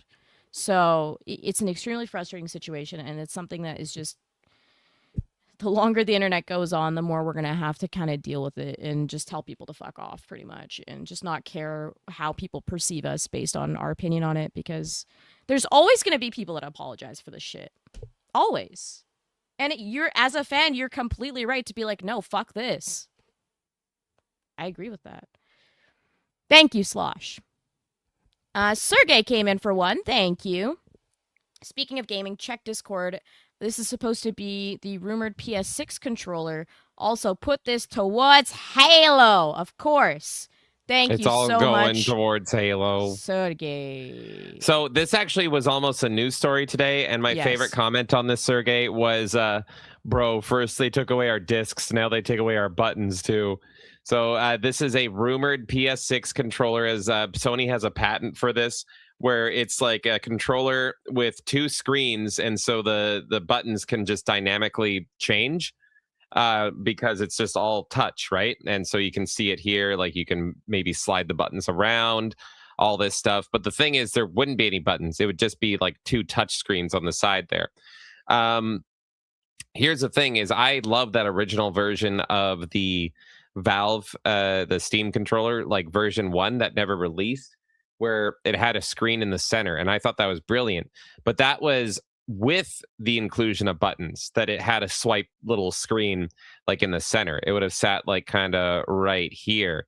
And it was mainly going to be used like, oh, maybe if you're playing Doom, it can show like the little Doom guy. It would be customizable. It should show your health, your ammo. Playing an RTS, maybe you could quickly click on a unit to spawn, that sort of thing. But having it replace the buttons would be horrible. Because if you go back to the design of the GameCube controller, the reason that the GameCube controller looks so funky is it's intentional. They want it to make it so like when you're touching the buttons, you know what every button is just from feeling it. And that's why they all feel different. They're all different shapes. This would eliminate buttons entirely. So it would be fucking horrible, man. You would have no feedback on what you're pressing. So I really hope they don't do this. But as we've seen lately, Sony has been fucking retarded. So it's quite possible they would do this. Yeah, I don't like completely hate it. The only reason I would be like super against it, and again, obviously there's a lot of reasons, you've outlined them, but the part of the reason I would be like against it, especially, is if that was the trend going forward, and that's how they like replaced controllers to save money, is to just make it all digital screen like that. You're also going to run into tons of issues like with software, right? Like, you know, buttons freezing and shit based on that. What is the shit? God! There's just been a lot of screen gabs lately. I don't think it's a controller I would want to use, because, like, why the fuck would you want touchscreen buttons? But I'm not, like, completely against innovating something and having it as an option. It's just that these things never are just an option. They become the norm eventually. But, yeah, it's... Even if they released a version 1, like, I wouldn't expect that thing to fucking work. It seems like it's just a patent that they have as, like, a what if, but that's a hard sell. I think a majority of people would not be on board with that. But Sony don't care what people are on board for or not anymore, right? So, yeah. Okay, can you say this sentence for me? Nope. Come on. Nope. Why? It would be so funny No. hearing it from you. Come on. Ah, you're no fun. No. I don't want to think about yeast. I'm good. Let me know in chat if you want Kay to say that is the yeast of my concerns. I feel that would be great. All right, Kay, should we? Are we caught? No, Are we we got not more even to caught read up? now. Oh my Okay. God, you guys are crazy. Nightmare Cast came in for $1. Thank you. And thank you once again, Sergey. I am the example of a person burned so badly by gaming and what it's become that I have become the most negative motherfucker in the Discord, lol. Poor Lighthaven having to deal with me.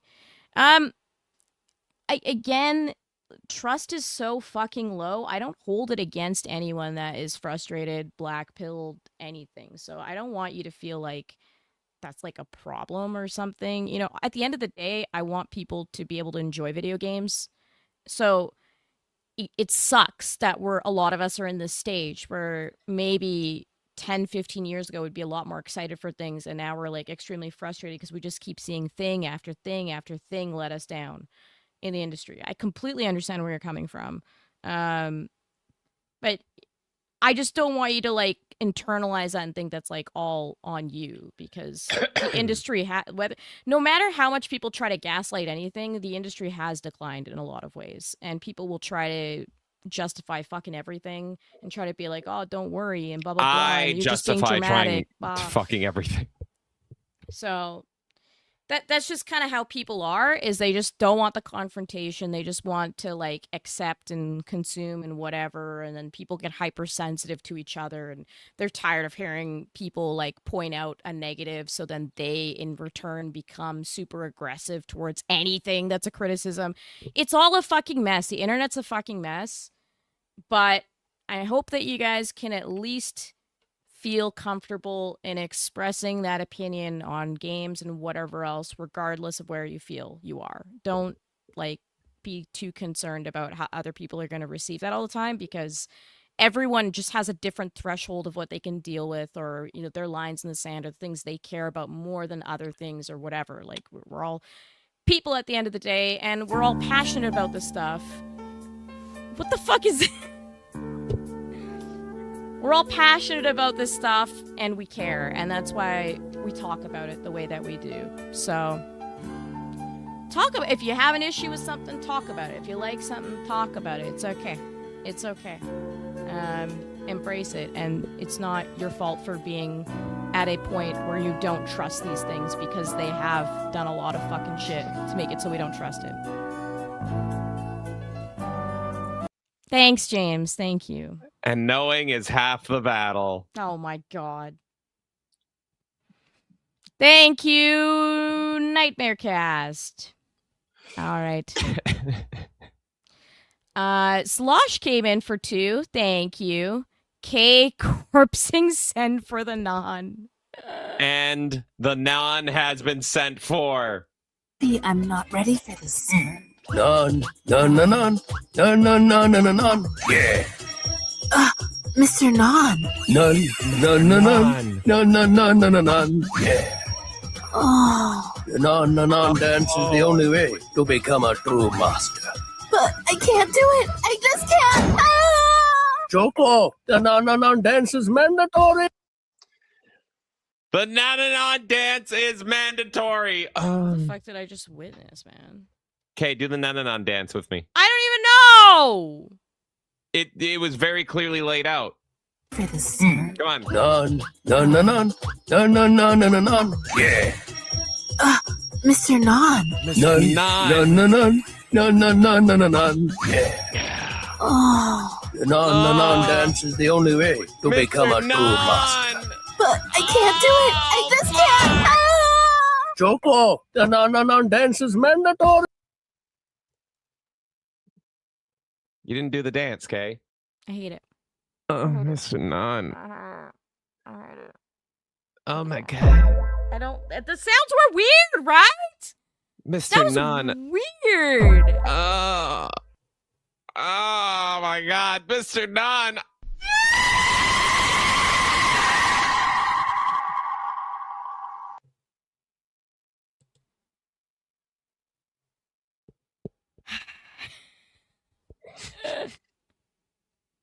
Thank you, Slosh. D-Day, thank you once again for that $100. Play Severn Kagra soon, bish. What I can say is tomorrow, Monday, July 27th at 7 p.m. PST, Melee James, Mr. Non, if you will be playing the Warthog new controls. Thanks to you. D-Day, why? Why? Thank throw you. up. God damn it. God damn it. Thank you, D-Day! Uncle came in for 20 secs. Thank you. Shut up, Dr. Shekel, and hold right trigger to go. Oh, that's me. That's going to be me tomorrow. It's fucking this. I have to... Here's how you drive your Warthog now. Wow, it's just like every other game ever. Amazing. Riveting. I hate it! That's what you get for a... I want to just do the non-dance. Why can't I just do the non-dance? It went in... No. You ruined Halo for me, Kay. More than Microsoft did, you ruined it for me. You. Good. And D-Day provided the means to my destruction. Thank you, D-Day! Thank you, Uncle. Nightmarecast came in for 1. Thank you. The thing is, I'm 46 and I've been gaming since I was 4 years old, so I've had so much cross my path, and to see what it has become and the reasons things are made and the disrespect shown to us, and you came back again for $1. Thank you. It's unfortunate that things are like this, and the fact that I look to Asia almost exclusively for my gaming entertainment now is really something. I can't help but wonder when they will fall as well. Yeah, and it does feel inevitable too. It's interesting what you said about Asia, because I think especially James could relate to this. I relate to it a bit too, but like there is a difference between Asian and Western gaming, and Western gaming had an era that was really fucking good, and we've completely lost that. So even if Asian gaming continues to improve and that's like a place we can go to for relief, we're still also grieving the loss of like good Western gaming. right? Like Yeah. that's still a thing. It's not that Western gaming was always bad. There was a stage at which it was good. So it's very frustrating. Well, and that's the problem is like I've always been like what I like is Western games. My favorite games are like the ones that came out like in the PS2 to PS3 era, and they're all made by like primarily white men in Western countries, and all of that is gone and taken over now. So my Twilight Zone arc is like, yeah, okay, Asia's still making great games, but I still don't like how Asia makes those games. It's never clicked with me. Rarely does it click with me, with few exception. And so I'm kind of left being like, well, I still don't like that, even if it's good. And then everything I do like is destroyed and completely taken over. So I'm left with nothing. It's fucking horrible. Absolutely, Nightmare Cast. So yeah, I don't blame you. You know, I feel the same way. If we weren't doing Melee games and we weren't 100% a gaming channel, if gaming was just a hobby, I would probably just live in the past, permanently, with few exception. I may look at a game here and there, but I guarantee you one thing: I wouldn't be playing Halo Campaign Evolved. That's for fucking sure. So yay! Woo! I get to do that. Yeah, and I understand Nightmare Cast. I mean, you've been gaming for 40 years. You've seen a huge scope of the industry, so you understand that games used to actually fucking be good. Like, yes, you can still find indie games now that are good, of course. You can still find things. You have to, like, dig so fucking deep to find them. That's the problem. The majority of the industry is fucked. You can still find stuff. You can still obviously go back to the old stuff. But there's such a huge shift in tone. Like, it used to be about building everything with intention and passion and love and just the fun of the creativity, and there was a certain excitement around it. And now everything is built around monetization models and how to get the least path of resistance and just push the game out there in time for the window. Like, there's always been issues with, you know, things going into these development cycles that are unrealistic for the time or whatever, but it's just gotten so much worse. Budgets are inflating. They are putting so many people in there that don't know what the fuck they're doing. We're losing industry knowledge by the hour at this point. We're just constantly losing people that actually know what to do. And so now you're seeing all these cracks happen constantly too. How much of it is incompetence on top of intentional decisions that are poor? Like, a lot of it is just we're losing veterans in the industry that could have actually steered the ship properly too. And all the people that are coming in now, with few exceptions, are people that don't want to take that time to learn or respect the art form whatsoever. They just see this as like, ooh, fun industry. I'm going to make lots of money. Woo! You talk about steering the ship properly, but I'm not allowed to steer my Warthog properly. Nope. Not at all. Thank you so much, Nightmare Cast. James, you got to update this total, bish.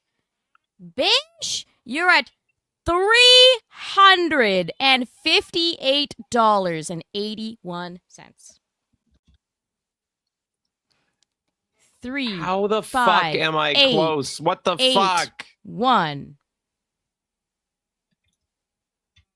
God damn it all.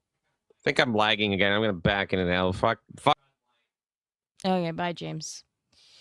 What's up, Midget Menace? How you doing? D-Day says Marvel Rivals has all these hot bitches. That's right. That it makes them successful enough to force Blizzard to make hot bitches again in Overwatch. It's always inevitable. Did you make my name Mr. Nan? Yeah. God damn it. How? I can't believe, like, I'm beating Halo tomorrow. It's done. After tomorrow, it's done. Now I don't even know if I can, because I have to fucking do the stupid fucking driving. And I'm actually close to having to do it all in third person again. I can't believe this. Can I go to the next story? Yeah, you can. All right. So here's our next gaming showcase. Holy shit. Thank you guys so much. $358.88 all today, contributing to fucking me in the ass. Now, we talked about games no longer appealing to us, all right? And everything in gaming is shit. I picked this game showcase just because I was like, God damn it. This is so retarded. I love this trailer so much. This is the stupidest thing I've ever seen, and I love stupid.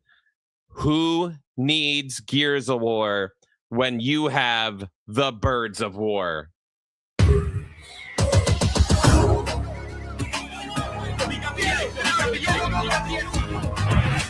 This is our game, Birds of War. It's like COD, but you're a bird. There's no guns because you are the gun. Let me tell you something. You can pick whichever bird you want, and each bird has its own abilities and quirks and systems. So the Shoebill can headbutt you. He's like the CC god. Crow can go invisible, pull up behind you, and Pigeon. We gave Pigeon war hacks. We felt bad. Pigeon was a pretty useless bird. Also Hummingbird. He's just annoying. Honestly, just annoying. We have a ton more birds though, but I don't really have a lot of time. You know what is really cool? Proximity chat. Give me that shit back. Proximity chat is back and it's goated. Also, there's a ton of different game modes. Egg Conquest. It's our flagship. 3v3v3. Steal eggs. Defend your nest. It's goated. TDM. Free for alls. Even in infected mode. You know how we get down. And also, you put me on record about this. The game will never be pay to win, but it will be pay to flex. So you can make your bird look like this, or even this. Let me give you a quick rundown of who we are and who made this game. It's not boring, I promise. I am a semi-washed up, half-famous Australian rapper turned game dev. That's not a lie. And the other guy, Matt, he's lovely. He's an ex-esports pro who played for Fnatic. So mixing me and him together, you get something like this. I went from VO2 and stepping in the lobby to running up the perks and nugging everybody. I'm captain out of price, I got the majors trying to copy. They follow in my step, I'll show them how to train. That's pretty much it. That's our game, Birds of War. Go and buy a copy, and if you hate it, you can always refund it via Steam, but don't tell them I told you that. Thank you so much for sticking around, and I will see you in the skies. Let's get it. Birds of I'm buying this game. War. I'm sold on this game. I am so fucking sold. That is the most refreshing fucking game trailer I have witnessed in a decade. In a fucking decade. That is the best game trailer I have seen in a fucking decade. And the one thing that they did that no one else can fucking do is every single time a game tries to demonstrate proximity chat or what it's like for people to talk in game, it's always fake and gay fucking bullshit. Always, always, always. That was legit. That was not fucking gay. That was just done. I love these guys. This is amazing. I saw this trailer. And I was like, I don't even care if the game is shit. I need to show it just based on this fucking trailer. And encouraging the fucking Steam refund system. You know those are people that actually fucking play video games. Well, Kay, you don't even have to wait, because guess what? It's already out. It has been out since last Wednesday, and it is on an introductory offer until July 29th. It's a brand new game, just came out, Birds of War, 20% off currently. Canadian, it is $10. That means for American, it's like $7 or $8. And it's actually very positive right now. So the people are liking the Birds of War. So I saw Slosh say, you want this to be a community event? You guys want to stream of this? Let's fucking check out the Bards. There we go. Birds of War. We got to play this game. Okay, just gifted it. There you go. Yeah, we own it. Okay, that you're like the fastest fucking gifter ever. Here we go. Birds of War. You are a bird. You have a nest. Other birds want your eggs. Birds of War is a team-based aerial PvP game. Raid nest, steal eggs, fight beak to beak in fast chaotic matches built around flight and combat.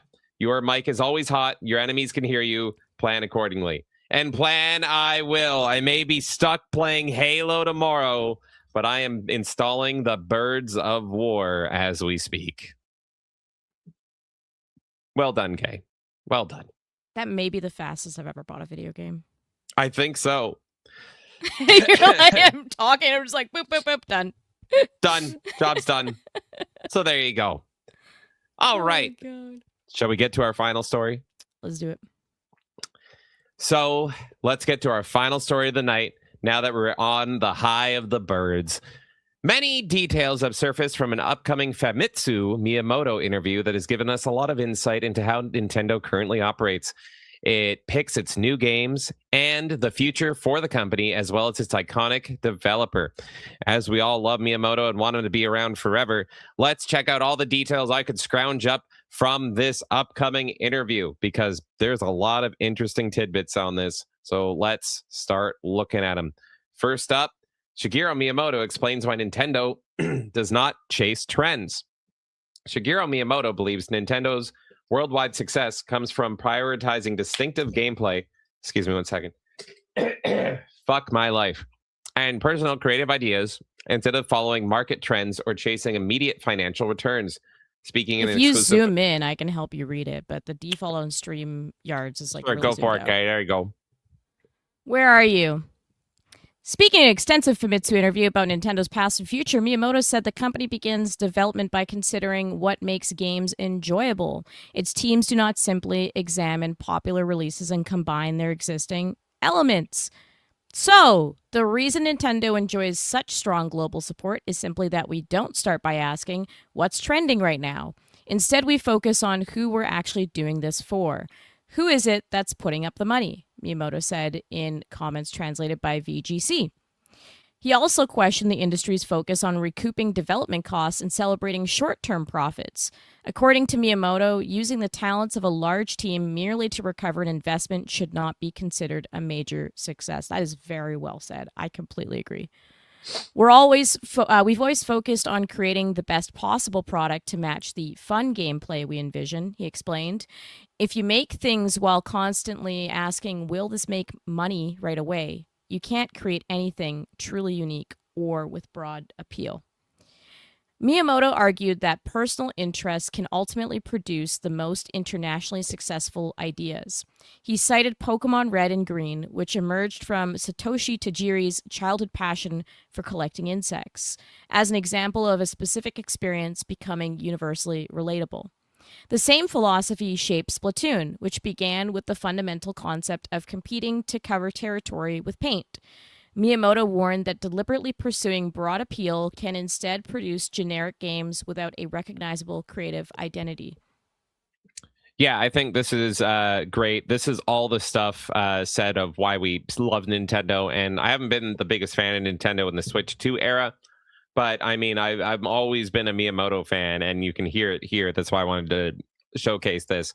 This is excellent. He is talking about the kind of things that we hate across the industry, and Nintendo, at least in Miyamoto's words, are fighting against that to instead say, like, let's make these fun, unique ideas that will grow over time. And that is excellent. And Splatoon has grown. Like, Splatoon's a great example. Like, it's become pretty fucking huge for them. It has its own concerts in Japan.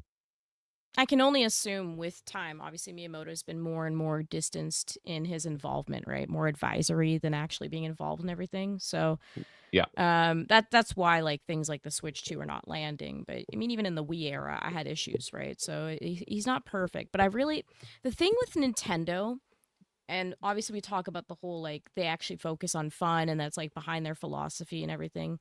There's so many people in Nintendo with such high knowledge and care and respect for what video games should be, whether or not they execute that properly or other business partners get in the way and make it so that Nintendo sues the loving fuck out of everyone. And like, I have a lot of problems with Nintendo's business practices, but whenever you see somebody high up in Nintendo talk about like video game design itself and how video games should be inspired, etc. Those are like, that's conversation that I feel like everyone in game development needs to hear. Like that should be required reading in video game companies. So that's why I still love Nintendo to some degree. Like, and I know I'm a bit of a, what people would call a Nintendo adult, similar to like a Disney adult, right? Like I really do love Nintendo and I get a lot of their stuff. I don't agree with a lot of the bullshit that they pull, but there's something still magical about Nintendo when they really apply themselves. Well, despite not chasing trends, Nintendo has been pushing heavily into a certain trend lately, and that trend is remakes, as the Switch 2 is becoming kind of the console of N64 remakes. So let's hear from the man himself and hear him defend them. After Star Fox's launch and Zelda Ocarina of Time announcement, Miyamoto defends Nintendo's recent spate of remakes and says they lead to future developments. Some people might say there are a lot. Nintendo legend Shigeru Miyamoto has defended the company's remakes and said that newer versions of the classic titles can lead to future developments, something that fans are keen to see for Star Fox and Zelda. While Nintendo remaking and re-releasing its classic games is absolutely nothing new, it's fair to point out that two of the company's biggest Switch 2 games this year will be very familiar to long-term fans. Star Fox, which launched last month, sparked conversation online for technically being the company's third reimagining of the N64 classic. I think it's actually more than that. The upcoming Switch 2 incarnation of The Legend of Zelda Ocarina of Time, meanwhile, will follow various re-releases of the N64 original, as well as its 3DS port. Now, speaking to Japanese gaming magazine Famitsu, Miyamoto has addressed the claim that there are too many Nintendo remakes and hinted that the projects will subsequently serve as the basis for something new. Some people might say that there are a lot of remakes, but after 5 years, a lot of people have outgrown games and stopped playing them. Young people today don't have the opportunity to play games from 10 years ago, so remaking them to be more playable and releasing them again is a good way to meet the demand. I don't agree with that, though.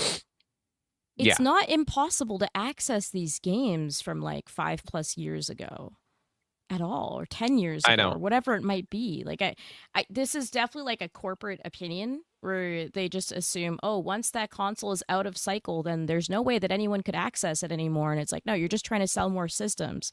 Absolutely, somebody can own a last gen console or several generations past. I still have my fucking SNES and all this shit. Like, we still own this shit. We can still play it. We can still pass it on to other generations. It's such a corporate fucking answer. And the other thing too is with like the online system, right? Like, so much of that stuff is also available on the virtual console type shit. So do we need the remakes?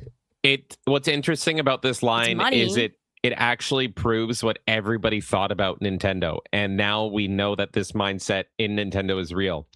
Please remember, no play, only remember. It's actually fucking real. Like, Nintendo, once they release a game, if it's 10 years old, they act like it never fucking existed. You might have memories as of a kid of playing this game, and they may call on those to be like, remember when you played this game? Yeah, I can go play it again. Actually, I still own it, or I can emulate it, or you actually have NSO where I can play a bunch of these. That's a paid for subscription service monthly. No, you're playing the new one because you remember the old ones fondly. That's it. It's fucking crazy. This meme is like fucking like 10, 12 years old. And Miyamoto just proved that it's fucking real. Incredible. Letting people know the original games also leads to future developments, he teased. So we've been actively pursuing that recently. Following the appearance of Fox McCloud in this year's Super Mario Galaxy movie, as well as Switch 2 Star Fox remake, many fans expect an all-new Star Fox game to follow in due course. As for Zelda, it is inevitable that a full-blown follow-up to Tears of the Kingdom is in the works, while Ocarina of Time launches later this year to keep fans busy. Which, once again, is my theory of new Zelda games are going to be Breath of the Wild, whereas what actual Zelda fans want is just going to be remakes of their games that they love. I think that Echoes of Wisdom track was kind of interesting, right? Like, we had a new game that was not a Breath of the Wild, Tears of the Kingdom. We had Echoes of Wisdom, which was the Zelda-led one. I don't know if it's going to be all remakes. There could be a universe where they actually do split it into two and they continue on with the Echoes of Wisdom type stuff and then also do that and then the Breath of the Wild stuff and then maybe continue on the Dynasty Warriors path that they've been doing because that's been pretty successful. I know the Ocarina of Time remake is going to sell well. I know it. Oh, yeah. And it's just a guaranteed success. And I'm still very, very, very mad at how they handled the reveal of that. It's so fucking frustrating, man. How much of a bastardization is it going to be of Ocarina of Time? Is it going to be Halo campaign evolved levels? Is it going to be passable?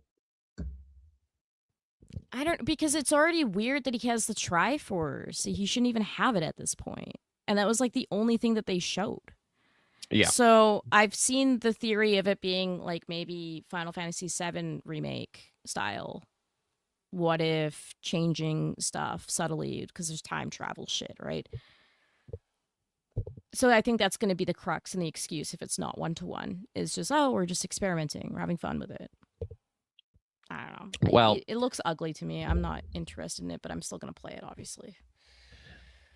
Well, as Miyamoto has become more involved in film and less on the game development side, it's clear that his films are now actually directly impacting what games are developed at Nintendo, as we all theorized with Star Fox. But he has confirmed it. Miyamoto on how Nintendo chooses which games to release confirms Star Fox and Yoshi games happened because of the Super Mario Galaxy movie. Famitsu posted a new interview with Nintendo legend Shigeru Miyamoto this week, and one topic of discussion was the company's software lineup.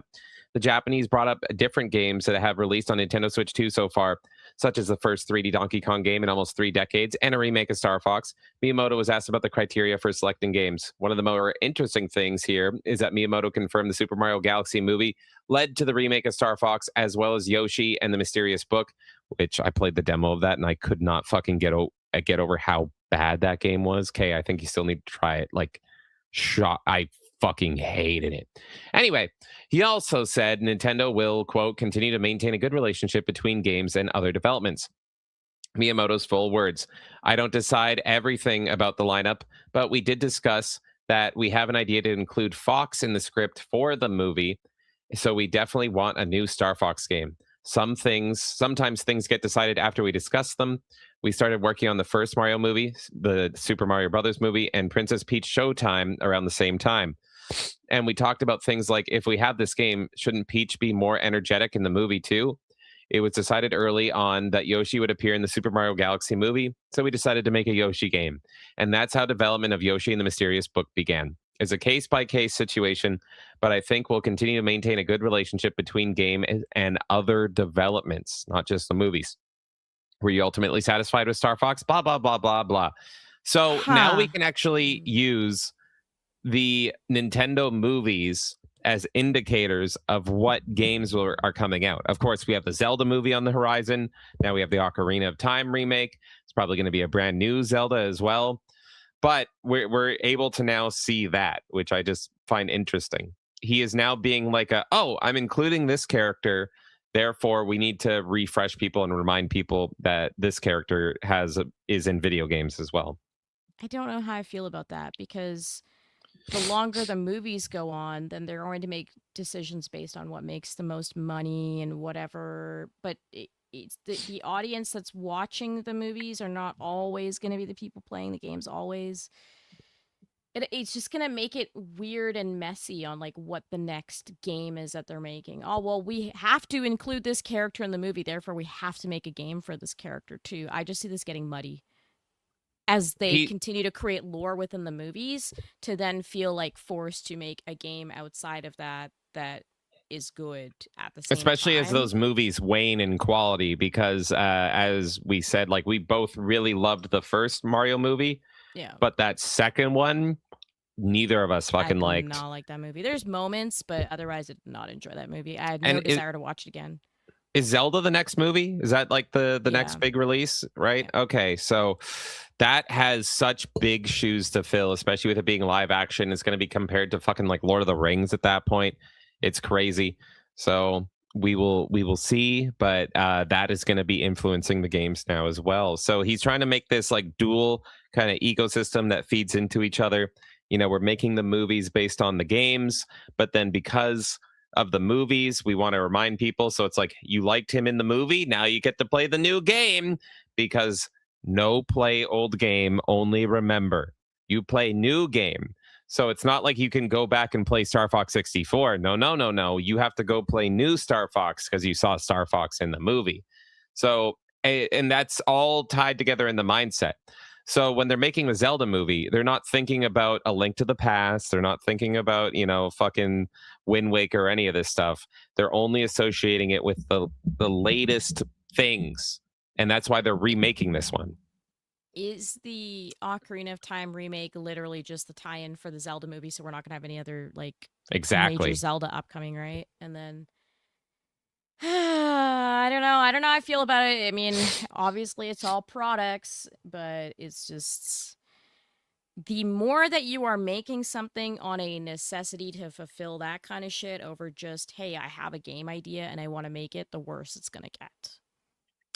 I think it's going to be very interesting to see the 1-2 punch of Zelda with the Ocarina of Time remake, which, similar to the Halo remake, it's like you're taking a huge game that is beloved. Now, I call Halo Combat Evolved perfect. I wouldn't call Ocarina perfect, but it's a lot of people's favorite game of all time, and for good reason. So that is fucking a daunting task to remake that game. And then to make a Zelda movie and live action, both of these are big fucking swings that they have to knock out of the park. And if they don't knock it out of the park, this could like radically shake up their entire business model that Miyamoto is kind of revealing, this dual ecosystem that they're doing. Well, back to good news, though. I couldn't agree more with this. Miyamoto says developers shouldn't worry so much about making games for everyone, which is one of the main things that you should focus on as a game designer. In a recent interview with Famitsu, the Nintendo legend said if developers try to make something the world will like, it becomes generic. Instead, he believes the best games come from personal ideas and passions. The most local things, like an individual's personal hobbies, often resonate more than the ones that do globally. If you try to base your work on things that seem to have broad appeal, you end up with something generic. So I absolutely love this. And of course, we already touched on this on the Pokemon element as well. But I really hope that Nintendo continues to focus on this. And I feel like more more game publishers should return to this method of going for proper original things. Oh, this one was out of nowhere. Miyamoto believes gamers are no longer looking at console specs. Respected game developer Miyamoto has participated, as you all know, the interview. When it comes to video game systems, Miyamoto says that he doesn't believe gamers are looking solely at graphical specifications these days. He said that gamers are genuinely much more interested in a variety of games that run on hardware that they currently own. That is true with the rising cost of everything. He points towards the original Nintendo Switch as an example of this, and the fact that it lasted 8 to 9 years on the market despite its aging visuals and performance. First of all, I was happy that the Switch lasted for 8 to 9 years. I think that customers are no longer just looking for specs. I think the ideal is that if you buy the software, you can play it on the device you have at home. I'm just here so I won't get Smartphones are everywhere, aren't they? I think that's one ideal. But Nintendo has always been providing gameplay that only we can create, including the interface. And compared to smartphones, it has the advantage of being able to respond quickly and having a high degree of freedom because it only requires one architecture and support for one piece of hardware. If you use a general purpose device, you have support of all versions, so the amount of work increases. We still want to make a living with minimal effort to live without working. That's half a joke, of course. But we believe that reducing the amount of work as much as possible is important for making development more efficient. So considering that, I think we've created a pretty good environment. Now, it's a weird answer.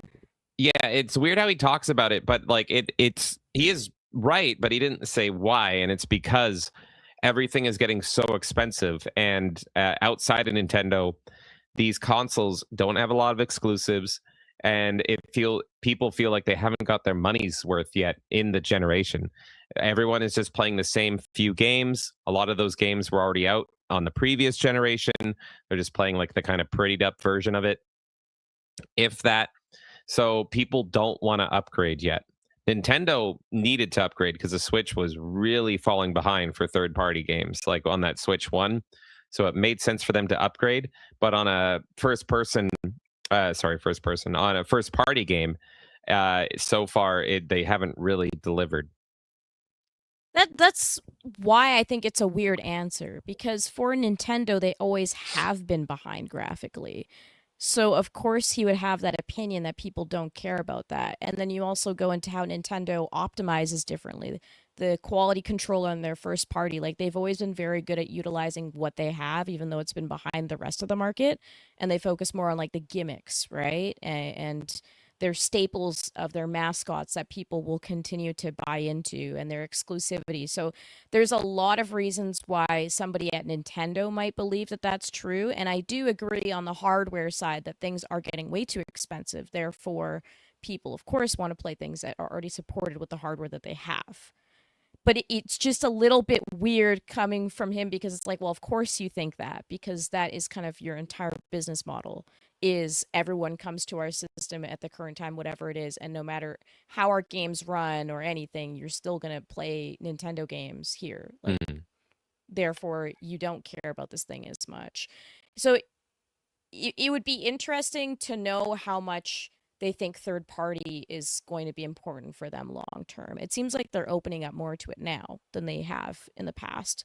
But it's intriguing to think about, like, what are the conversations internally in Nintendo about first party versus third party, and are they always going to stay as like first party is like super important to them, or are they going to continue to open the door more to third party stuff? I mean, like Duskbloods is an interesting example, right? Because now all these From Software fans are going to be buying Switch 2s.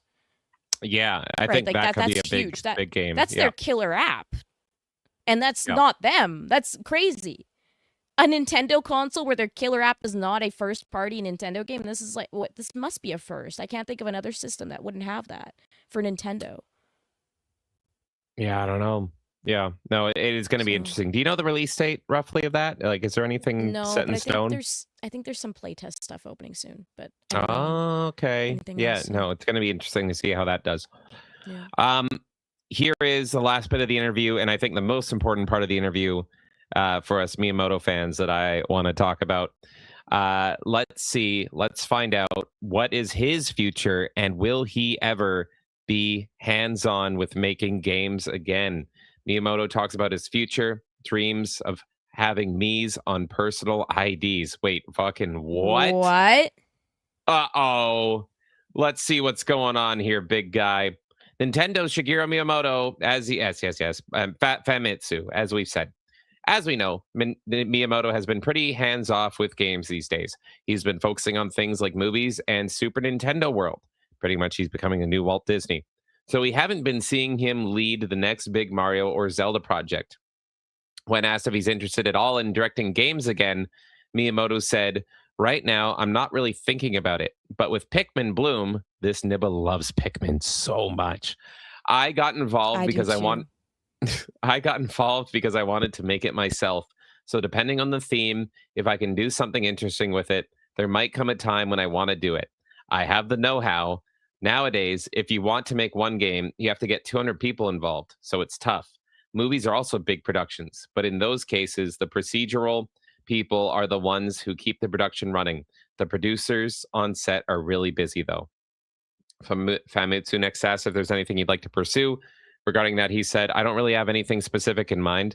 I would be happy if I could start a movement where everyone and their dog joins in. But there's nothing that I feel like I'm going to see through to the end. My family is telling me, isn't it about time you stopped?" Miyamoto, who is now 74 years old, has also said the following when asked if he has any feelings of hoping to continue doing what he's been doing in 10 years. Yes, that's right. The feeling of, I hope we can keep going, fits perfectly. On set, we say things like, it wouldn't be surprising if I collapse tomorrow. So make sure you're okay. I just hope we can keep going without any problems. Finally, there's an interesting note about Mii's while discussing how there seems to be more foreigners in Japan now. Uh-oh. Miyamoto brought up how it'd be neat to see those characters on personal IDs. So you hear that? You're a black guy harassing Japanese people. You're going to have to wear a fucking Mii sticker on your chest like you're a Jew in Nazi Germany. Enjoy it. He shared the following. What's interesting is that Westerners really put a lot of effort into creating their Miis. In the past, it was said that Miis weren't necessarily designed to suit the faces of Westerners. So I'm happy about this. I think it would be really interesting if it wasn't limited to Pikmin Bloom, but could be linked with Nintendo accounts and we could collect hundreds of millions of Miis. Miis use very little memory. Nintendo is a company that is very particular about how to achieve the maximum effect with as little memory as possible. Normally, an avatar can easily take up several megabytes, but Miis are made up of only a few hundred bytes. The compact design started with the specification of wanting to fit dozens of people into a Wii controller. And with this, even if we had hundreds of millions of them, they'd probably all fit into that small amount of memory. Wouldn't it be interesting if in the future Mii characters were attached to personal IDs all over the world? I can't help but wonder that if that will ever happen. I've been talking about something that sounds like a trade secret, but this is the kind of thing that should be spread all around. Thinking about things like that makes every day fun. So there you have it. He doesn't have any current plans to do games. It seems like he knows that time is limited, which is kind of sad. And it's just about getting through each day and doing the things that he wants to do immediately. However, maybe we'll have a dystopian government ID future where everybody gets a cute little me associated with them. What do you feel about all that, Kay? That was really weird. That's just quirky Miyamoto, I think. I don't even know. Overall, I'm excited for that entire thing to come up from Famitsu. I was trying to find just like on their website the entire interview, and it's going to be released eventually. So I want to read through all of that. I think he's got tons of knowledge that is interesting to me, at least. But I am. Said me's tattooed on their wrists. I imagine like the scene of Magneto and X-Men. It was like, I've gone through things in my past, but instead it's like a little smiling me on his wrist. Fuck yeah, I don't know. I'm not super jazzed about the whole we're just gonna make a game based on a character that we're introducing to the movies, because I think there's gonna end up being this branch later that just doesn't make sense. But I really liked some of the insight that he gave. So like I said, excited to read the whole interview. Slosh came in for 240, by the way. Oh, okay. Yeah, no, I had one more Nintendo story, but yeah, go for it. Okay, we'll read it now anyways. No pray, Brit fag monkey. No, you see, ha ha ha. Monkey in Mario movie, so you play new donk with Lolene.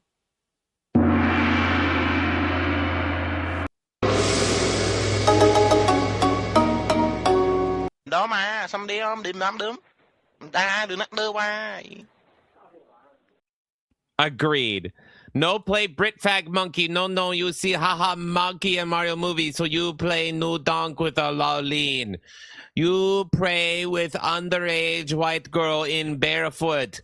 No shoe for you.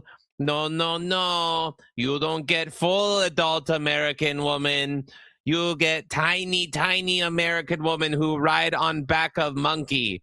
Ho, ho, ho. And you know monkey love banana.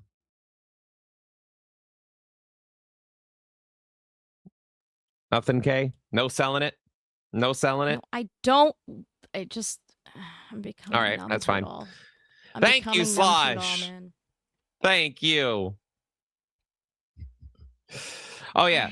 Here's the next thing. So we thank you, Slosh. So we all love little crazy Miyamoto. Everybody loves him. But not everybody loves Nintendo lately. And as we wrap up the Miyamoto news, just a look at kind of the absolute greed-pilled state of Nintendo, as they will not be refunding tariff fees it passed on to customers, saying they, quote, received exactly what they bargained and paid for. While Nintendo is due for a refund and interest on tariffs it paid, it will not refund any consumers it passed this on to. Nintendo is just one of the many companies that has been claiming refunds on the tariffs it was forced to pay on goods entering the United States from August 2025. But it says it doesn't have to and won't pass these on to customers. In August 2025, Nintendo increased the price of the original Switch console in accordance with ongoing tariffs at the time. These were deemed illegal, but a U.S. court in February 2026, with Nintendo suing the U.S. government in an attempt to get their tariffs and associated interest refunded. A class action lawsuit filed in April 2026 on behalf of Nintendo consumers argued that Nintendo had an obligation to refund customers who purchases products at the inflated price. Nintendo, in their latest reply to the lawsuit, argues against that logic, saying that customers were never forced to make a purchase in the first place. The documents highlighted by GameFile also show that Nintendo is attempting to have the case dismissed. Quote, Nintendo or one of its retailers set a price for each product, and consumers decided whether that price was worth paying, the new filing reads. Those who bought Nintendo's products received exactly what they bargained and paid for, a console, game, and or accessory at a price to which both parties agreed. Nintendo argues that it also didn't raise the price of all of its products, implying that it didn't completely benefit from passing on some tariff costs to customers.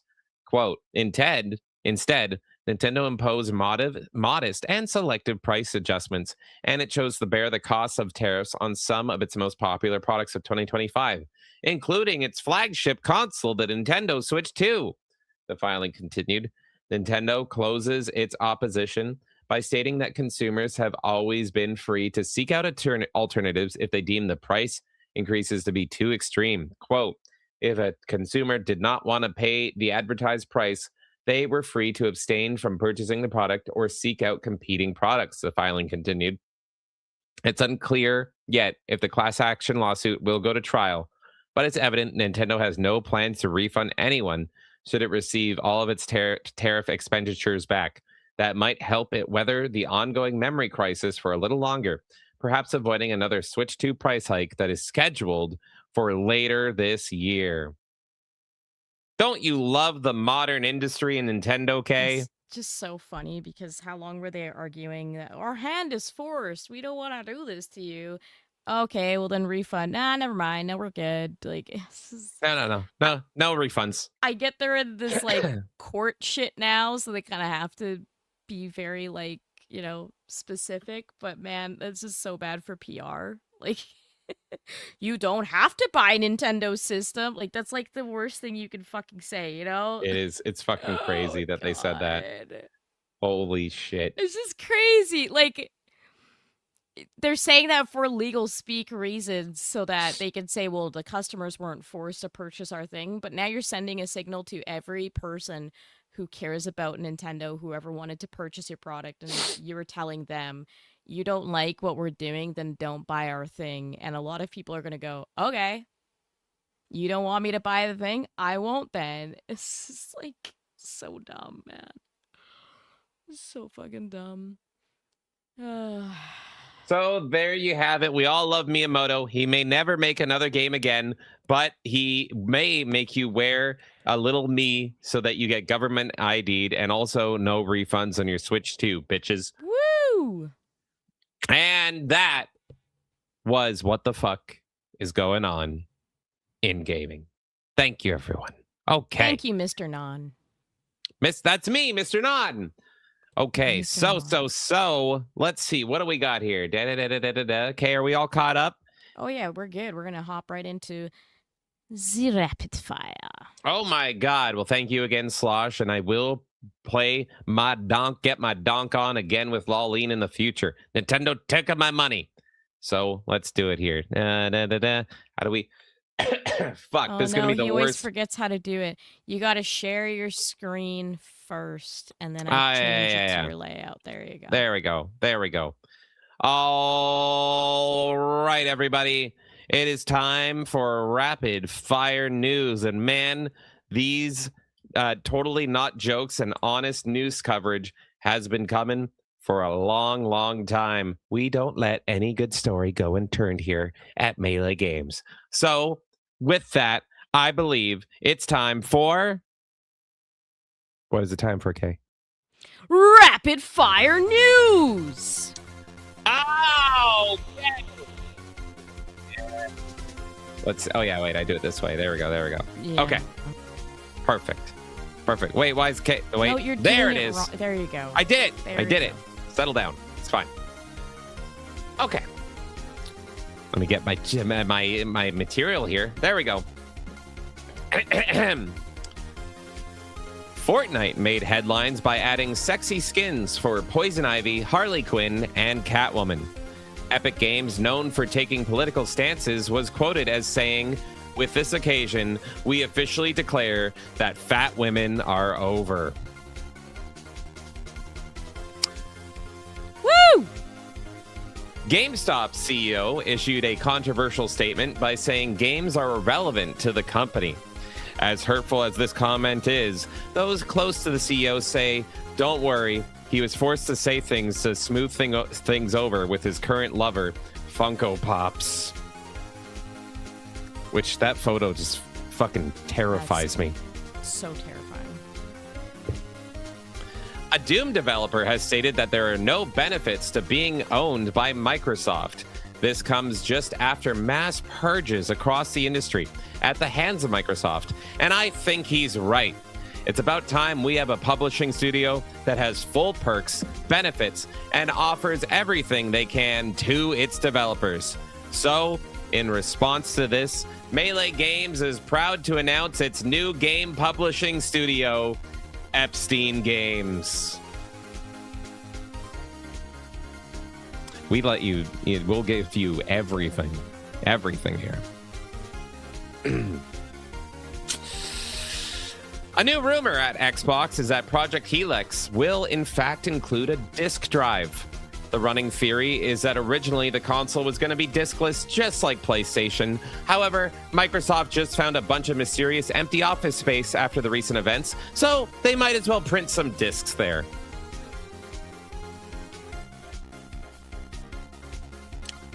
In gaming history, the Washington Post has selected Doom as one of the 25 most influential works of American culture. While not high on the list, Doom finds itself sandwiched in between highly esteemed works such as Kazam, starring Shaquille O'Neal, and Paula Deen's Southern Cooking Bible. I haven't seen Paula Deen in so fucking long. What the hell? I'm very proud of Doom. It belongs right there.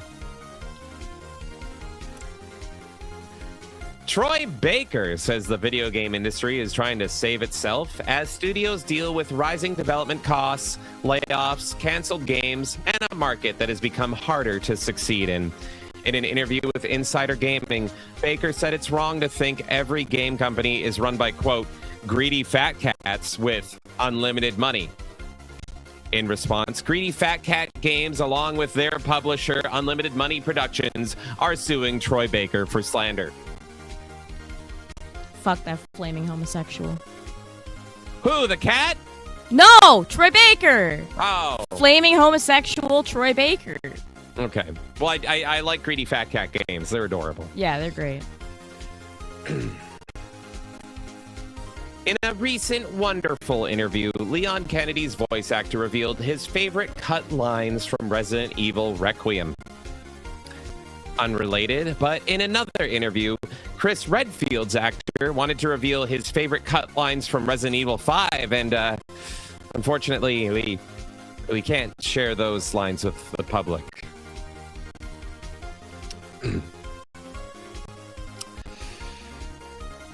New details about Whore of the Orient, the canceled spiritual successor to L.A. Noire, have been revealed by a former writer on the project. The would-be female protagonist starring project was unfortunately canceled when the writer, seeking inspiration, flew to Thailand and to his surprise found that all modern Oriental whores are now boys.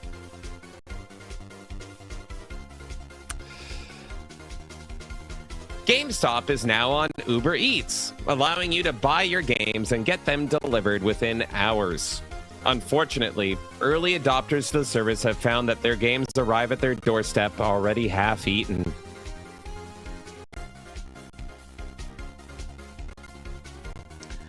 Award-winning actor Steve Buscemi has been officially cast in the upcoming Far Cry live series adaptation. Woo!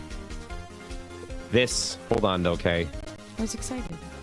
This also means we are no longer in a 0% chance reality of getting a Far Cry series where playing lead antagonist boss is Adam Sandler. Oh, God. What do you know the definition of insanity? Well, you don't have to know it because I'm going to tell you. Award-winning voice actor Ben Starr has publicly criticized Microsoft following the recent Xbox layoffs, accusing the company of telling employees, quote, multiple lies before the cuts. Starr, best known for voice acting Clive Rosefield in Final Fantasy XVI, said he spoke to affected employees and claimed that many were repeatedly reassured that their jobs were safe. Due to this, we asked the voice actor for Cloud Strife how he felt about evil mega corporation Microsoft doing these horrible things, and he told us, quote, whatever. I'm just here for the paycheck. And finally, Saudi Arabia has acquired a 5% stake in Capcom. Additionally, Capcom has revealed the plot to their next Resident Evil game, which follows new character Mohammed Redfield as he uncovers that the reason Jews are evil, money-grubbing, deceitful liars is all because of the T-virus. Umbrella will finally pay for their crimes, inshallah. And that was rapid fire news. That Capcom joke might be one of my favorites you've done on Rapid Fire. Which that one? Yeah. Oh, okay. I loved it. I didn't know if anybody would get the Cloud Strife joke, but I tried. I was hoping you would get it at least. Okay, perfect. All right, that was Rapid Fire News, everybody. I hope you enjoyed it. I'm going to quickly set up Anything Goes, and then we're going to do our final segment. Goes. D-Day says, I'd play that Resident Evil. I'm fucking in too. I want it. Why don't you... Forget about Kreger. Why don't you make a fucking Resident Evil fucking adaptation? What, me? Yeah. And I'll just make it all about like the Jews and the Palestinians fighting each other? Yes, that would be incredible. I would play the shit out of that. Perfect. All right. D-Day saying this is the least gay I've seen Troy. I know. Every fucking time. Flaming homosexual Troy Baker. All right. Well, Kay, are you ready for the finale? Anything Goes? I'm excited for the finale. Anything Goes. It's going to be a lot of fun. Okay. Well, everyone, it's been a long one, but now it's time for our final segment. Anything Goes. So, we here at Melee Games love video game music, and while it's tough to pick a favorite composer, for both of us, Jeremy Soule is a contender to be at the top of that list. And much to the delight of another thing is that I love Duke Nukem. And you may be going, why the fuck are you talking about Jeremy Soule and Duke Nukem? Well, wouldn't you know it? Jeremy Soule, along with his brother, who composed the soundtrack for another one of my favorite games, the 2006 Prey, were supposed to do the soundtrack for my beloved Duke Nukem Forever. While it wasn't used in the final edition of the game, that soundtrack has now leaked. So let's take a quick listen to the 10 tracks from the Jeremy Soule Duke Nukem Forever, which is crazy. You can hear these yourselves. They don't have a lot of views, but it's unreleased Jeremy Soule content. So I just am going to pop around these and let's have a listen.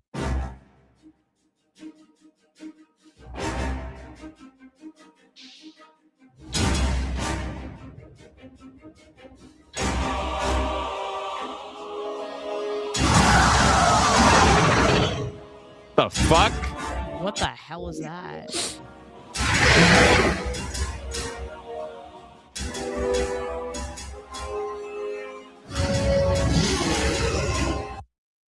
go over to this one here. There we go.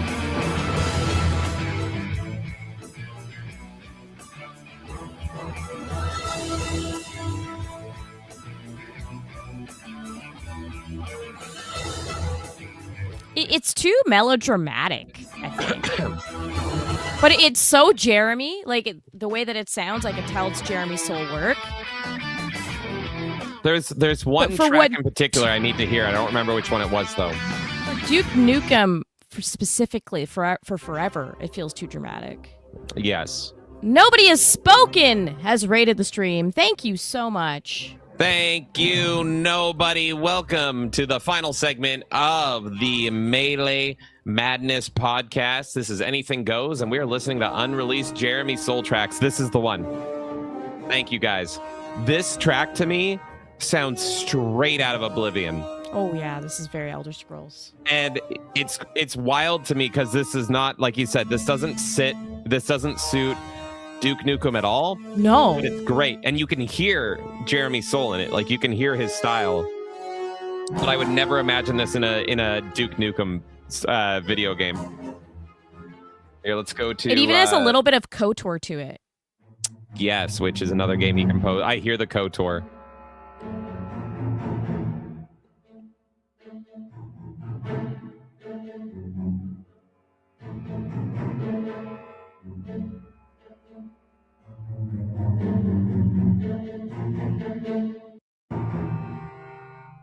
All right, let's do the final one here. Let's do Mothership. It's a long one, 6.5 minutes.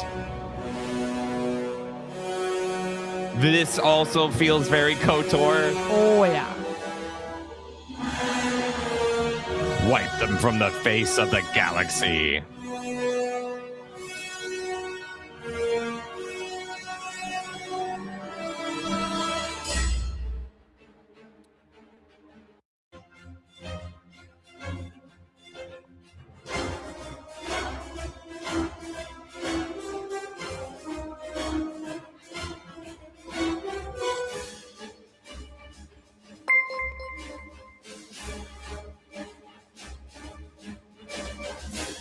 while this plays, the King Alucard has gifted 5 Melee game memberships. Thank you so much, Alucard.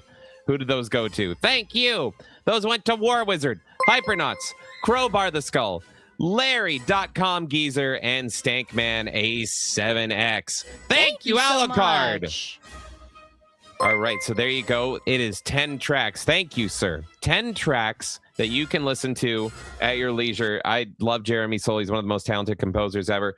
And the channel that uploaded this only has 17 subscribers. That is Nilder at Nilder-Duke Nukem Forever. This is all they have on their channel. So there you go. If you want more Jeremy Soule content, you can go listen to it. I'm curious, what is everybody's favorite Jeremy Soule game that he has worked on? And it might be surprising how many fucking games this man worked on. He was actually QA on Final Fantasy VI, but we start really at Secret of Evermore. And then my beloved Freddy Fish, humongous entertainment there. You have Pajama Sam. You got Putt Putt. Now, none of the Putt Putt games that I loved. It was, as a kid, it was Putt Putt Goes to the Parade, the first Putt Putt game that I loved. But you got Pep's Dog on a Stick and Travels Through Time. I still want to play all these Putt Putt games. Total Annihilation, Young Dilbert game, Spy Fox, of course, very humongous. More Total Annihilation. You can see it all. Right, wait. I'm sharing the wrong fucking You're not tab. showing it, but There we go. I'm a little retarded. There we go. Perfect. The thing that is fascinating to me is what we're doing right now is what sent me down the Debussy pipeline, just so you know. I was like, I love Jeremy Soule. What else did he work on? I want to play more games that his music has been in, only to start reading into Jeremy Soule's life and what inspired him. And that was, he said that his inspiration was Claude Debussy. That's where I got the Debussy thing from, was literally reading about Jeremy Soule's history.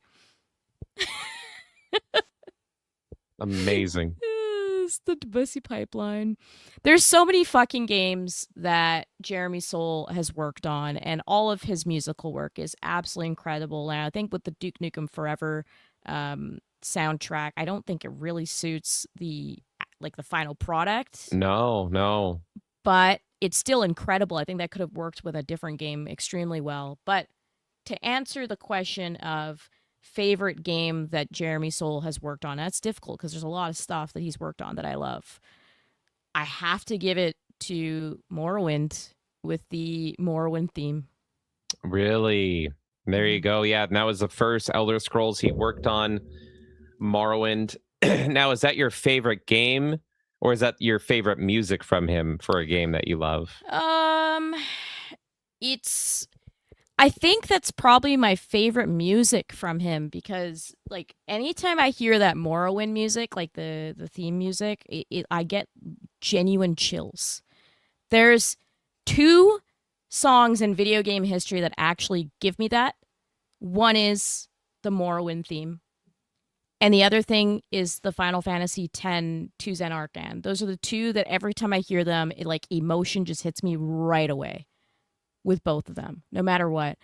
I was playing Skyrim and went to Solstium, and the Morrowind music started playing, and I lost my shit. I was the happiest person on earth for that couple minutes, and was it the original? Was it re-recorded, or is it the original track? It sounded a little touched up to me, but it was just hearing that music, because I was wait a minute, I remember Solstium because of the Blood Moon DLC for Morrowind back in the day, right? Or the expansion, I should say. And so I was wasn't Solstium owned by Skyrim or whatever? And then they flipped it, so in Skyrim now it's Morrowind inhabitants instead. It's very interesting. But yeah, when I heard that music, holy shit, it caught me off guard hearing that in Skyrim. So yeah, that song easily the best for me. I am almost done reading through every. Oh my god, he did Mists of Pandaria. I didn't even know that. Reading through every game he's done. But because like KOTOR is probably my favorite game. But I love Morrowind. I don't know. It's tough. Yeah, so reading through every game, and if you didn't know, Jeremy Soule, he was like a huge fucking victim of cancel culture. Some woman came to him with a completely baseless allegation, never proven, and he has pretty much been in exile ever since, and he's not hired anymore. Apparently, any future Elder Scrolls content is not going to be him, which is insane because he set the mood for Morrowind, for Oblivion, and for Skyrim. So it's really, really unfortunate. I really hope Bethesda reconsiders that, because I don't even know what he's up to anymore. You can see the last thing he worked on, 2017 Consortium, The Tower. Oh, right. And it's something we talked about this before. That game is not out. It's like development hell or whatever. It's still marked upcoming. So really, like, what is his last game? What is this, Landmark? That was a MMO RPG. The Gallery, I guess. Well, I mean ESO, right? Yeah, ESO, but that's just reusing his music. So it's really a shame. Like Dead Rising 3, he did one song. War Thunder, he did the theme song. So it's kind of like it's really Skyrim with the Dragonborn music, which was the third and final expansion for Skyrim. That is wild. But for me, I'm similar to you, but I think you're going to be able to predict where I am. I think my favorite game, without a shadow of a doubt, that he's worked on. I love Prey, but it's one of my favorite shooters ever. But KOTOR, obviously, KOTOR, one of my favorite games of all time. Nothing can really top that. However, his Oblivion music, how do you not give credit to Harvest Dawn? To me, Harvest Dawn is like his most recognizable piece of work ever. So like that is like, it's a meme song. It's the Oblivion song.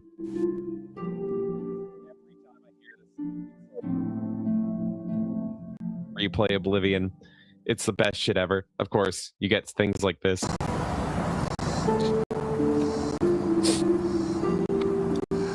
You're on camera. Say something.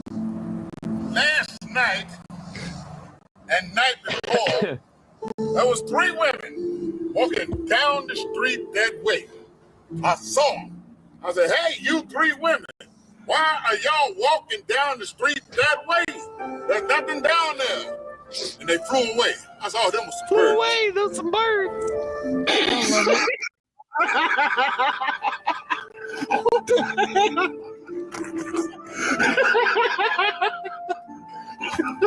So fucking good. So good. But he's also done film and television. You can see here. He did on the. Oh my God! It started playing it again. Ice on Fire. He worked on a documentary. Ooh, okay, that came out in 2019. I want to see that the Dracula documentary. He did music for that. Dracula's Stoker 2009 documentary. I got to see what that is. Is it a documentary on like Coppola's Dracula?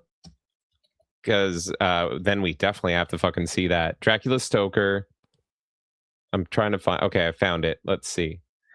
No ordinary documentary. This feature-length film investigates the history and background of Dracula's Dublin-born creator and influencing places, people, and tragedies that ultimately inspired the birth of vampires as we know it. All right, I'm fucking adding that to the list. And Jeremy Soule did the music for this? Oh, fuck. I got to see that. Good eye there. Let's see. Rowan is Bram Stoker, am I right? He did music for the porn parody. Love it. Yeah, I need to watch this. That is super cool. And there you have it. So we love Jeremy Soule here. So we had to go and put a showcase on unreleased brand new tracks from Duke Nukem Forever, which you can find all of those now on YouTube. And they sound pretty fucking great, even if they don't really fit Duke Nukem. So there you go. Love it. And that was the Melee Madness podcast. Oh my goodness. I'm going to read a few comments here from chat, just their answers to the question. Let's see. Thank you once again, King Alucard, for that 5 gifted memberships. Those went to War Wizard, Hypernauts, Crowbar the Skull, Larry.com Geezer, Stankman A7X. Thank you, Alucard. Neo says Total Annihilation, the one FPS I really or RTS I really liked. Yeah, that's another one that's good. Polaris said Guild Wars and Guild Wars 2. Oh yeah, I never got to play those. Okay. Slosh says this is crazy. I just looked and I haven't played a single game where he does the music. Lamau just wasn't a fan of any of the ones listed. Have you Really? played KOTOR, Slosh? No, I remember he was saying he was watching it for the first time with us, so I've been very careful to try not to spoil anything. Yeah. Oh my god. Okay, yeah. I didn't realize I even played KOTOR. God damn. Prey, fuck, I should stream Prey. Prey is so fucking awesome and underrated. I'll never forgive them for making another game called Prey that it has no fucking relation. I hate it. RoboNex says Metal Gear Solid 4 did that for Metal Gear Solid 1. It is such an amazing gaming moment.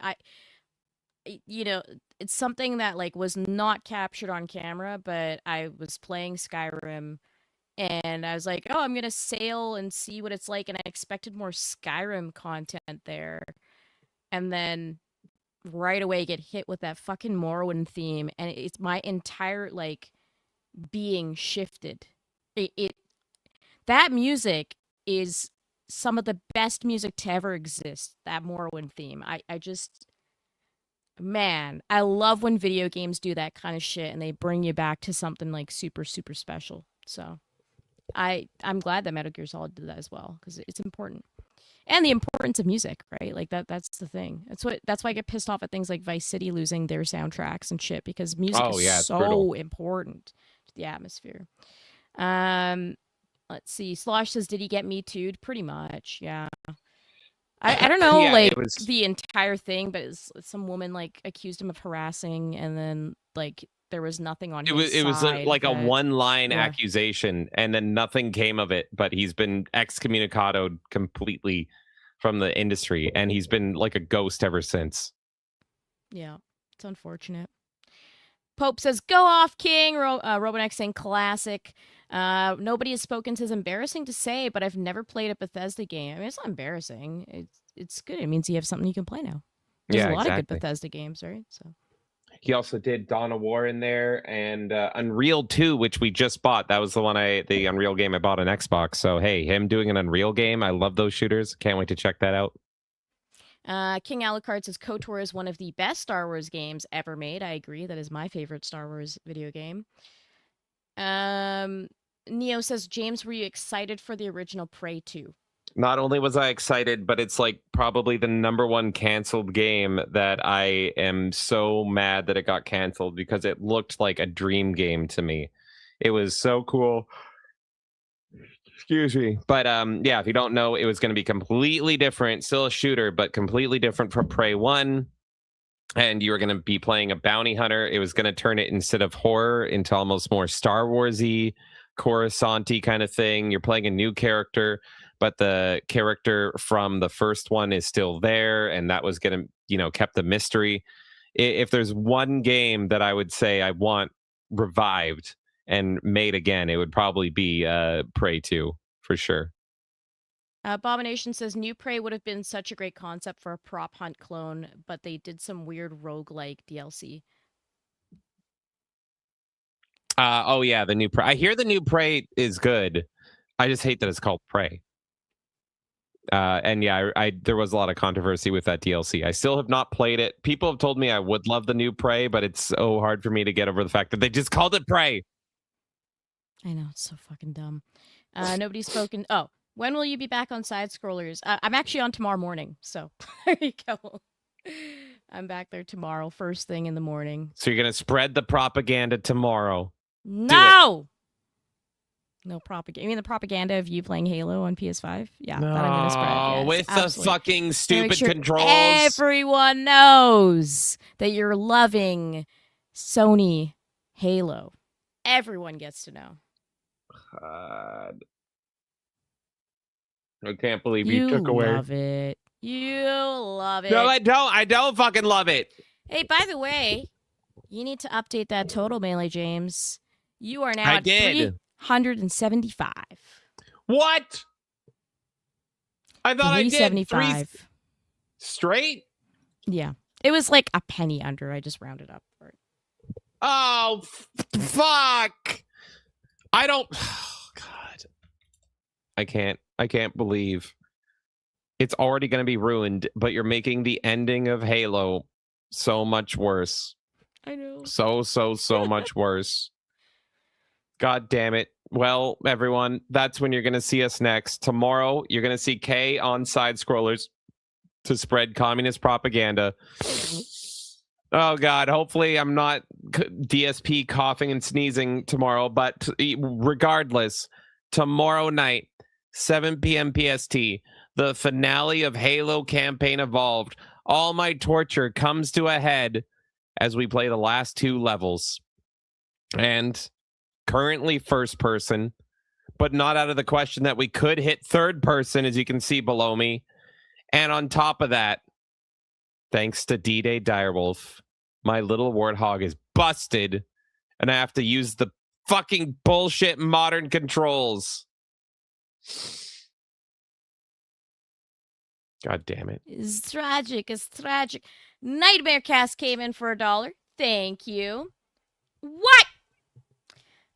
Be sure to ask Blabs if a Mally mouse was the best mouse she's ever used. Do you want me to get my ass beat? You know what? I'm not even going to ask that question because you're going to say yeah.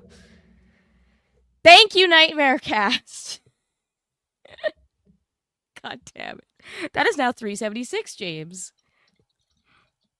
Woo! What are you scheming, Melee James? I see you over there. Mr. Non. Nothing. Nothing. I don't believe you. Maybe you should look at your name. No!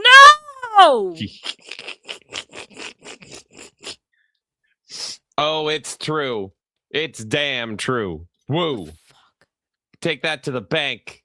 No. Thank you guys so much for being here for the return of the Melee Madness podcast. We'll be around probably all week. We'll see. At the very least, we're around tomorrow all day, as you guys have heard. I'm going to read some support, and then we're going to get on out of here. Oh, God. All the support contributing to my suffering tomorrow. Go for it, Kay. God. That was a fun Melee Madness to come back to. I had a lot of fun with that. And I like that we gave Jeremy Soule his moment in the sun because he fucking deserves it. Hire him, you cowards. We love him. Agreed. All right. I'm going to start reading the support. Thank you guys so much for being here. This was a lot of fun. And we'll be back tomorrow. I'll be on Side Scrollers in the morning. And then at night, 7 p.m. PST, we're going to be live with the last 2 levels of Halo. And we're going to be seeing that the new, I should say, Warthog controls. And potentially third person. There's going to be a lot of stuff happening tomorrow. Oh, damn it. It's going to be fun. All right. I want to first thank our raiders. Thank you so much to Mally Mouse over on Rumble. Power Keg Greg on Rumble. Cult Classic Cage on YouTube. And happy birthday once again to Cult Classic Cage. And Nobody Has Spoken over on YouTube. Thank you guys so much for the raid. All right. Let's go over to Rumble. Nightmarecast, thank you. Nightmarecast, thank you. Jared Haynes, thank you. Nightmarecast, thank you. Nightmarecast, thank you. M16 Mojo, thank you. M16 Mojo, thank you. Nightmarecast, thank you. M16 Mojo, thank you. Nightmarecast, thank you. Nightmarecast, thank you. Aramis, thank you for the 5. And Aramis, thank you. Nintenshell, thank you for the 5. Abomination, thank you. Nightmarecast, thank you. Cyber Chud, thank you. I still don't know how you survived eating during the banana bread conversation. I probably would have vomited everywhere.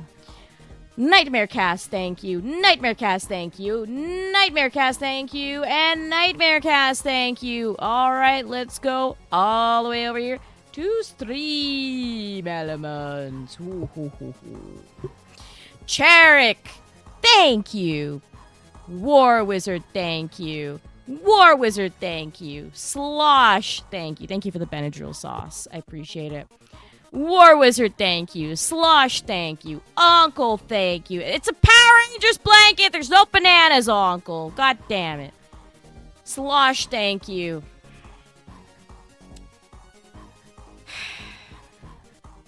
M16 Mojo, thank you for the 1488. A number I used to love and now is pure torture for me. Thank you so much for starting a wave as Slosh came in right directly after that with 1488. Thank you guys so much. Slosh, thank you. War Wizard, thank you for the 5.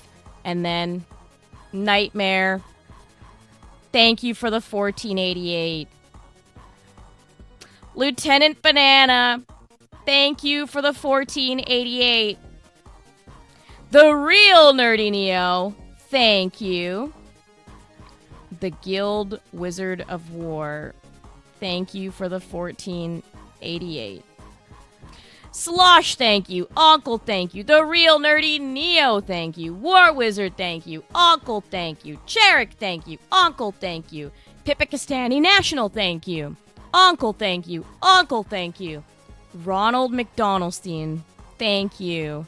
Chartar, thank you. War Wizard, thank you. War Wizard, thank you. Slosh, thank you. Uncle, thank you. Nigger Faggot, MD, thank you.